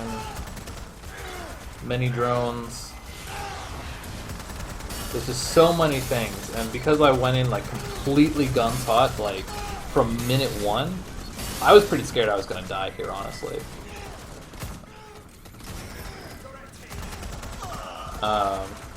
Yeah, this is so slow. I end up losing time on this split, and I'm pretty certain that it's almost entirely because this took so long. So, like, I think it's probably pretty reasonable to stealth, quote-unquote stealth, mostly just using your uniform, to get to the access key at least without being detected, and then, like, once you interact with this little panel here, like, it doesn't matter if you get detected for the rest of it.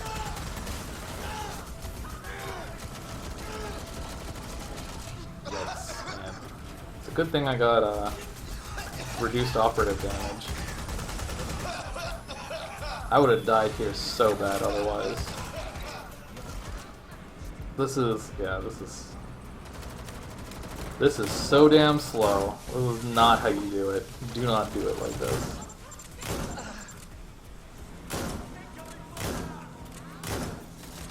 So yeah, I guess the two things I'm mostly thinking are either walk in with the Albion uniform on, or potentially just cargo droning straight to this thing and just not worrying about the access key at all. Because now that the bunker's open, we can just run straight there. It doesn't matter how many people are on our ass now. So yeah, kind of makes me wonder. Maybe after defanging the fleet, maybe you swap to the construction worker. And then, how does that work out?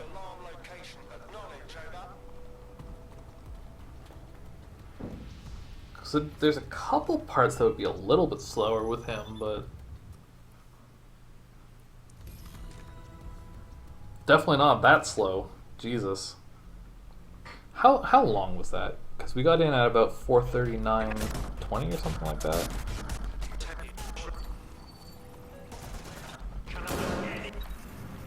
I entered the location at 4:35, so that was like 4.5 minutes.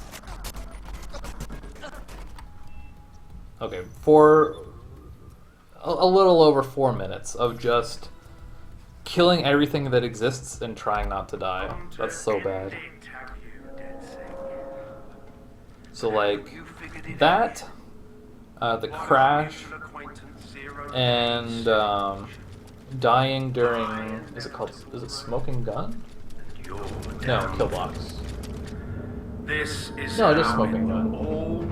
Like, those are, I think, the three main places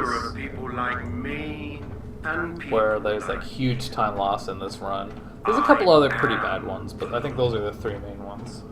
Come down. Let me show you.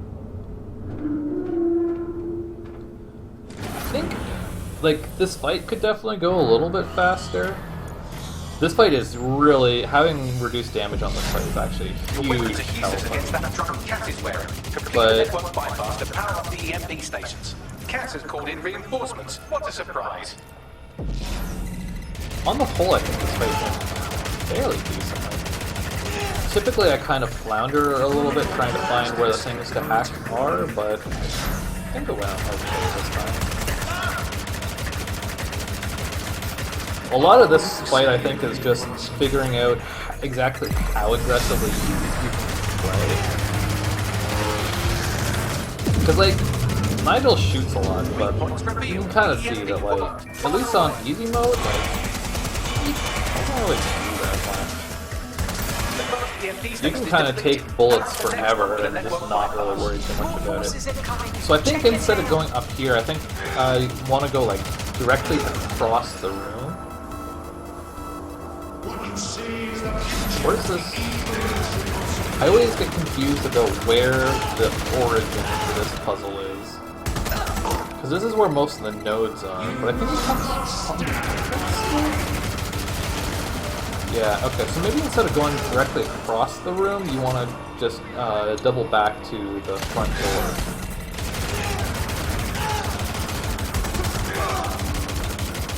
Yeah, like the main thing we have to worry about as far as like what's gonna kill you in this fight is just it's actually the little electrical boxes, I think, because Nigel definitely has the ability to like blow those up just by like incidentally by shooting at you, and if you get caught in one of those explosions, like I was saying before, like accidental explosions are like the scariest thing in this game.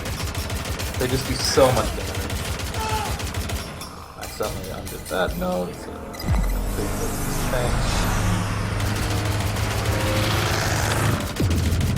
So wow, there's a riot drone there that I just didn't even notice. That's fine. Because like if you can hijack a drone, it's like actually like super convenient for this fight because Nigel, I don't know about his friends, but Nigel's will never shoot the drone. So it's like completely safe to as long as you're hidden somewhere, like you can just fly over everything and just like solve the puzzles with impunity. Unfortunately, the spider bot isn't quite that useful in the same way.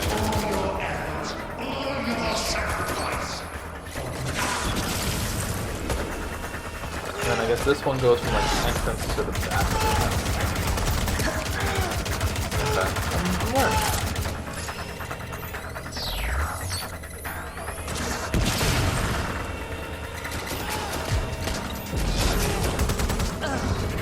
definitely one of those things where it's like the more you do this, the easier it gets for sure. 'Cause a lot of the challenge to this fight is just like the pressure. Like, oh my god, solve the puzzle while you're getting shot at. Don't waste time. But like, I feel like the more I do it, the more I'm kind of realizing like, okay, I know where the puzzles are.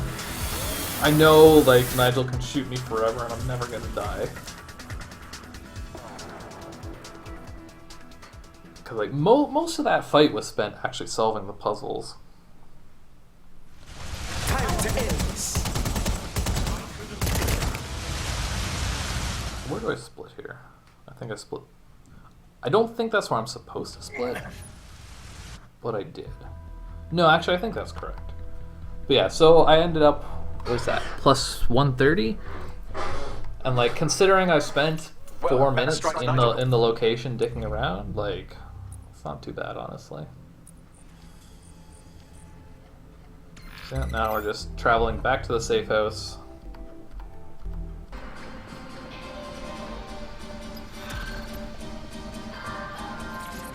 Didn't I have time lost here as well somehow? What do you think?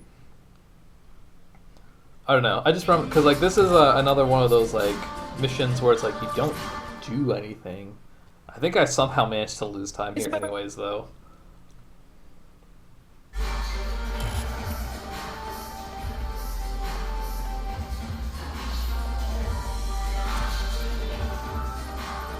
I know I definitely like walked the wrong way for a little bit. Hello, Note. Oi, you put.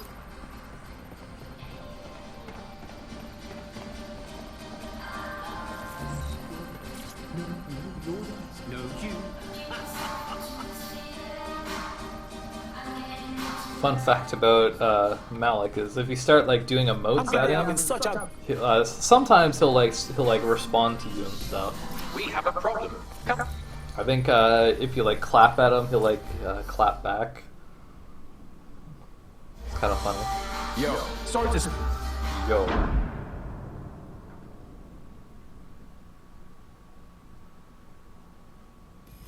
A 0-day hacker stole. Oh, also, I guess I split a little bit early.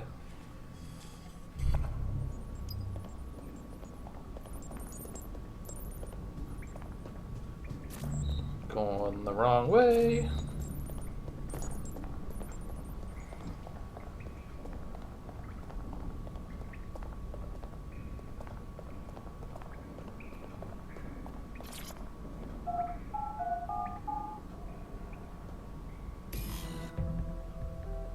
There we go. I guess it's not that I lost time so much as well, I did lose time. I didn't lose time against my splits, but I did lose time because I did some dumbs. Just a couple of like very minor dumbs though. Not a big deal. And now the face of the enemy is, in my opinion, the hardest mission in this game. Speedrunner otherwise. Well, I don't know. I guess I haven't done all the like side missions and stuff, but I don't know. For whatever reason, I just have a huge amount of problem with this mission.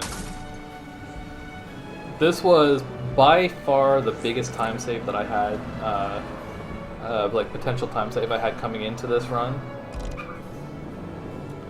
I think I died hacked our network. 6? Not well, okay. I didn't die 6 times, but I like failed the objective. There's 2 objectives in this mission basically. There's this one I'm doing right now, where you have to follow the van. I failed that 3 times, and I suicided once. Signal is really close now. It'll be coming from a van. Let's track down that van and get some. That was the big one, and then I died 3 times in the but it does last seem to time. be protected by armed drones. So you man, keep So, close like, up to it while I trace the controlling signal. Following this truck is kind of I hope you know I'm blaming you back. I'll be sure to pass that off with your I remains. think from like what little like messing around I've done, it feels like the key to this is to just be very aggressive and not run into police. Because, like, the biggest place where the truck gets away from you is like this. Situations like this exactly. At this point, I was so sure I was going to fail. I was like, oh man, it's happening again. Well, I got kind of lucky, and I managed to clutch it out. Because if this truck gets going, you have like, oh no, I'm gonna fail. Oh no, I was so scared. Because like, just look at it go. Like, how are you supposed to catch up to it at this point? He's just bombing. So like, anytime you let it go, and then it has an opportunity to just drive on a straightaway, you are not going to catch it. So the main things I think are to like harass it as much as you can, even if you're just kind of like bumping into its side. As long as it doesn't have time to accelerate, then you're good. And then obviously trying to escape, trying to avoid getting shot by the chase drones is huge. So because like the longer this mission goes on, the harder it is to actually succeed it. Because once the chase drones are kind of on your tail, like there's 4 chase drones on me right now. Like, one of them is going to shoot you and disable your car, and you're not going to be able to recover. It's just really bad.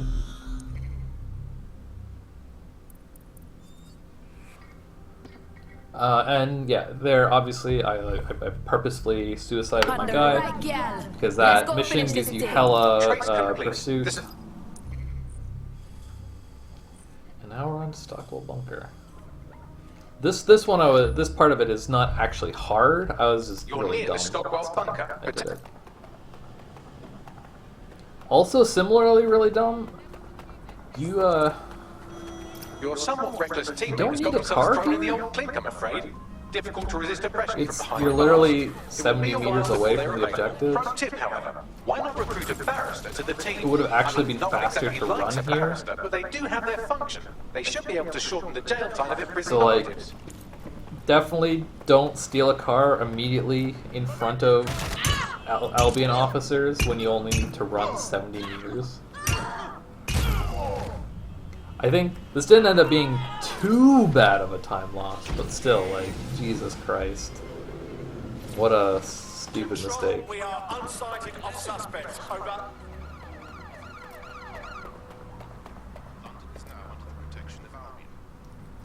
Just gonna hide back here. Don't mind me. I don't exist. Search has yielded no results. Report back to HQ.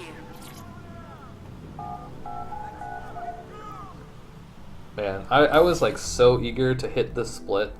I think you probably noticed that I like hit it after the car escape because I was like, that's it, I'm done. I did the hard part. I'm done the split, right? And this part is always the same. It's like top left, top right, bottom left, top right, middle left, bottom right, top left, bottom left.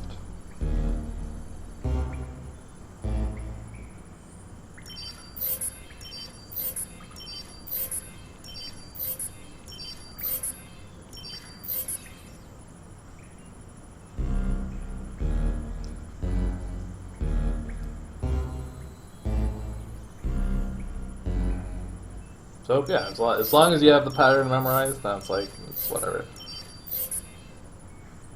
I don't think there's any like time pressure either for getting these. I think like you can take as long on the hacks as you want. So even if you have like, just have the pattern written down somewhere. Like the slowest thing is always going to be making a mistake. At least in that instance.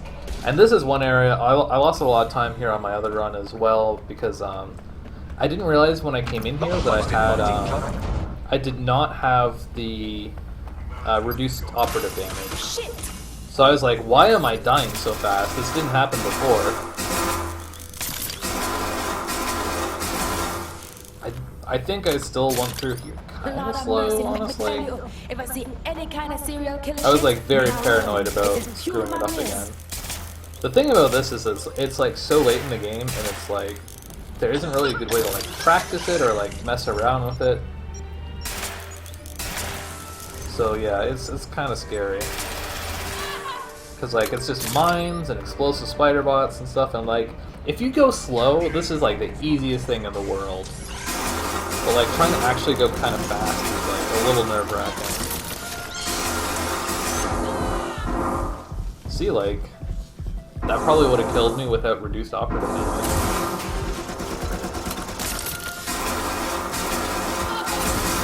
I'm pretty sure the SMG is better against these turrets than the nail gun.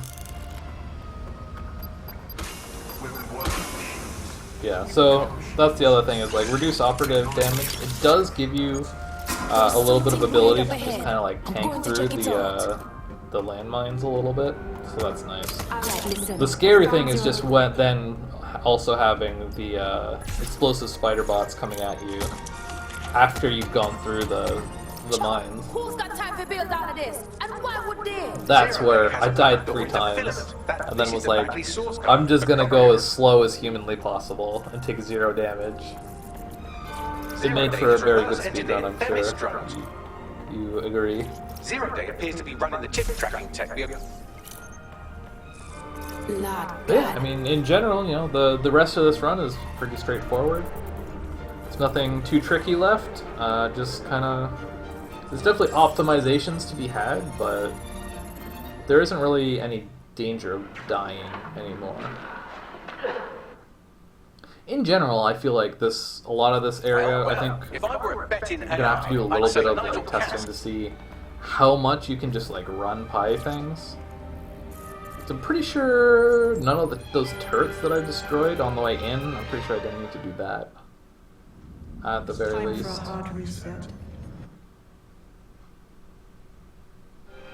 Sabine?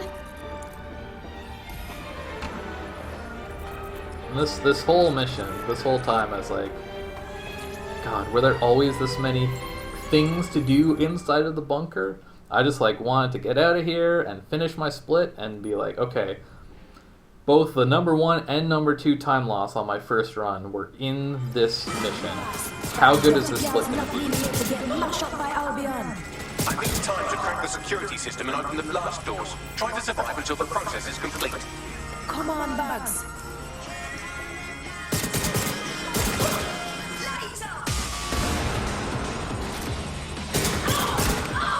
This part is pretty fun though. Honestly, I wish this part was like a little bit longer, a little bit harder. Because this feels like it's like the climax. But it's like not really much. Like it's not really nowhere. It's not hard, it's not long. It's just kind of like, well, okay, I guess we're running through this hallway full of guys, I guess. We getting some heat here. I don't know, maybe it's just an easy mode thing.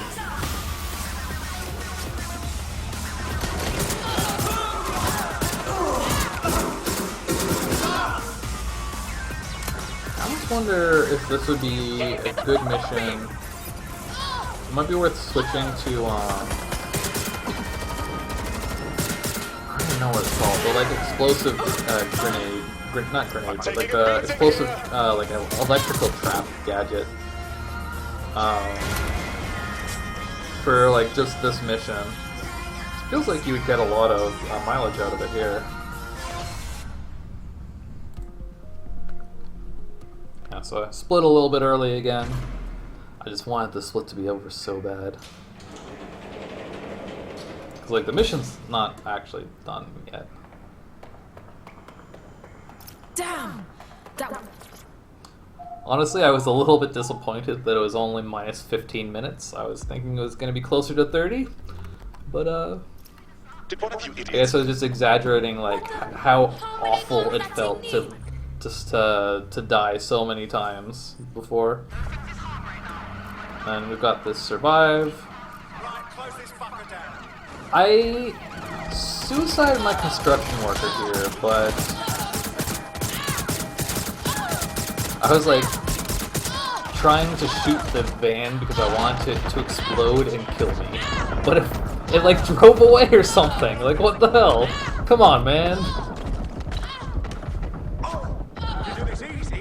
Yeah, with the reduced damage taken, these guys actually take so long to kill you. I fil like that one also doesn't give you a pursuit level by default. It's just like individual spawns that are there. So I feel like for that one, it's probably worthwhile to not suicide. At this point, we're driving to Flavor Restaurant, which I guess that's kind of far away. I don't know. I have to wonder if it's worth it to try and just drive there and like. It's far enough away that I'm sure the pursuit would be over by then, right? Compare that to how long did it take? What have you idiots? Right, close this Oh, down. 5 hours 50 seconds. Took me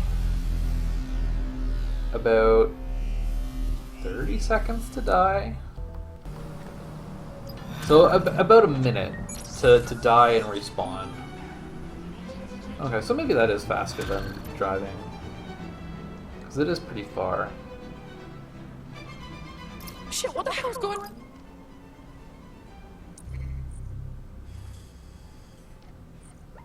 Although I guess this also involves an extra loading screen.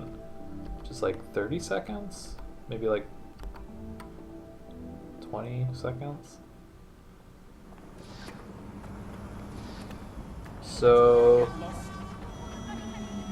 I guess the question is, does it take longer than a minute 20? Hello and welcome to today's episode of I was The at Upload. 5 minutes We're and 50 talking about seconds. the optic and how it's changed our lives. Now, as you remember, Bloom announced a new 5 minutes, version of 5 the hours, optic 50 at the seconds is recent when the ambush conference. started. But we haven't heard too much about So that if I was since. driving Dramatic here, events there. would I Let's have just made it turn our here eyes back by and consider 5:03, the technology. 15? I mean, the optic changed everything. Probably. It lets you see things in 3 minutes is a hell of a long time to drive anywhere. Where'd the squad at, Bags? Yeah, so okay, that seems like that's probably faster. As long as you know where you're driving. Because if you have to wait for all that like narrative stuff to clear, then yeah, obviously that's gonna hurt the timing quite a lot.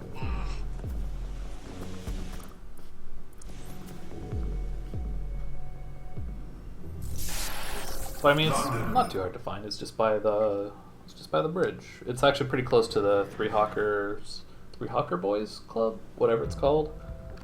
Place where you seduce the liaison. Welcome to today's episode of The Upload. Okay, and now we're just About the optic and in. This is almost like a victory lap in a way. It's like, at least the way I think of it. Like, this last mission is not hard.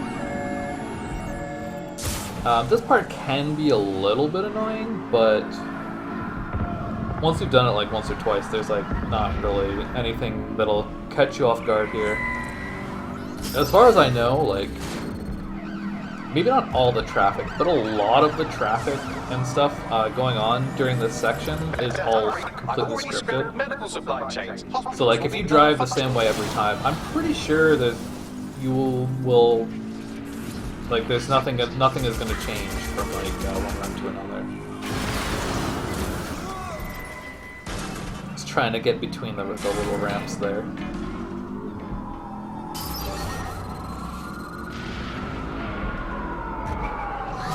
Yeah, in general, like, as long as you are kind of like keeping your eyes on the road like ahead of you, then like you can pretty easily just. You don't even necessarily have to brake most of the time. You can just kind of like let go of the accelerator for like half a second, That will be just fine. and you'll avoid like pretty much everything.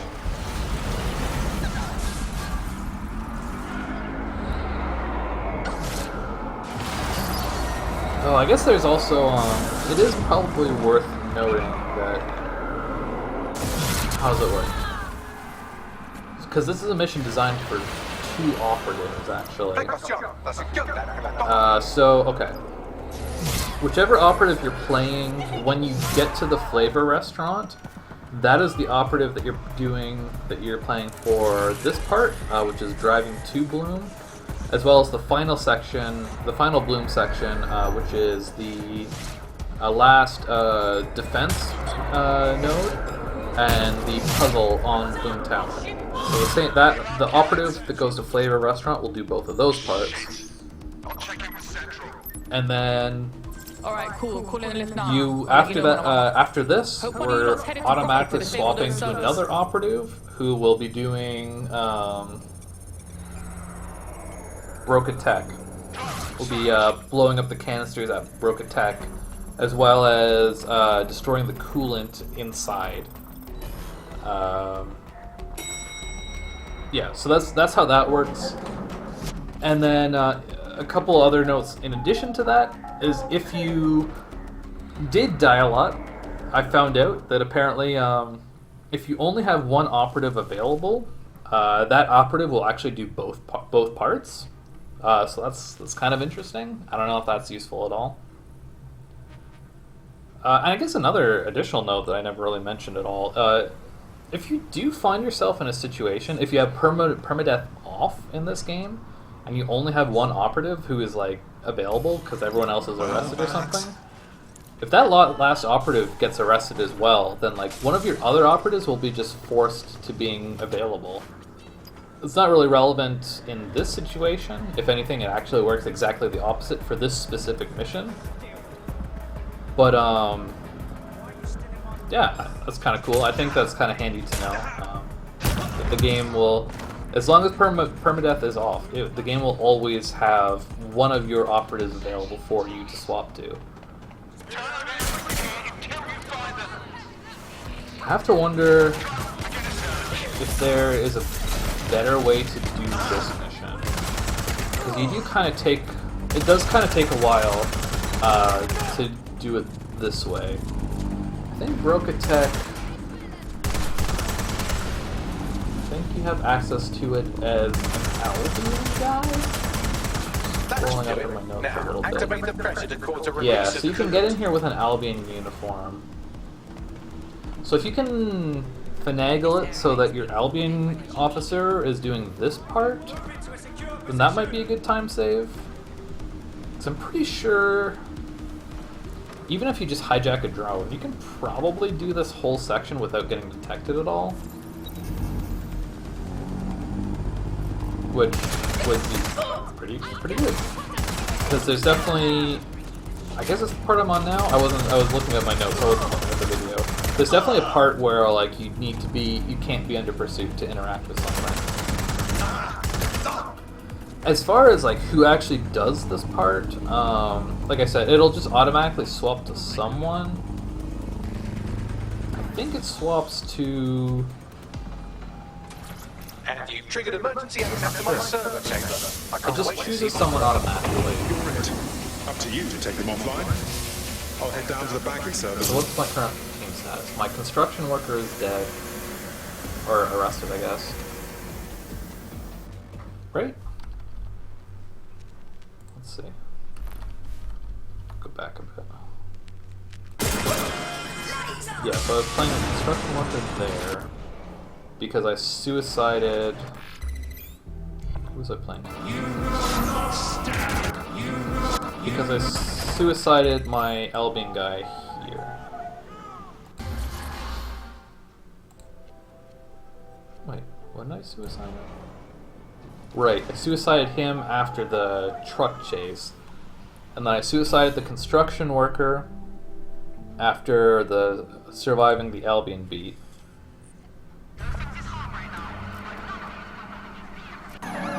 So then I was playing Another exit.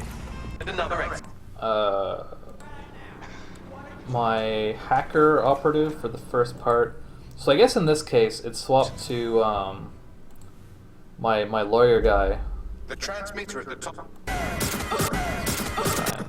Actually resume from where I was. Is this where I The was? Service. Yeah, it was. Okay. So I guess in this case it swapped to this guy automatically because he's the only guy left. So I mean, I guess that's easy enough. The other thing of note, however, is that I'm pretty sure once it goes to this person, you do have the ability to op swap. transmitter at the top. When you get to the flavor restaurant, it tells you that you can't op swap or anything, and you can't swap the operative that is playing at that moment. But when it swaps to the second guy who's ready to go into Broken Tech, you can op swap that guy. So Oh dear, the path that to the might be transmitter at worth the top is doing. locked off. I have a solution. If there Using isn't a really a drone good way force to the fins to manipulate change it. positions will place them in an error state. I guess That we will allow you could to request that do. the access door be unlocked for routine maintenance.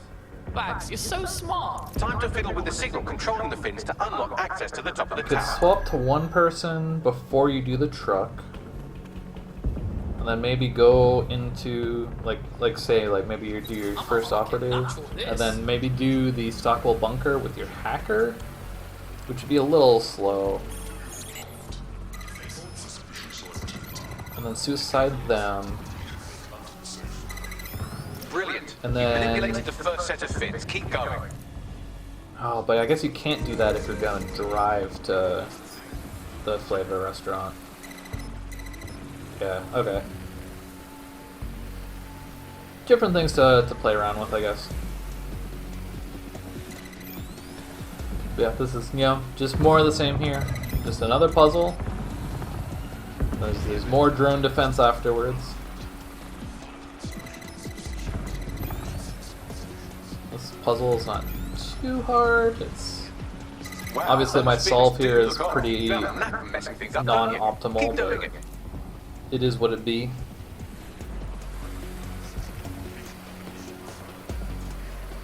At this point, I was just glad to be at the end of the game. Have 35 minutes time save is pretty nice. I was hoping it would be a little bit more. I'm not gonna lie, I was kind of hoping this would be a sub 5 hour run, but I think there's definitely at least 20 minutes worth of mistakes in this run. Well, mistakes plus one You've issued a crash. scan of the fins. You'll need to wait while the system So finds them. I'm not too drones are about to pull up. upset about it. Combine that with a potential time saves from a faster loads on an SSD, I think this could be a pretty decently short run. Well, quote unquote short. Way shorter than 6 hours. Let's put it that way.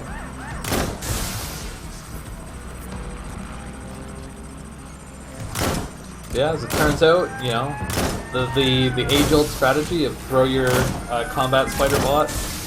Actually, I didn't even do that. I don't have one of those equipped. That would be, in theory, a thing that you would do, and then also hijack the drones to shoot each other. It's a pretty tried and true strategy. The one thing I would say also actually is you actually do have to kill all of the drones in this mission. Because once the download is done, well, I don't know if it's all the drones. Once the download is done, the objective will say destroy the defending drones or something like that. So you do have to finish at least some of them off.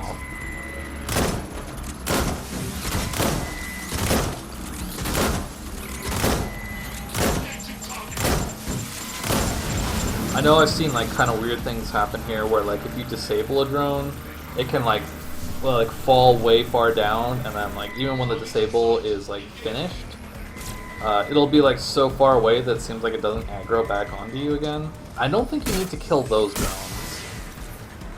So I guess it's more the objective is more destroy all of the drones that are currently aggroed onto you. Oh yes, destroy the defense drones. We're doing it right now. I was gonna say we're doing it live. This is a recording, but you catch my meaning.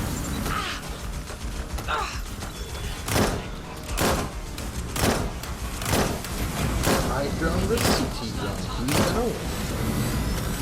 I think riot drones actually do have more DPS if they're capable of getting right up in the face of whatever they're fighting against. But CT drones are just so buff. That's done it. The tower fins They have registered can do as so damaged, much and the damage. maintenance ladder has unlocked. They have a lot more health too, I Transmitter is think. just above. Reach it and take me offline before I destroy the entire But yeah, country. okay, so that's that operative done.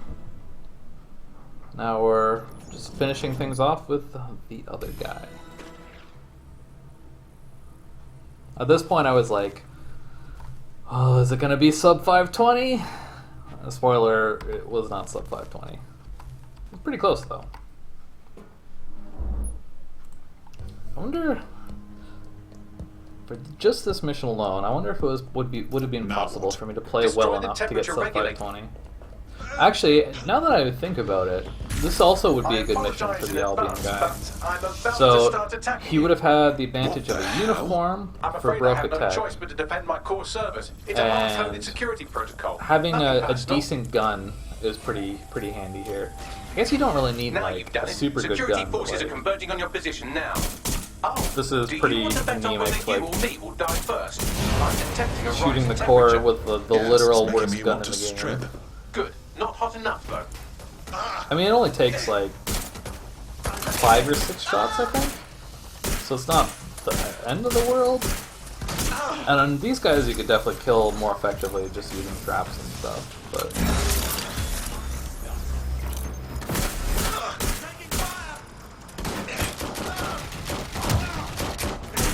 not need to do that takedown. That's one thing that I think eventually is going to be a thing. Like, how fast is it to take enemies down versus how fast is it to just fucking shoot them in the head? Because, like, the thing about takedowns is that there's always an animation, right?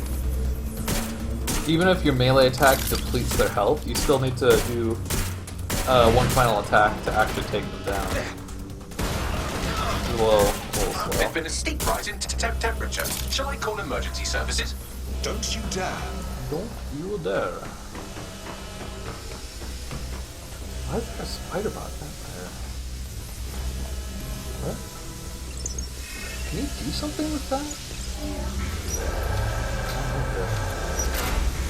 That might be worth investigating.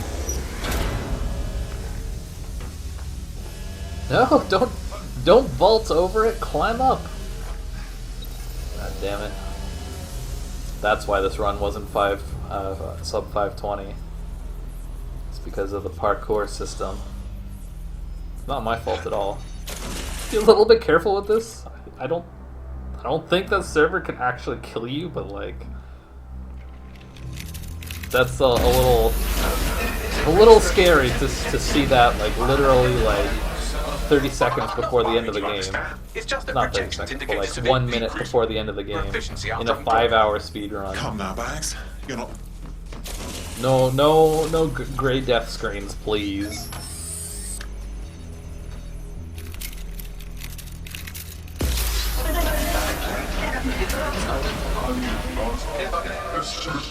It's a show. And a list of goals that's never going to get accomplished. Now, I'm sure there's nothing you can really do to speed this part up. I don't think there's any reason to like fly the cargo drone up any higher or anything like that. I guess you could interact with the servers from a better place so that it doesn't have to like pack them back to the server for you. That was a little thing. I just grabbed data from my first successful. And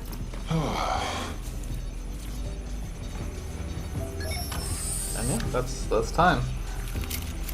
As soon as you finish the interact on that server, that's the end of that. So I guess technically this is probably a 5:20:27, but you know, and yeah, that's the end of the game.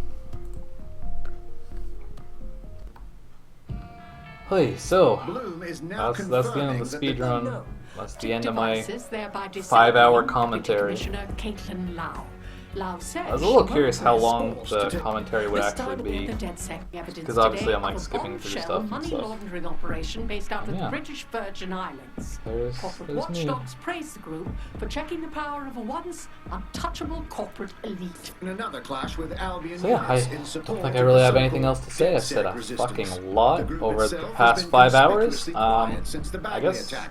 hopefully this video will be helpful to people. I'm hoping that it'll be kind of like a good foundation for a good speed run, something that we can kind of build off of. And I don't think personally I'm gonna push the time any lower until I get my hands on a PS5, because it kind of sucks to have a 5.5-hour speed run and wonder like how much of that is load times.